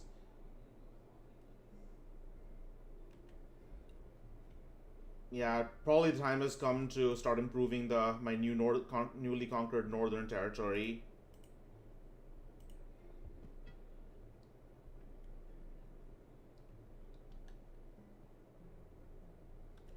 Yeah, this really is going slowly. How long have I been streaming for? Like 4 hours? Yeah. So I'm actually planning to go until for monotheism, theology, chivalry, feudalism, and engineering. Let's see if I can do this.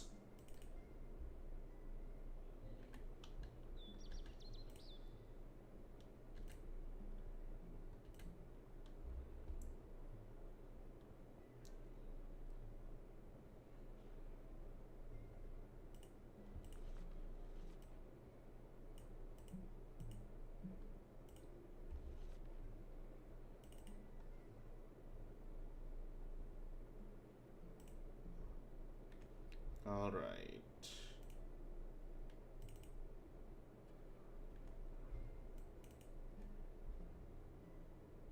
4 hours, but I finally took over the peninsula. Exactly.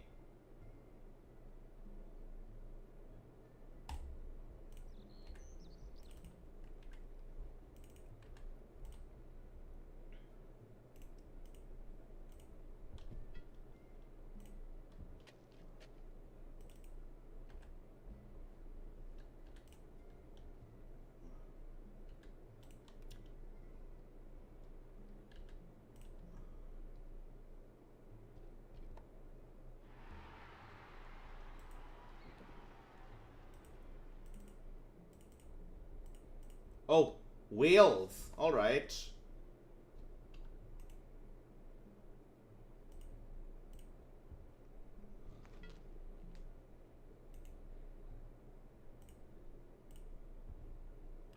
All right. Let's start colonizing a new world. It's like 5 feet in front of us.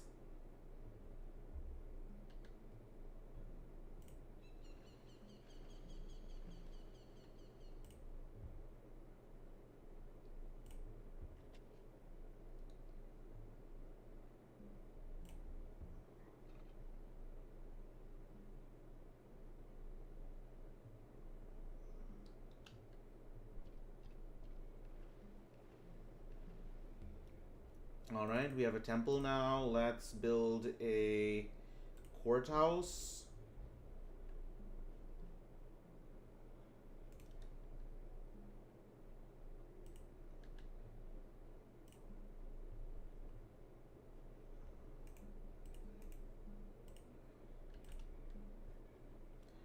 And let's close in. The time has come to close in on our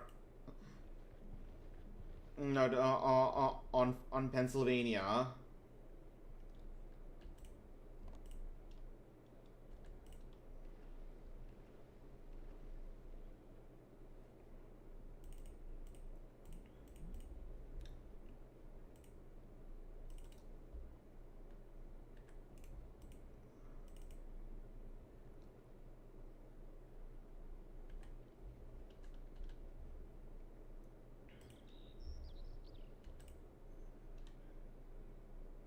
Let's see.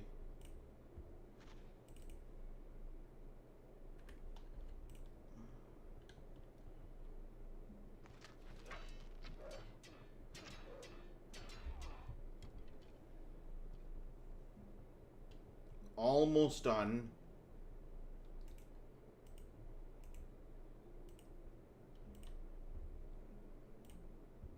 Oh, there it is. New Delhi.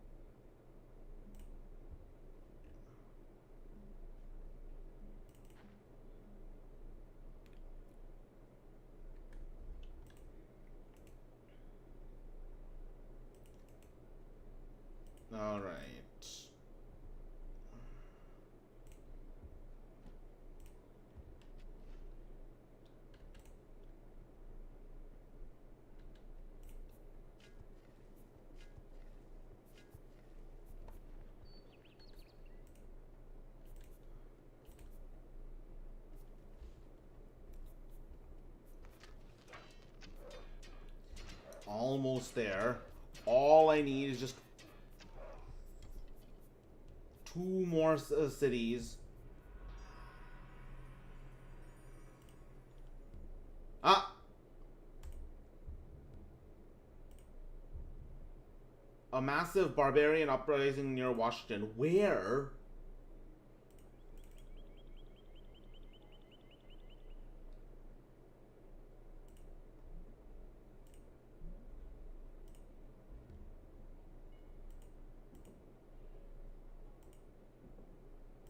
Well, now I need to start building coliseums all over the place.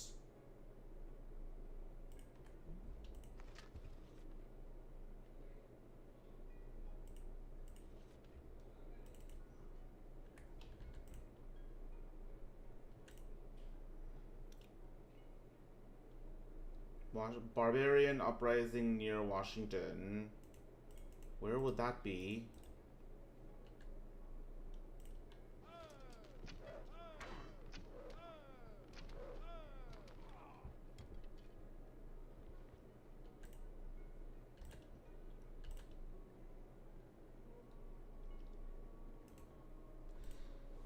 Alright, let's try this again. Let's build... Let's send a settler right here.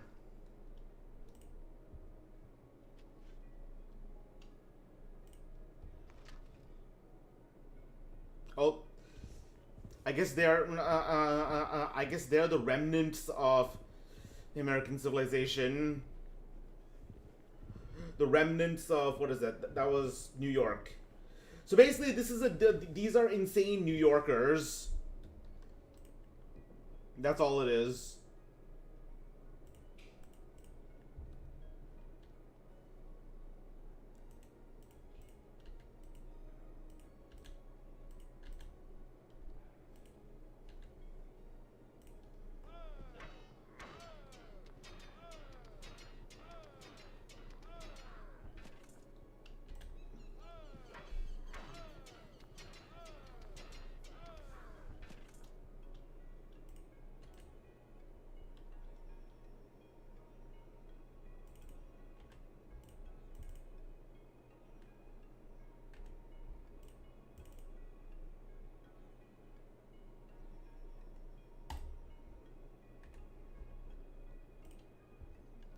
All right. I am taking a bit of risk by freeing the slaves and what is it? Settling them in my cities, but it's because that could reduce public order. But you know what? Gotta do what's right.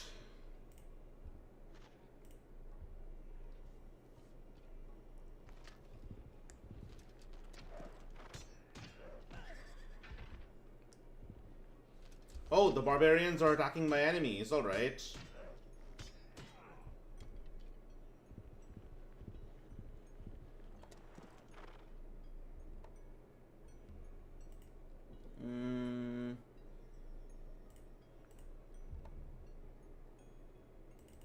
Okay.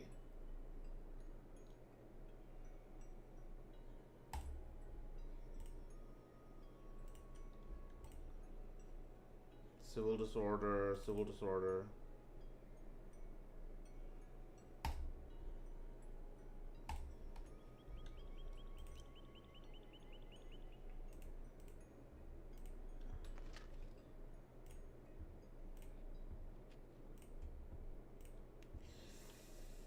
Okay, so let's talk about construction. So the one thing that, if we're talking about the ancient world, probably the most impressive thing about construction are the rock cut architecture that is taking an enormous rock outcrop and cutting it until there's nothing but the structure left, or cutting it into caves and cave entrances. Let me bring out the one of the most impressive one of these, which is let me see if I can find it.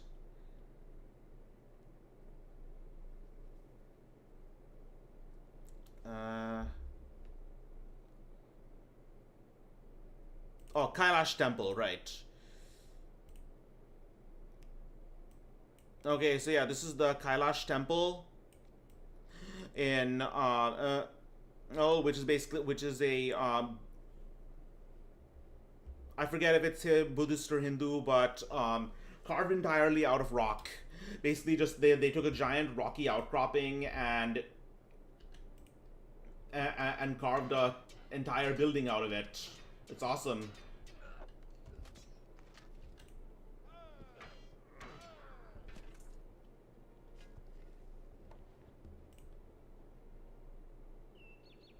Okay, let's build a temple.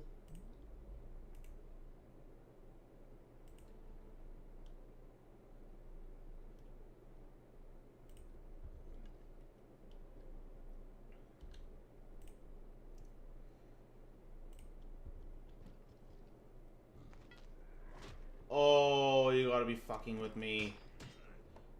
They're pillaging me. They're pillaging me hard.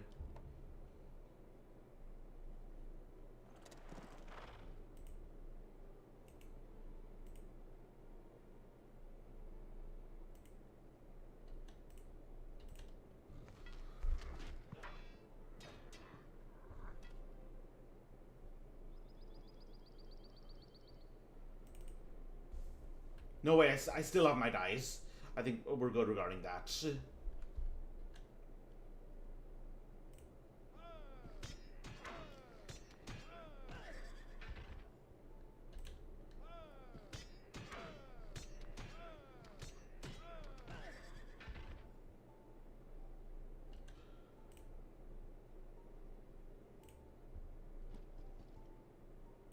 Okay. Let's send our workers up here. They have a lot of work to do.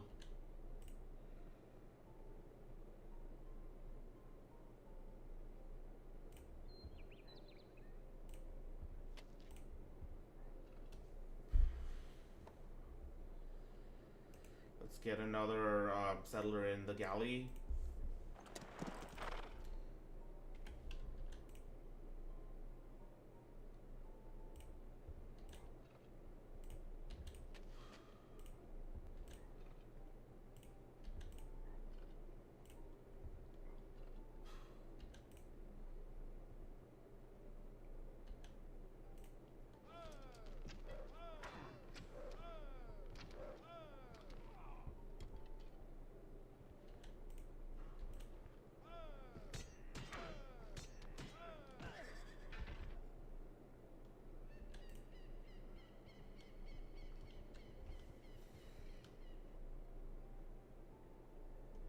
Marketplace.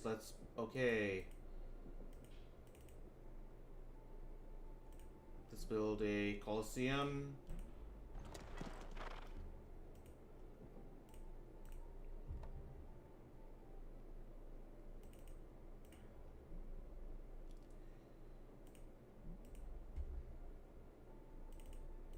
Almost done here.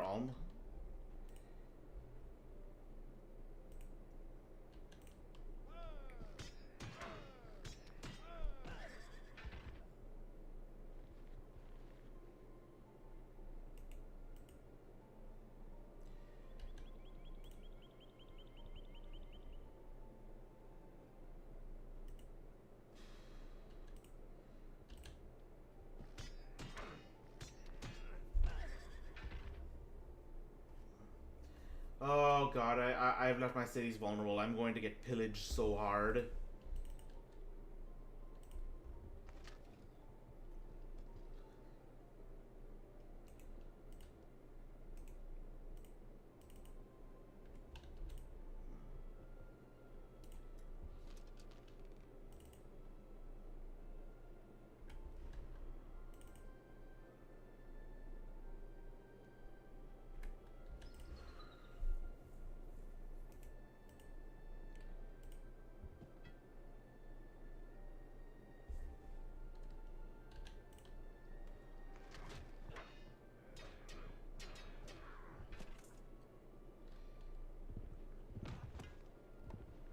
Pillaged.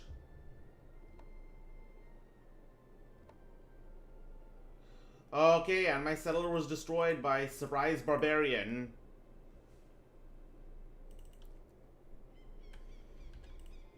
Perfect. Wonderful.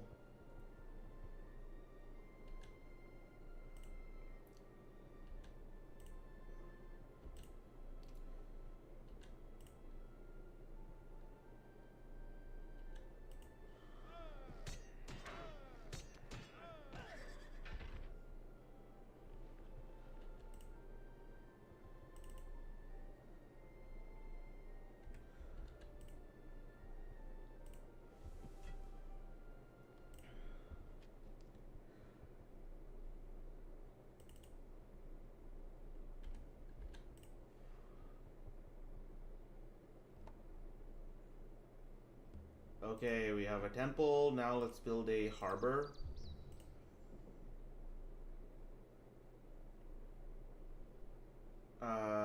What should we build next? We can't actually build a grove because we don't have any food, so this is going to be a little not sure what really to do with this place. Guess let's just...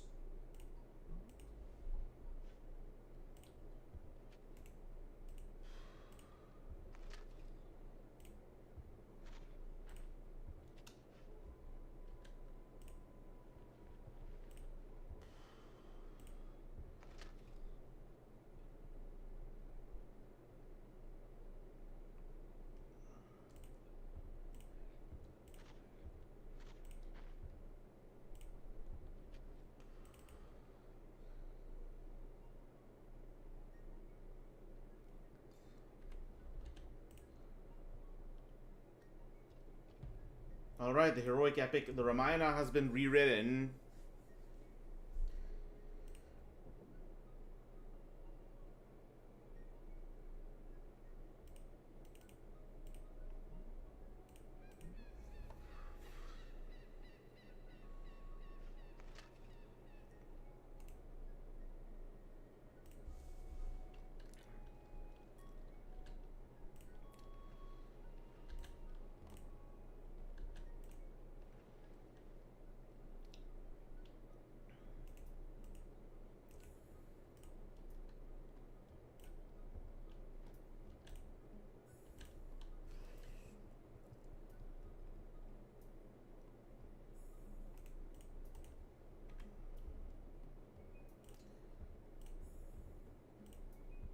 Okay.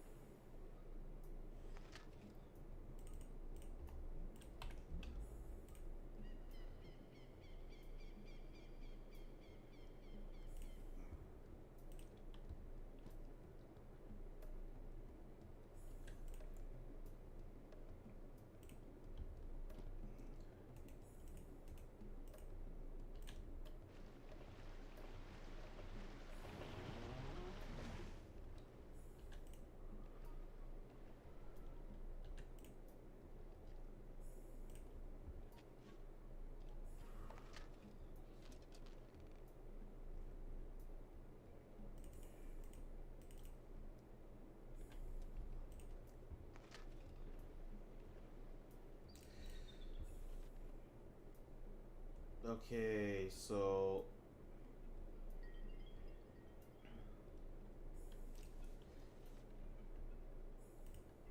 one more city. The capital is now San Francisco. America has sunk very far. New Bombay. Alright.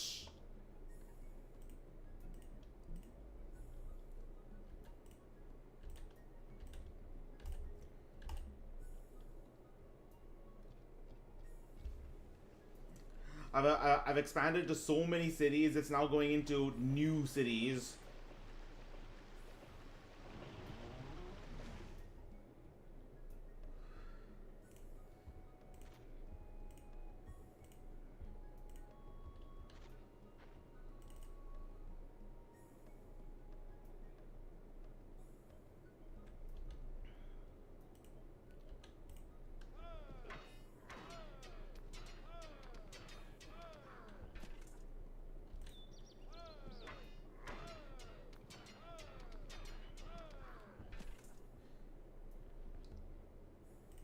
All right.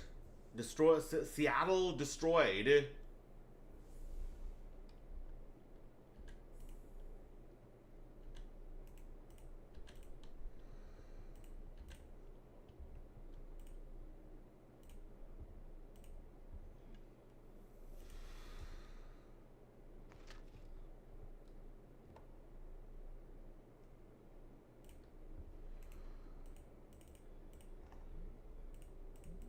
Oh wow, I really have been going on for a while. Uh,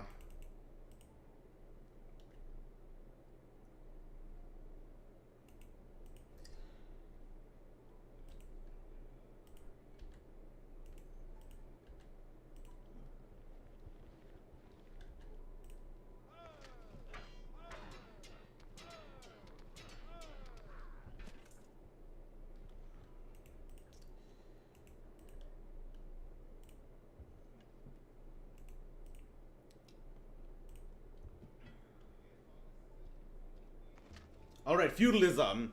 Okay, I have a bit to say about this. So the most well-known form of feudalism in India would have to be the zamindar system. Zamindars in the Mughal period, starting in the 1500s, were people given the right to collect taxes on behalf of the emperor in a certain area, as well as given judicial power of the area, effectively making them feudal lords. So between fines, bribes, and cuts of revenue, they became fabulously wealthy. This system continued into the colonial period, when they started collecting taxes on behalf of the East India Company. One scholar suggests that a little more than half of Indian revenue for the East India Company came from land taxes. They extracted so much from land taxes that they caused a famine at one point in Bengal. The system was abolished, though, in 1857 after a significant number of zamindars joined the Indian rebellion. Let's go to monotheism.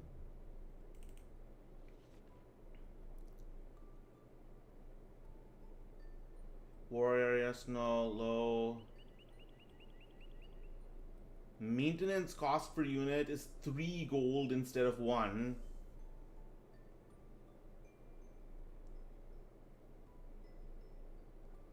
Basically, this is for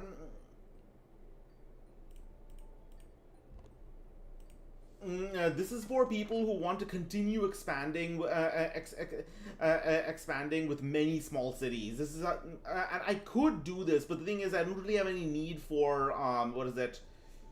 Wait, how many units do I have right now?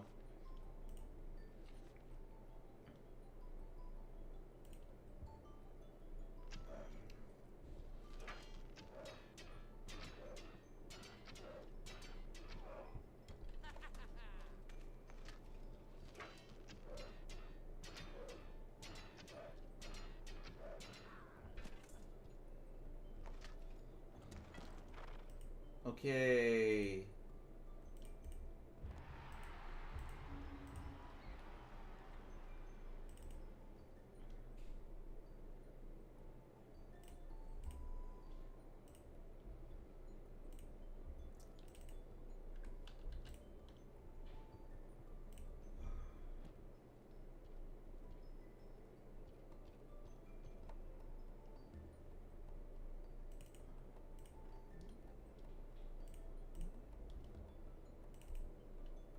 All right. We have a coliseum.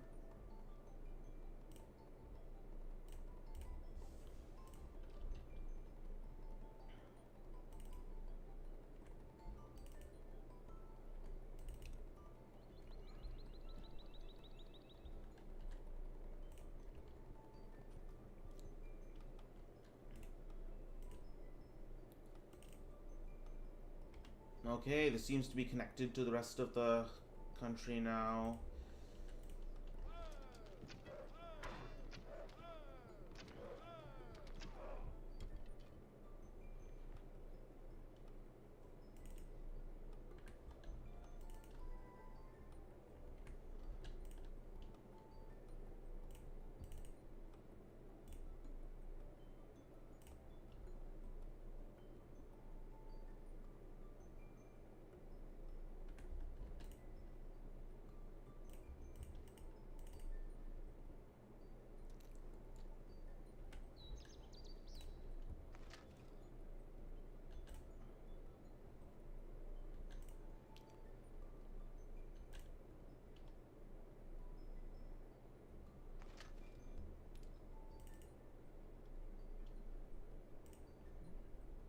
Alright, I guess we can start building an aqueduct for now.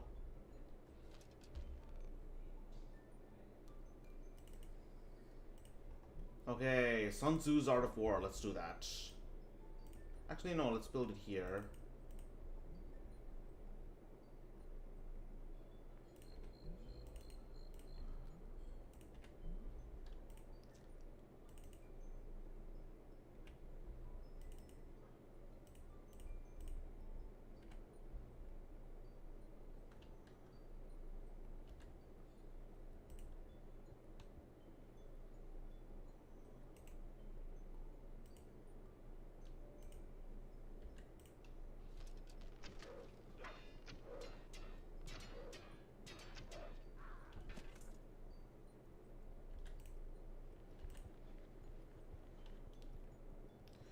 Alright, the last city apart from Detroit, which was San Francisco. We just keep on going west until we reach the Golden Coast.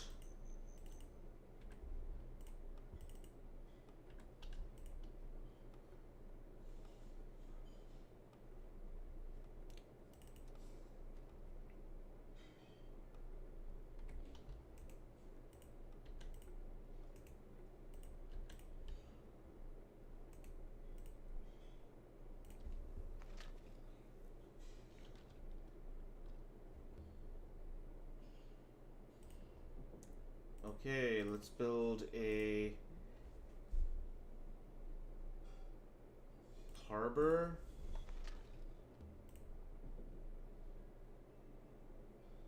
And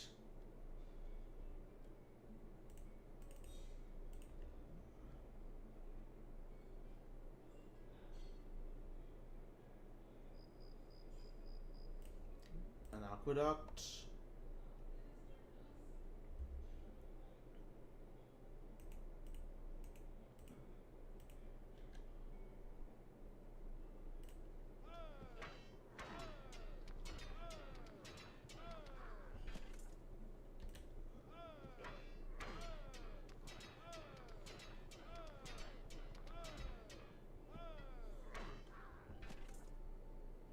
Alright, San Francisco is mine. San Francisco is Indian now. Just like it already is.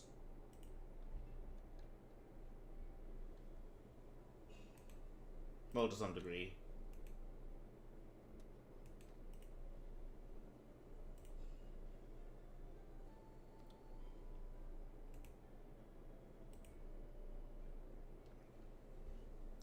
Alright, barbarians here.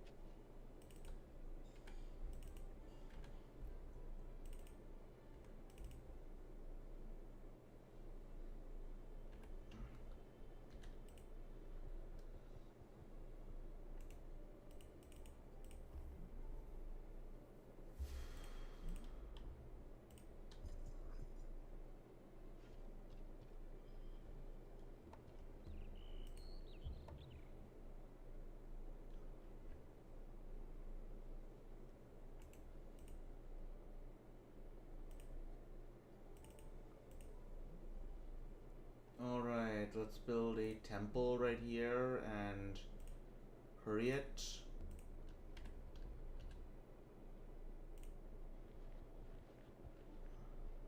Just two more cities.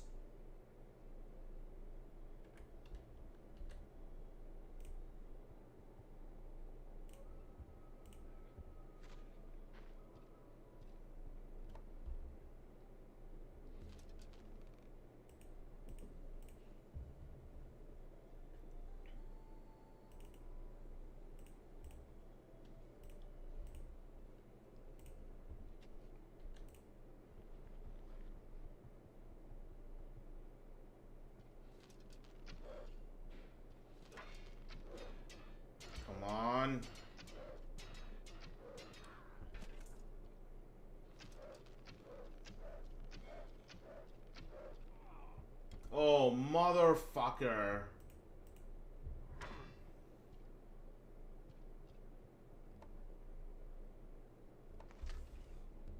All right. Looks like once I finish up in the north, I will have to go southwest.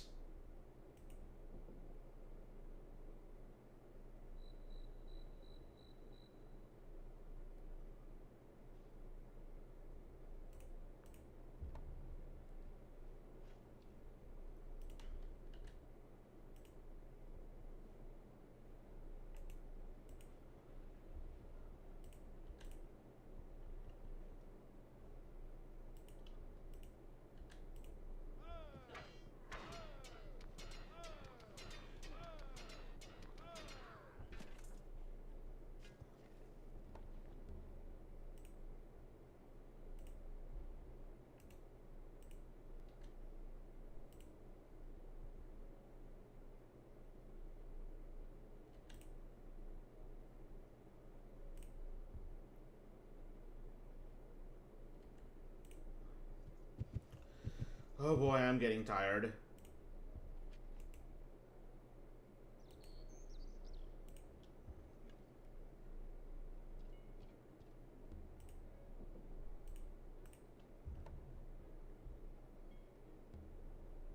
All right. The most powerful nation in the world is Egypt right now. All right, that makes sense.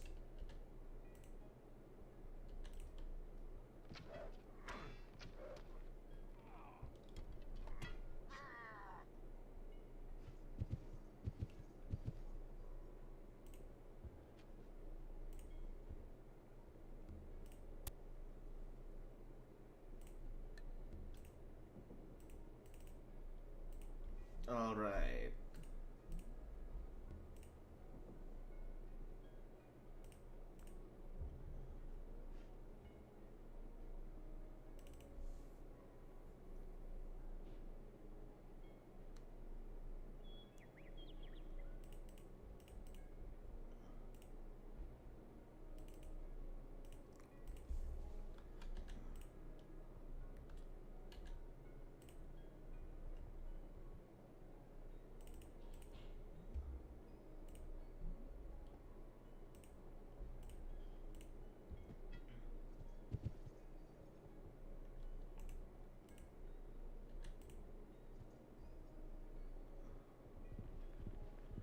More barbarians.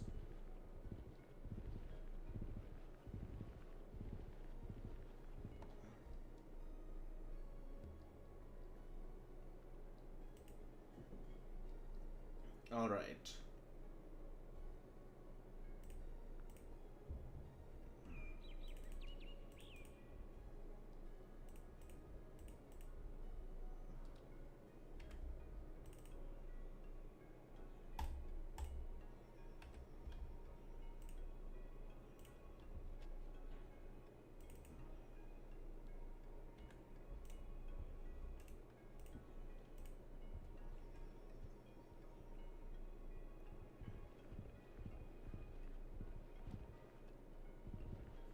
Oh god, they're everywhere.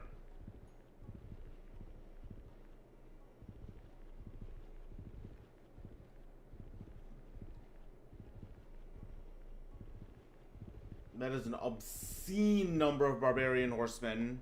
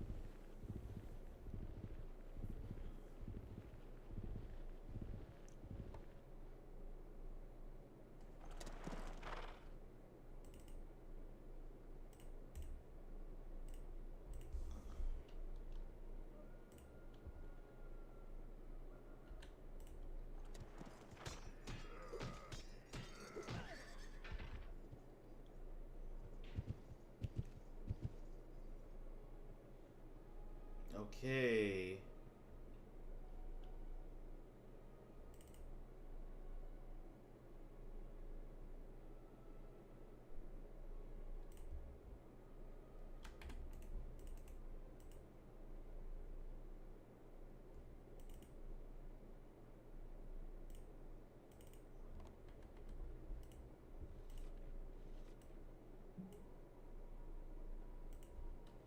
Just need to hold out, keep on funding entertainment until I get rid of these Americans.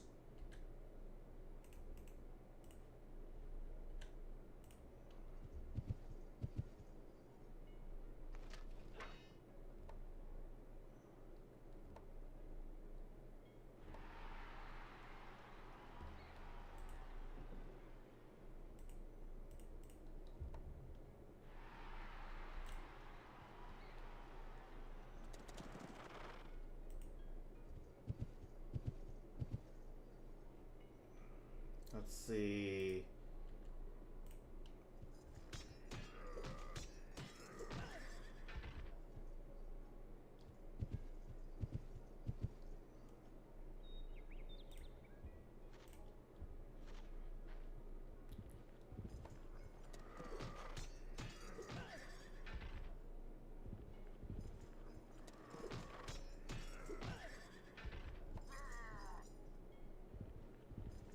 Barbarians, barbarians everywhere.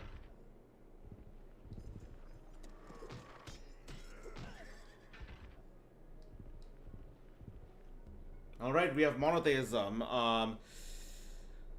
Supposedly, Saint Thomas arrived in India after Jesus died, converting a number of people in several communities in South India and traveling all over in Asia and preaching before finally being martyred in 72 AD. There was already a community of Indian Jews called the Cochin Jews back then, and the Christian community was bolstered by the arrival of both Indian converts and Christian Jews from Mesopotamia. Starting in the 4th century, they fell under the jurisdiction of the Church of the East, but either way, they became very well integrated into the economy and society of South India, becoming very well off from the spice trade.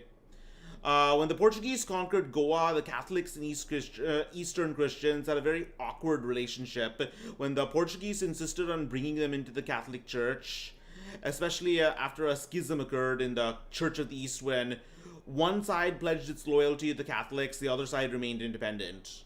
The theological push went back and forth, but overall it was much less brutal than the Catholic crackdown on Hindus in the same colony. Meanwhile, Muslims had been in India in small amounts since Islam's inception, but Islam only rapidly flowed into India after the conquest of the north by the Ghurids and the establishment of the Delhi Sultanate. One positive change that came with this is the new emphasis on chronicling history, which had been neglected to some degree by Hindus in the years before. Either way, after this, Arab, Persian, and Indian culture synthesized, resulting in the Hindustani language, which later fragmented into Hindi and Urdu.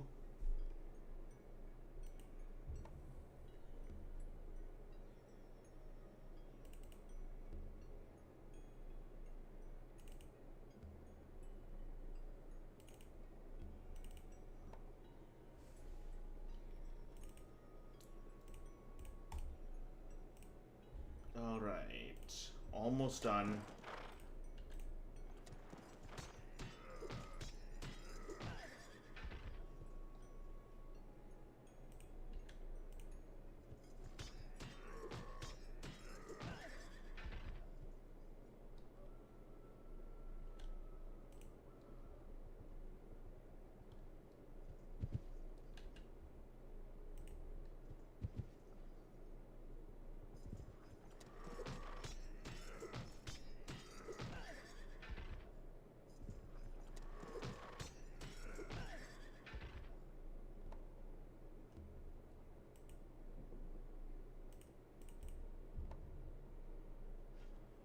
All right.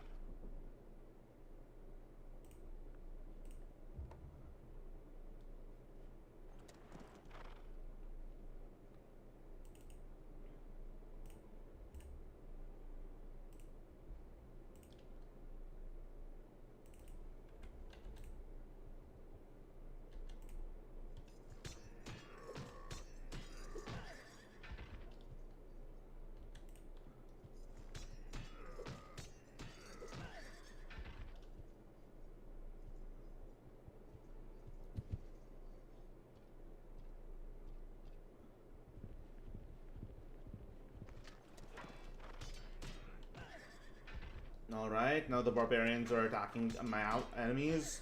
That's good.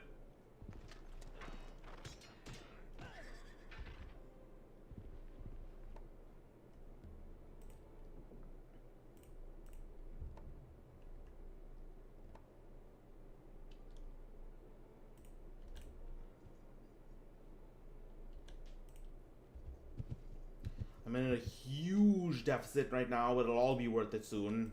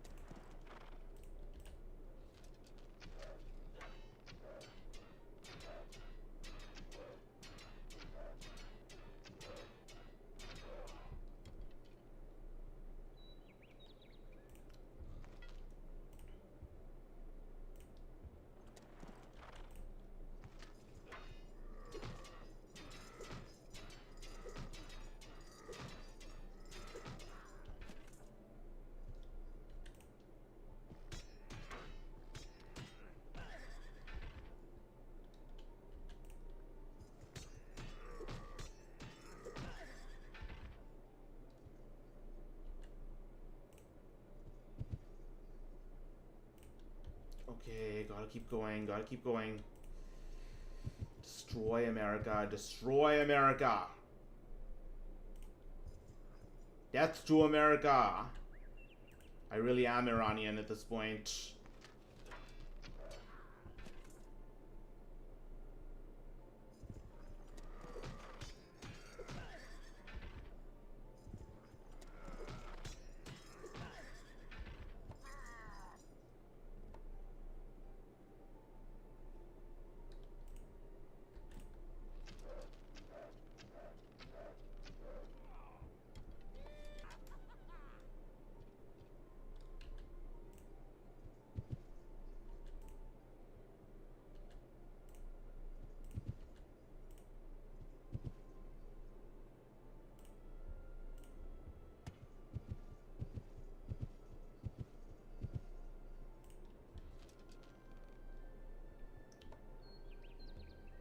Let's see.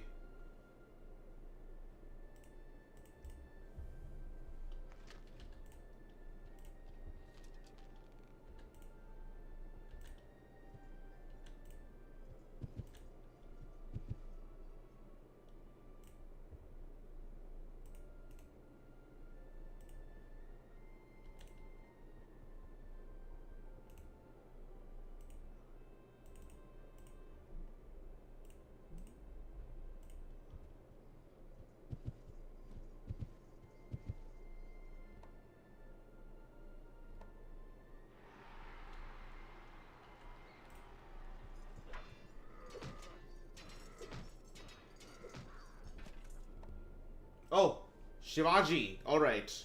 Let's name it Malone's Marauders.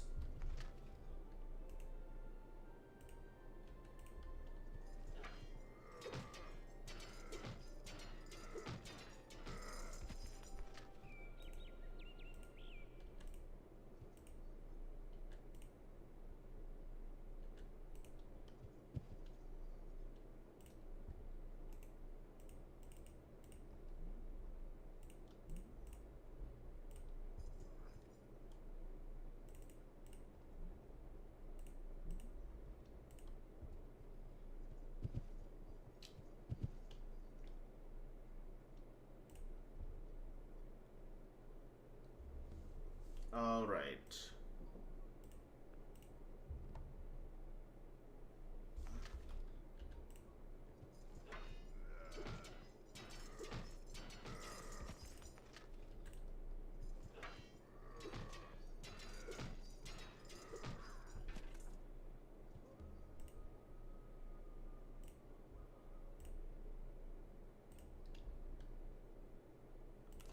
Okay, one more city. The last vestige of American and filth is Detroit.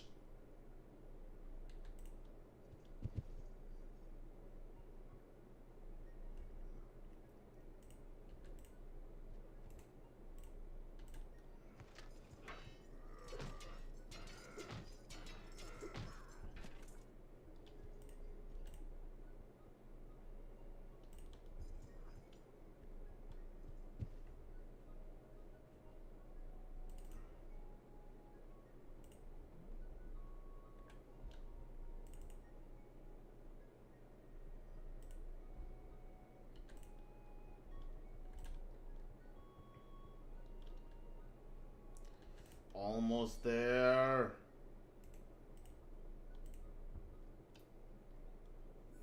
The Russians have been destroyed.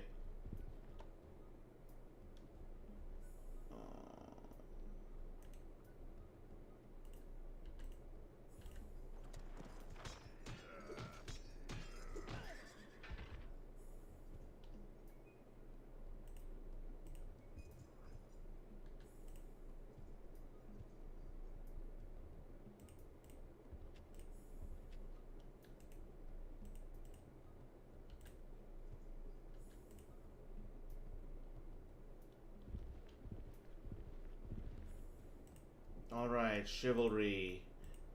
Okay, so I'm gonna talk a bit about chivalry. The Mahabharata describes a very long list of rules for good conduct in warfare, or Kshatriya Dharma. This includes conventional ones such as not killing women, children, or the old or Aztecs, and sparing those who surrender, to more unusual ones such as not striking people below the waist or harming soldiers whose armor has been broken. The epic's depiction of war in general are heavily based on chivalry, or the lack of. This goes back to the mention of the imperfection of characters. Protagonists also break rules, with Bhima, the Pandava Bhima, striking Duryodhana in the thighs, and Yudhishthira lying to defeat his enemies. Hindu kings certainly tried to follow these rules the best they could, but sometimes it proved a great weakness against invaders unfamiliar with them. A classic example was the defeat of the Rajput king Prithviraj Chauhan to the warlord Muhammad Ghori. Ghori offered a truce to Chauhan, promising to seek counsel from his brother on how to resolve territorial conflicts. Chauhan, assuming proper conduct from his enemy, celebrated in camp with his men. At night, Ghori surrounded the camp, and in the day, Chauhan found himself on bad terms and was defeated. This is something called perfidy, which is promising a truce and going back on it next time. And going back on it afterwards. It's considered a war crime today, but, back then there was no such thing. Chauhan and his kingdom suffered for assuming his opponent would follow any rules for war.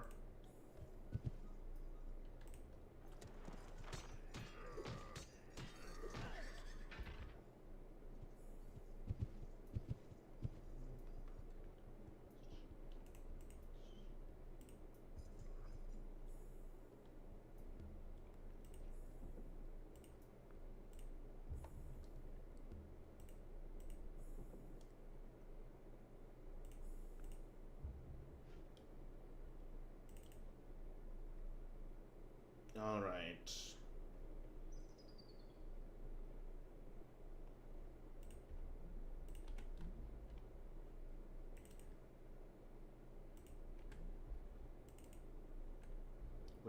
Where are we going now?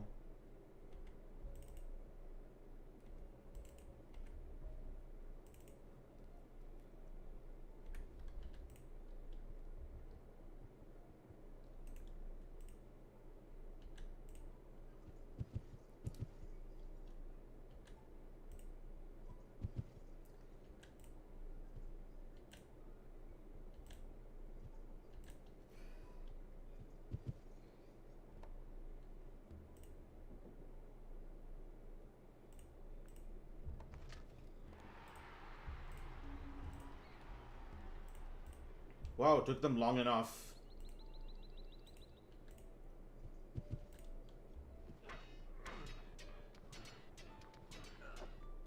Oh.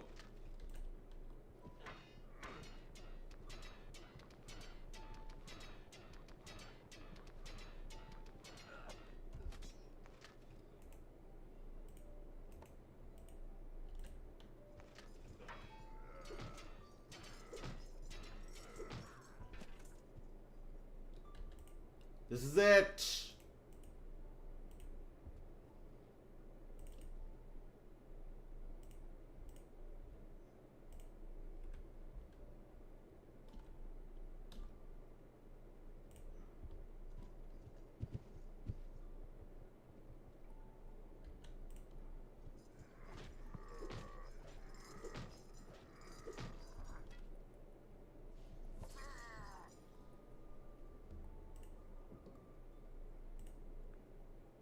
Okay.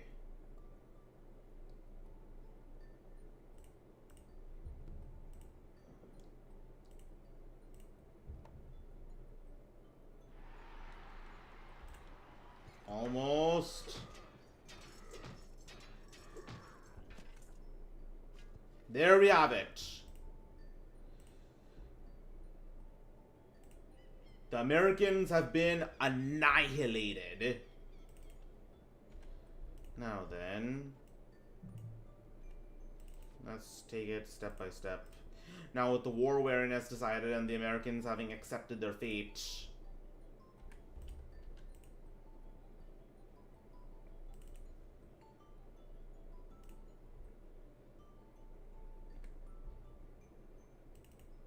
we are good to go.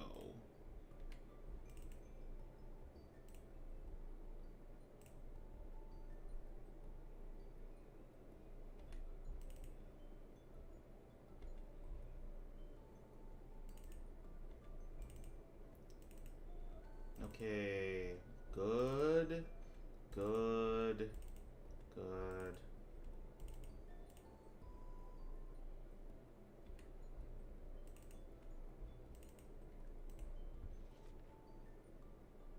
All right, an age of peace and prosperity will follow.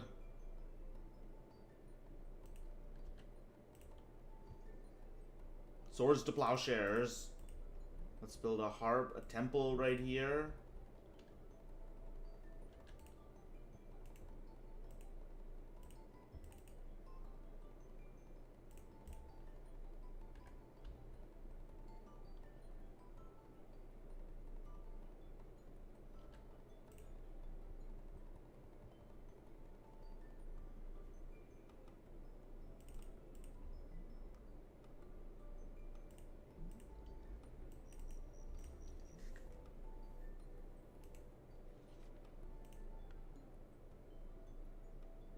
So the Knights Templar is an interesting wonder because it allows you to build. It gives you a Crusader every 5 turns. Crusaders are amazing. They have some of the best stats among medieval units. They can build and they can build fortresses. However, you get them every turn, which means which means they'll drain into your finances. So generally, you only want to get this if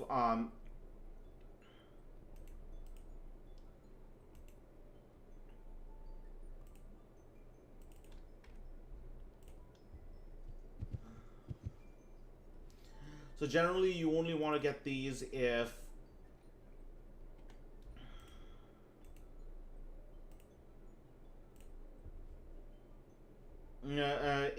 you're constantly at war, which I don't think I will be.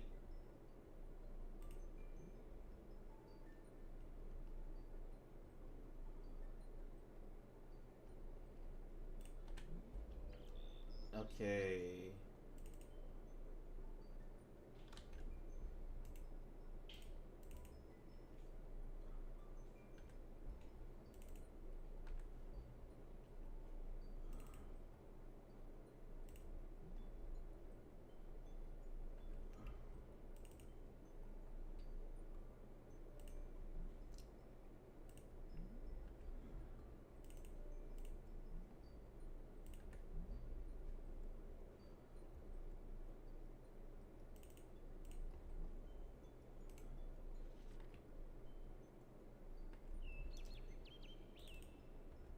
Let's see, what else am I missing?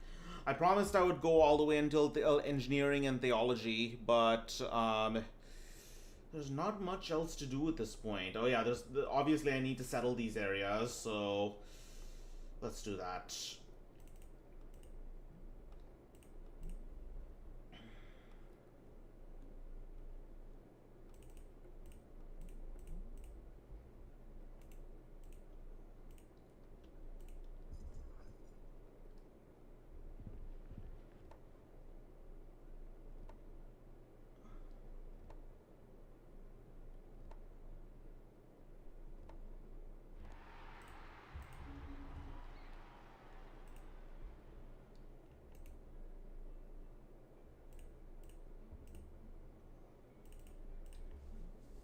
Okay, let's get an aqueduct over here.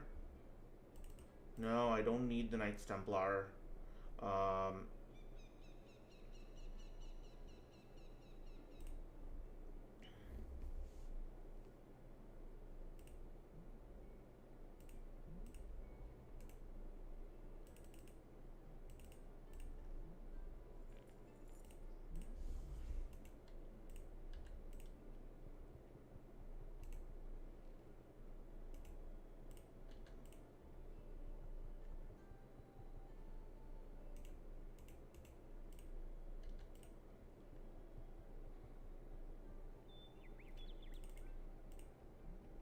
let's see.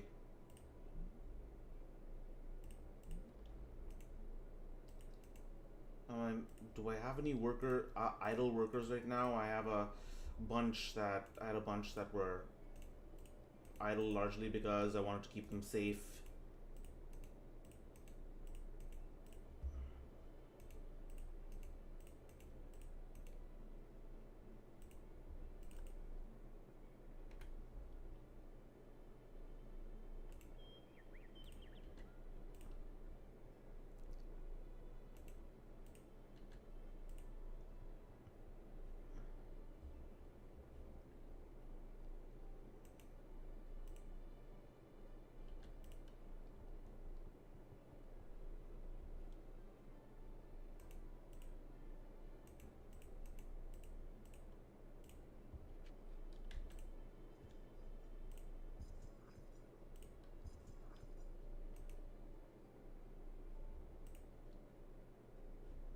Hurry city production.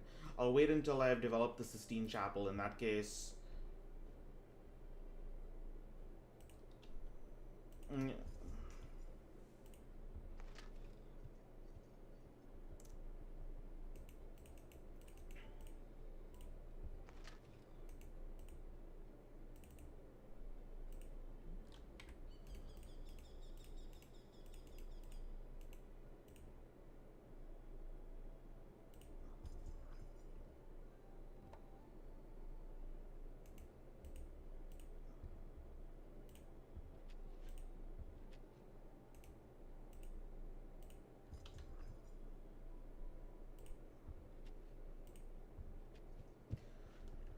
Okay, theology incoming.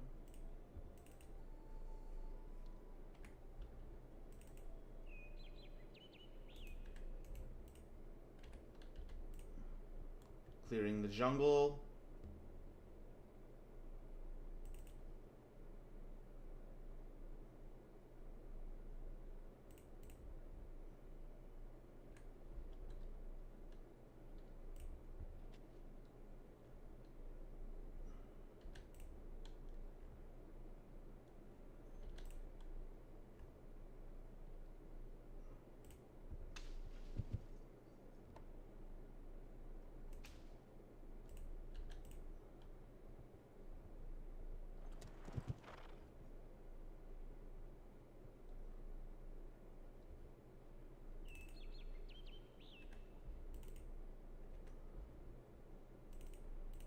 I should probably build the Forbidden Palace in Washington.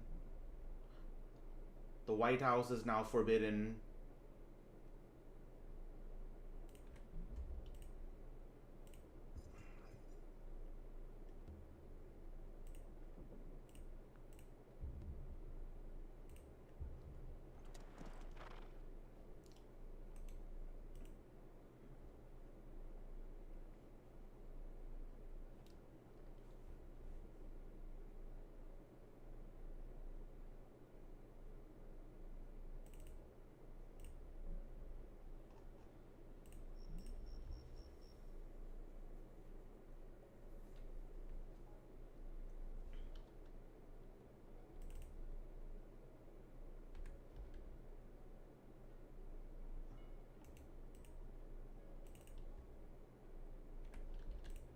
Okay.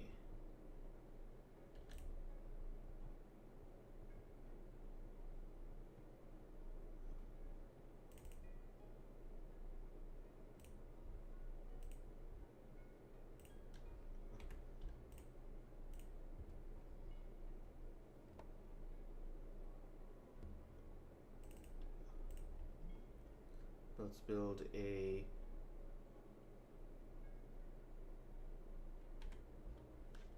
Okay, so what should we build?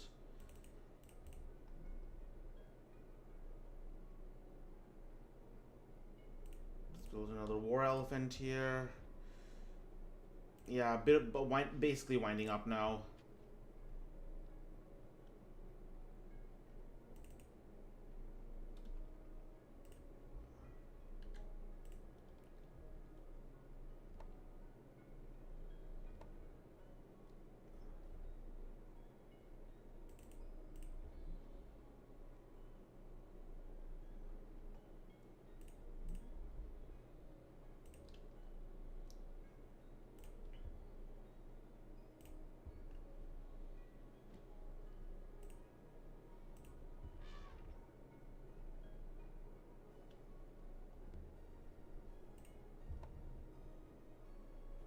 Okay, what do I do over here?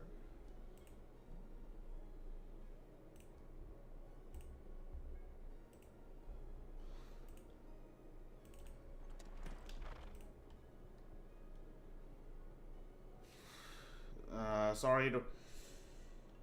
Yeah, this is the point where I start getting tired. Don't have but I promised I would go at least until engineering. Courthouse. Uh,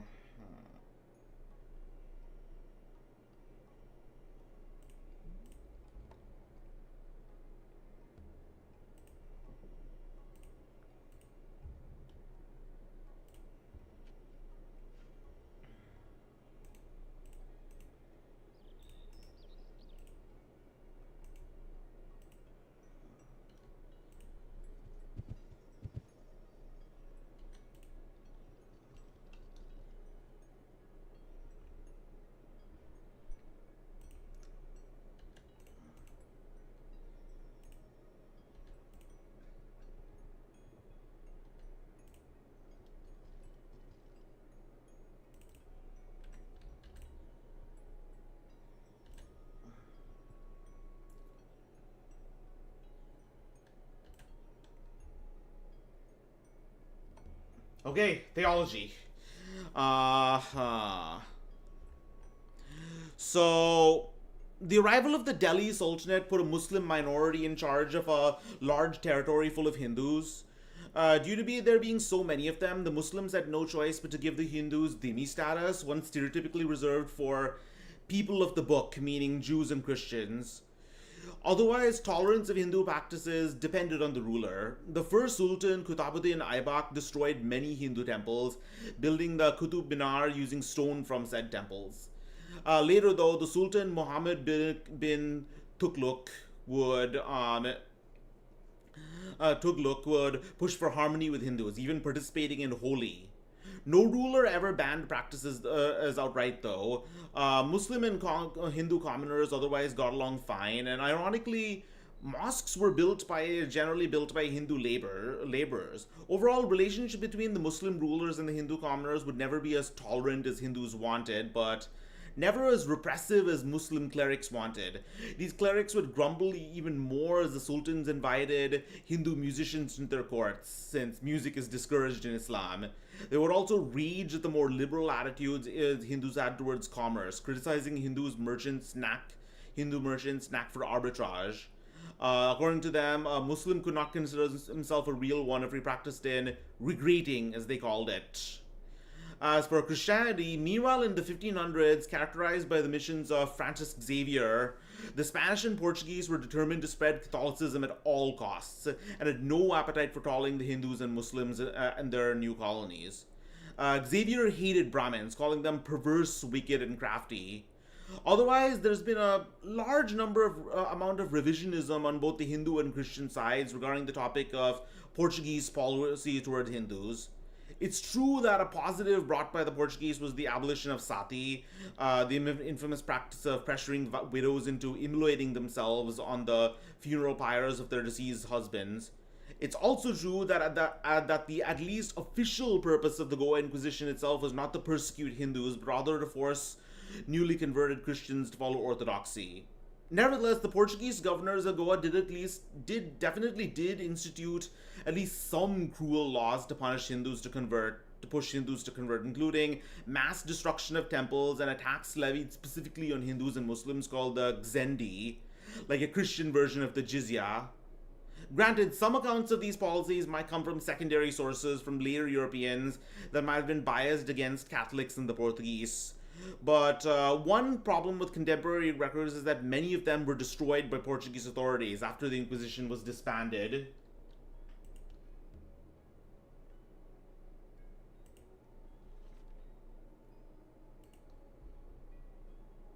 Okay, hold on a second.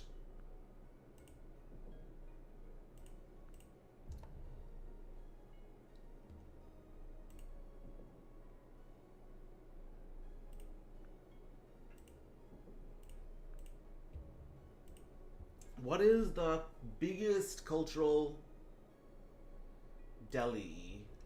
Alright. Yes, let's build the Sistine Chapel in Delhi. I can... Huh? Who's building it right now?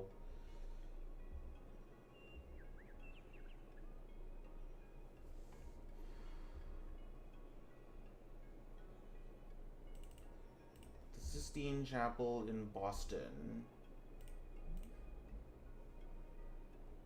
Alright, let's send the Shivaji to...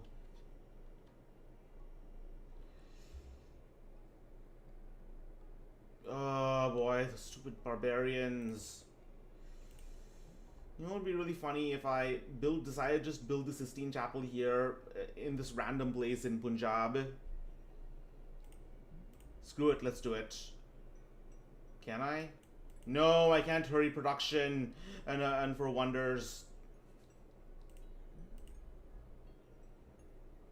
Only scientific leaders can do that.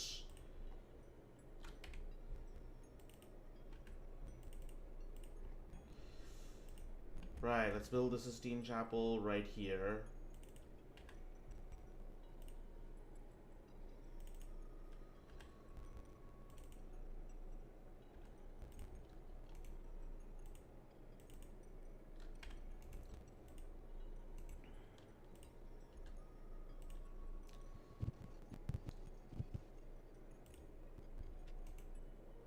Oh, there he is. Brahmagupta, an actual an actual scientific leader. He can hurry production of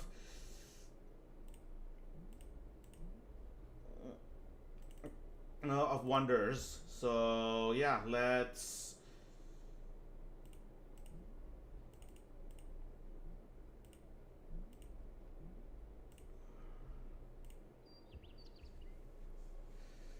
what would be the closest equivalent of the Sistine Chapel in Hinduism? I'm guessing it in Hinduism. I'm guessing it would be, or in India. I'm guessing it would be the Taj Mahal.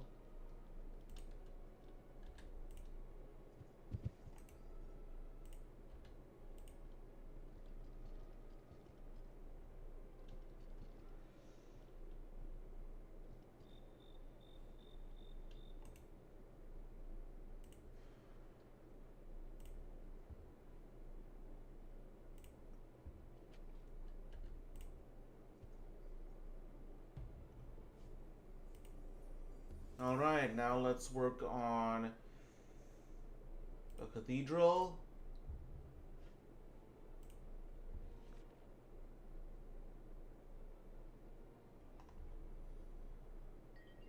New Mumbai does not no longer needs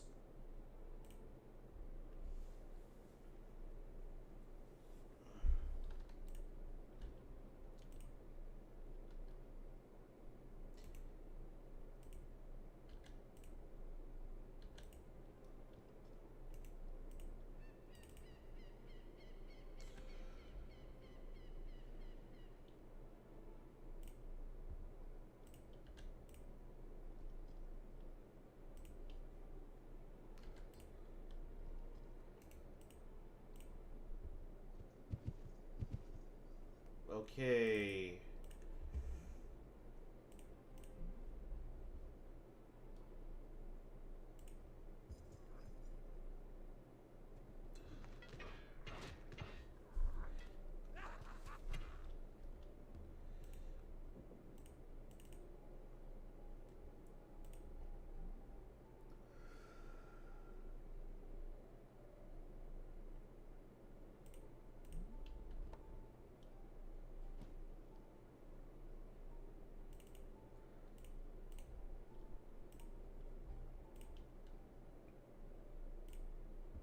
New Madras.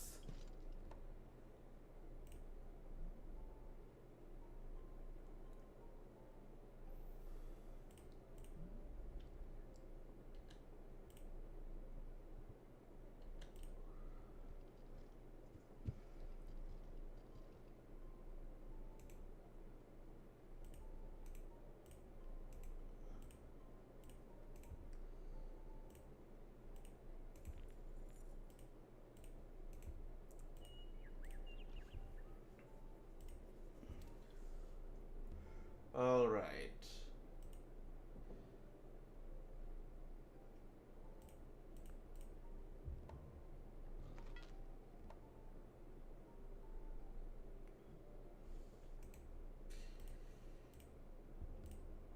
New Bangalore.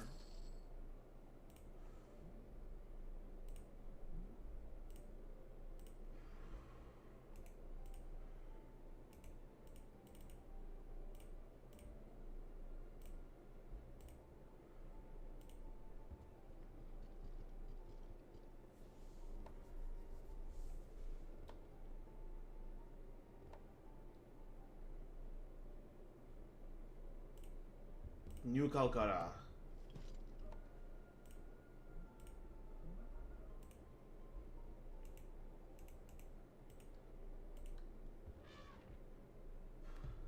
Alright, we have completed Sun Tzu's Art of War. Nice.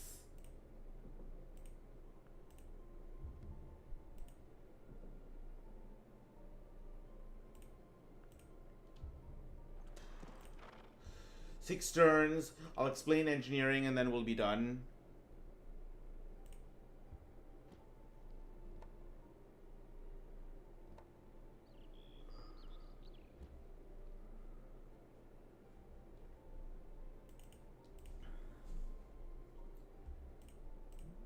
Okay.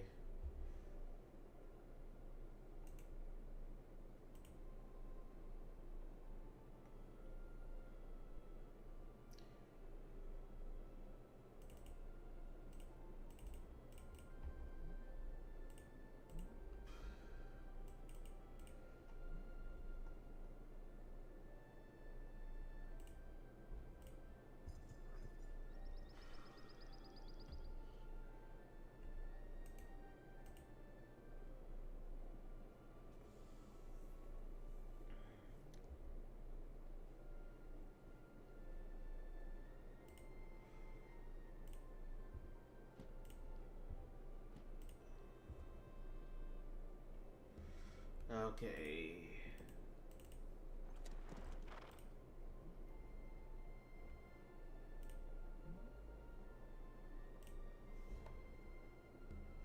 Almost there.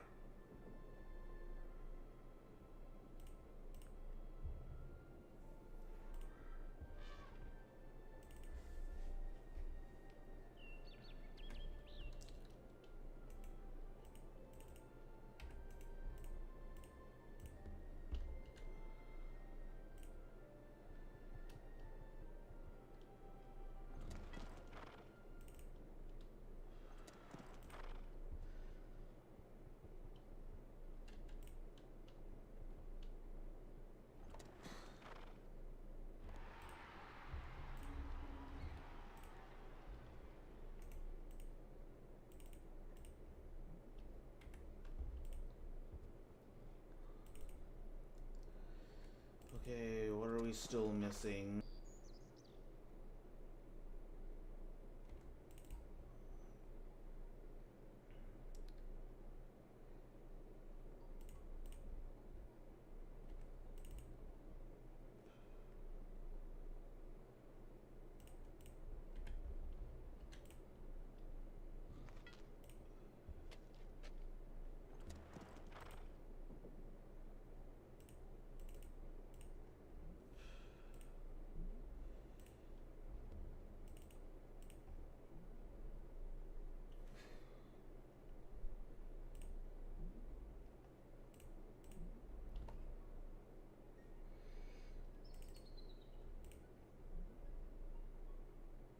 Okay.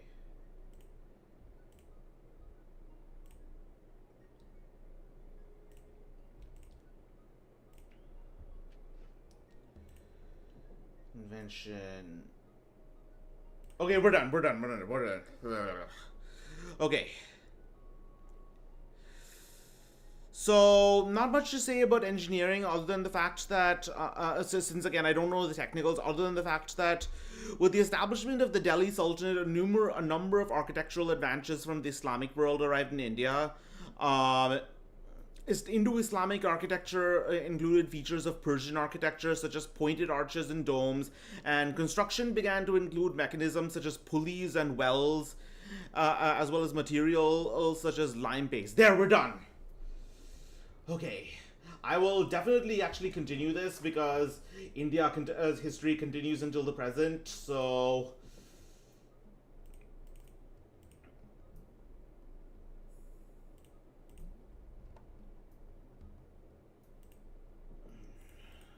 just last minute stuff.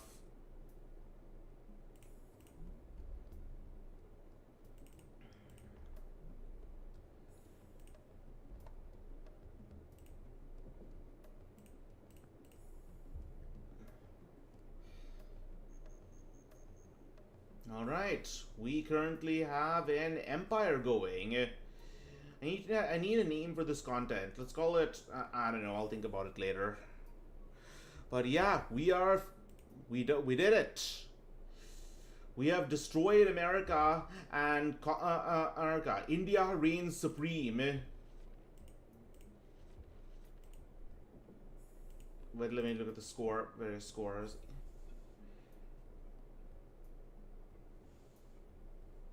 I destroyed America.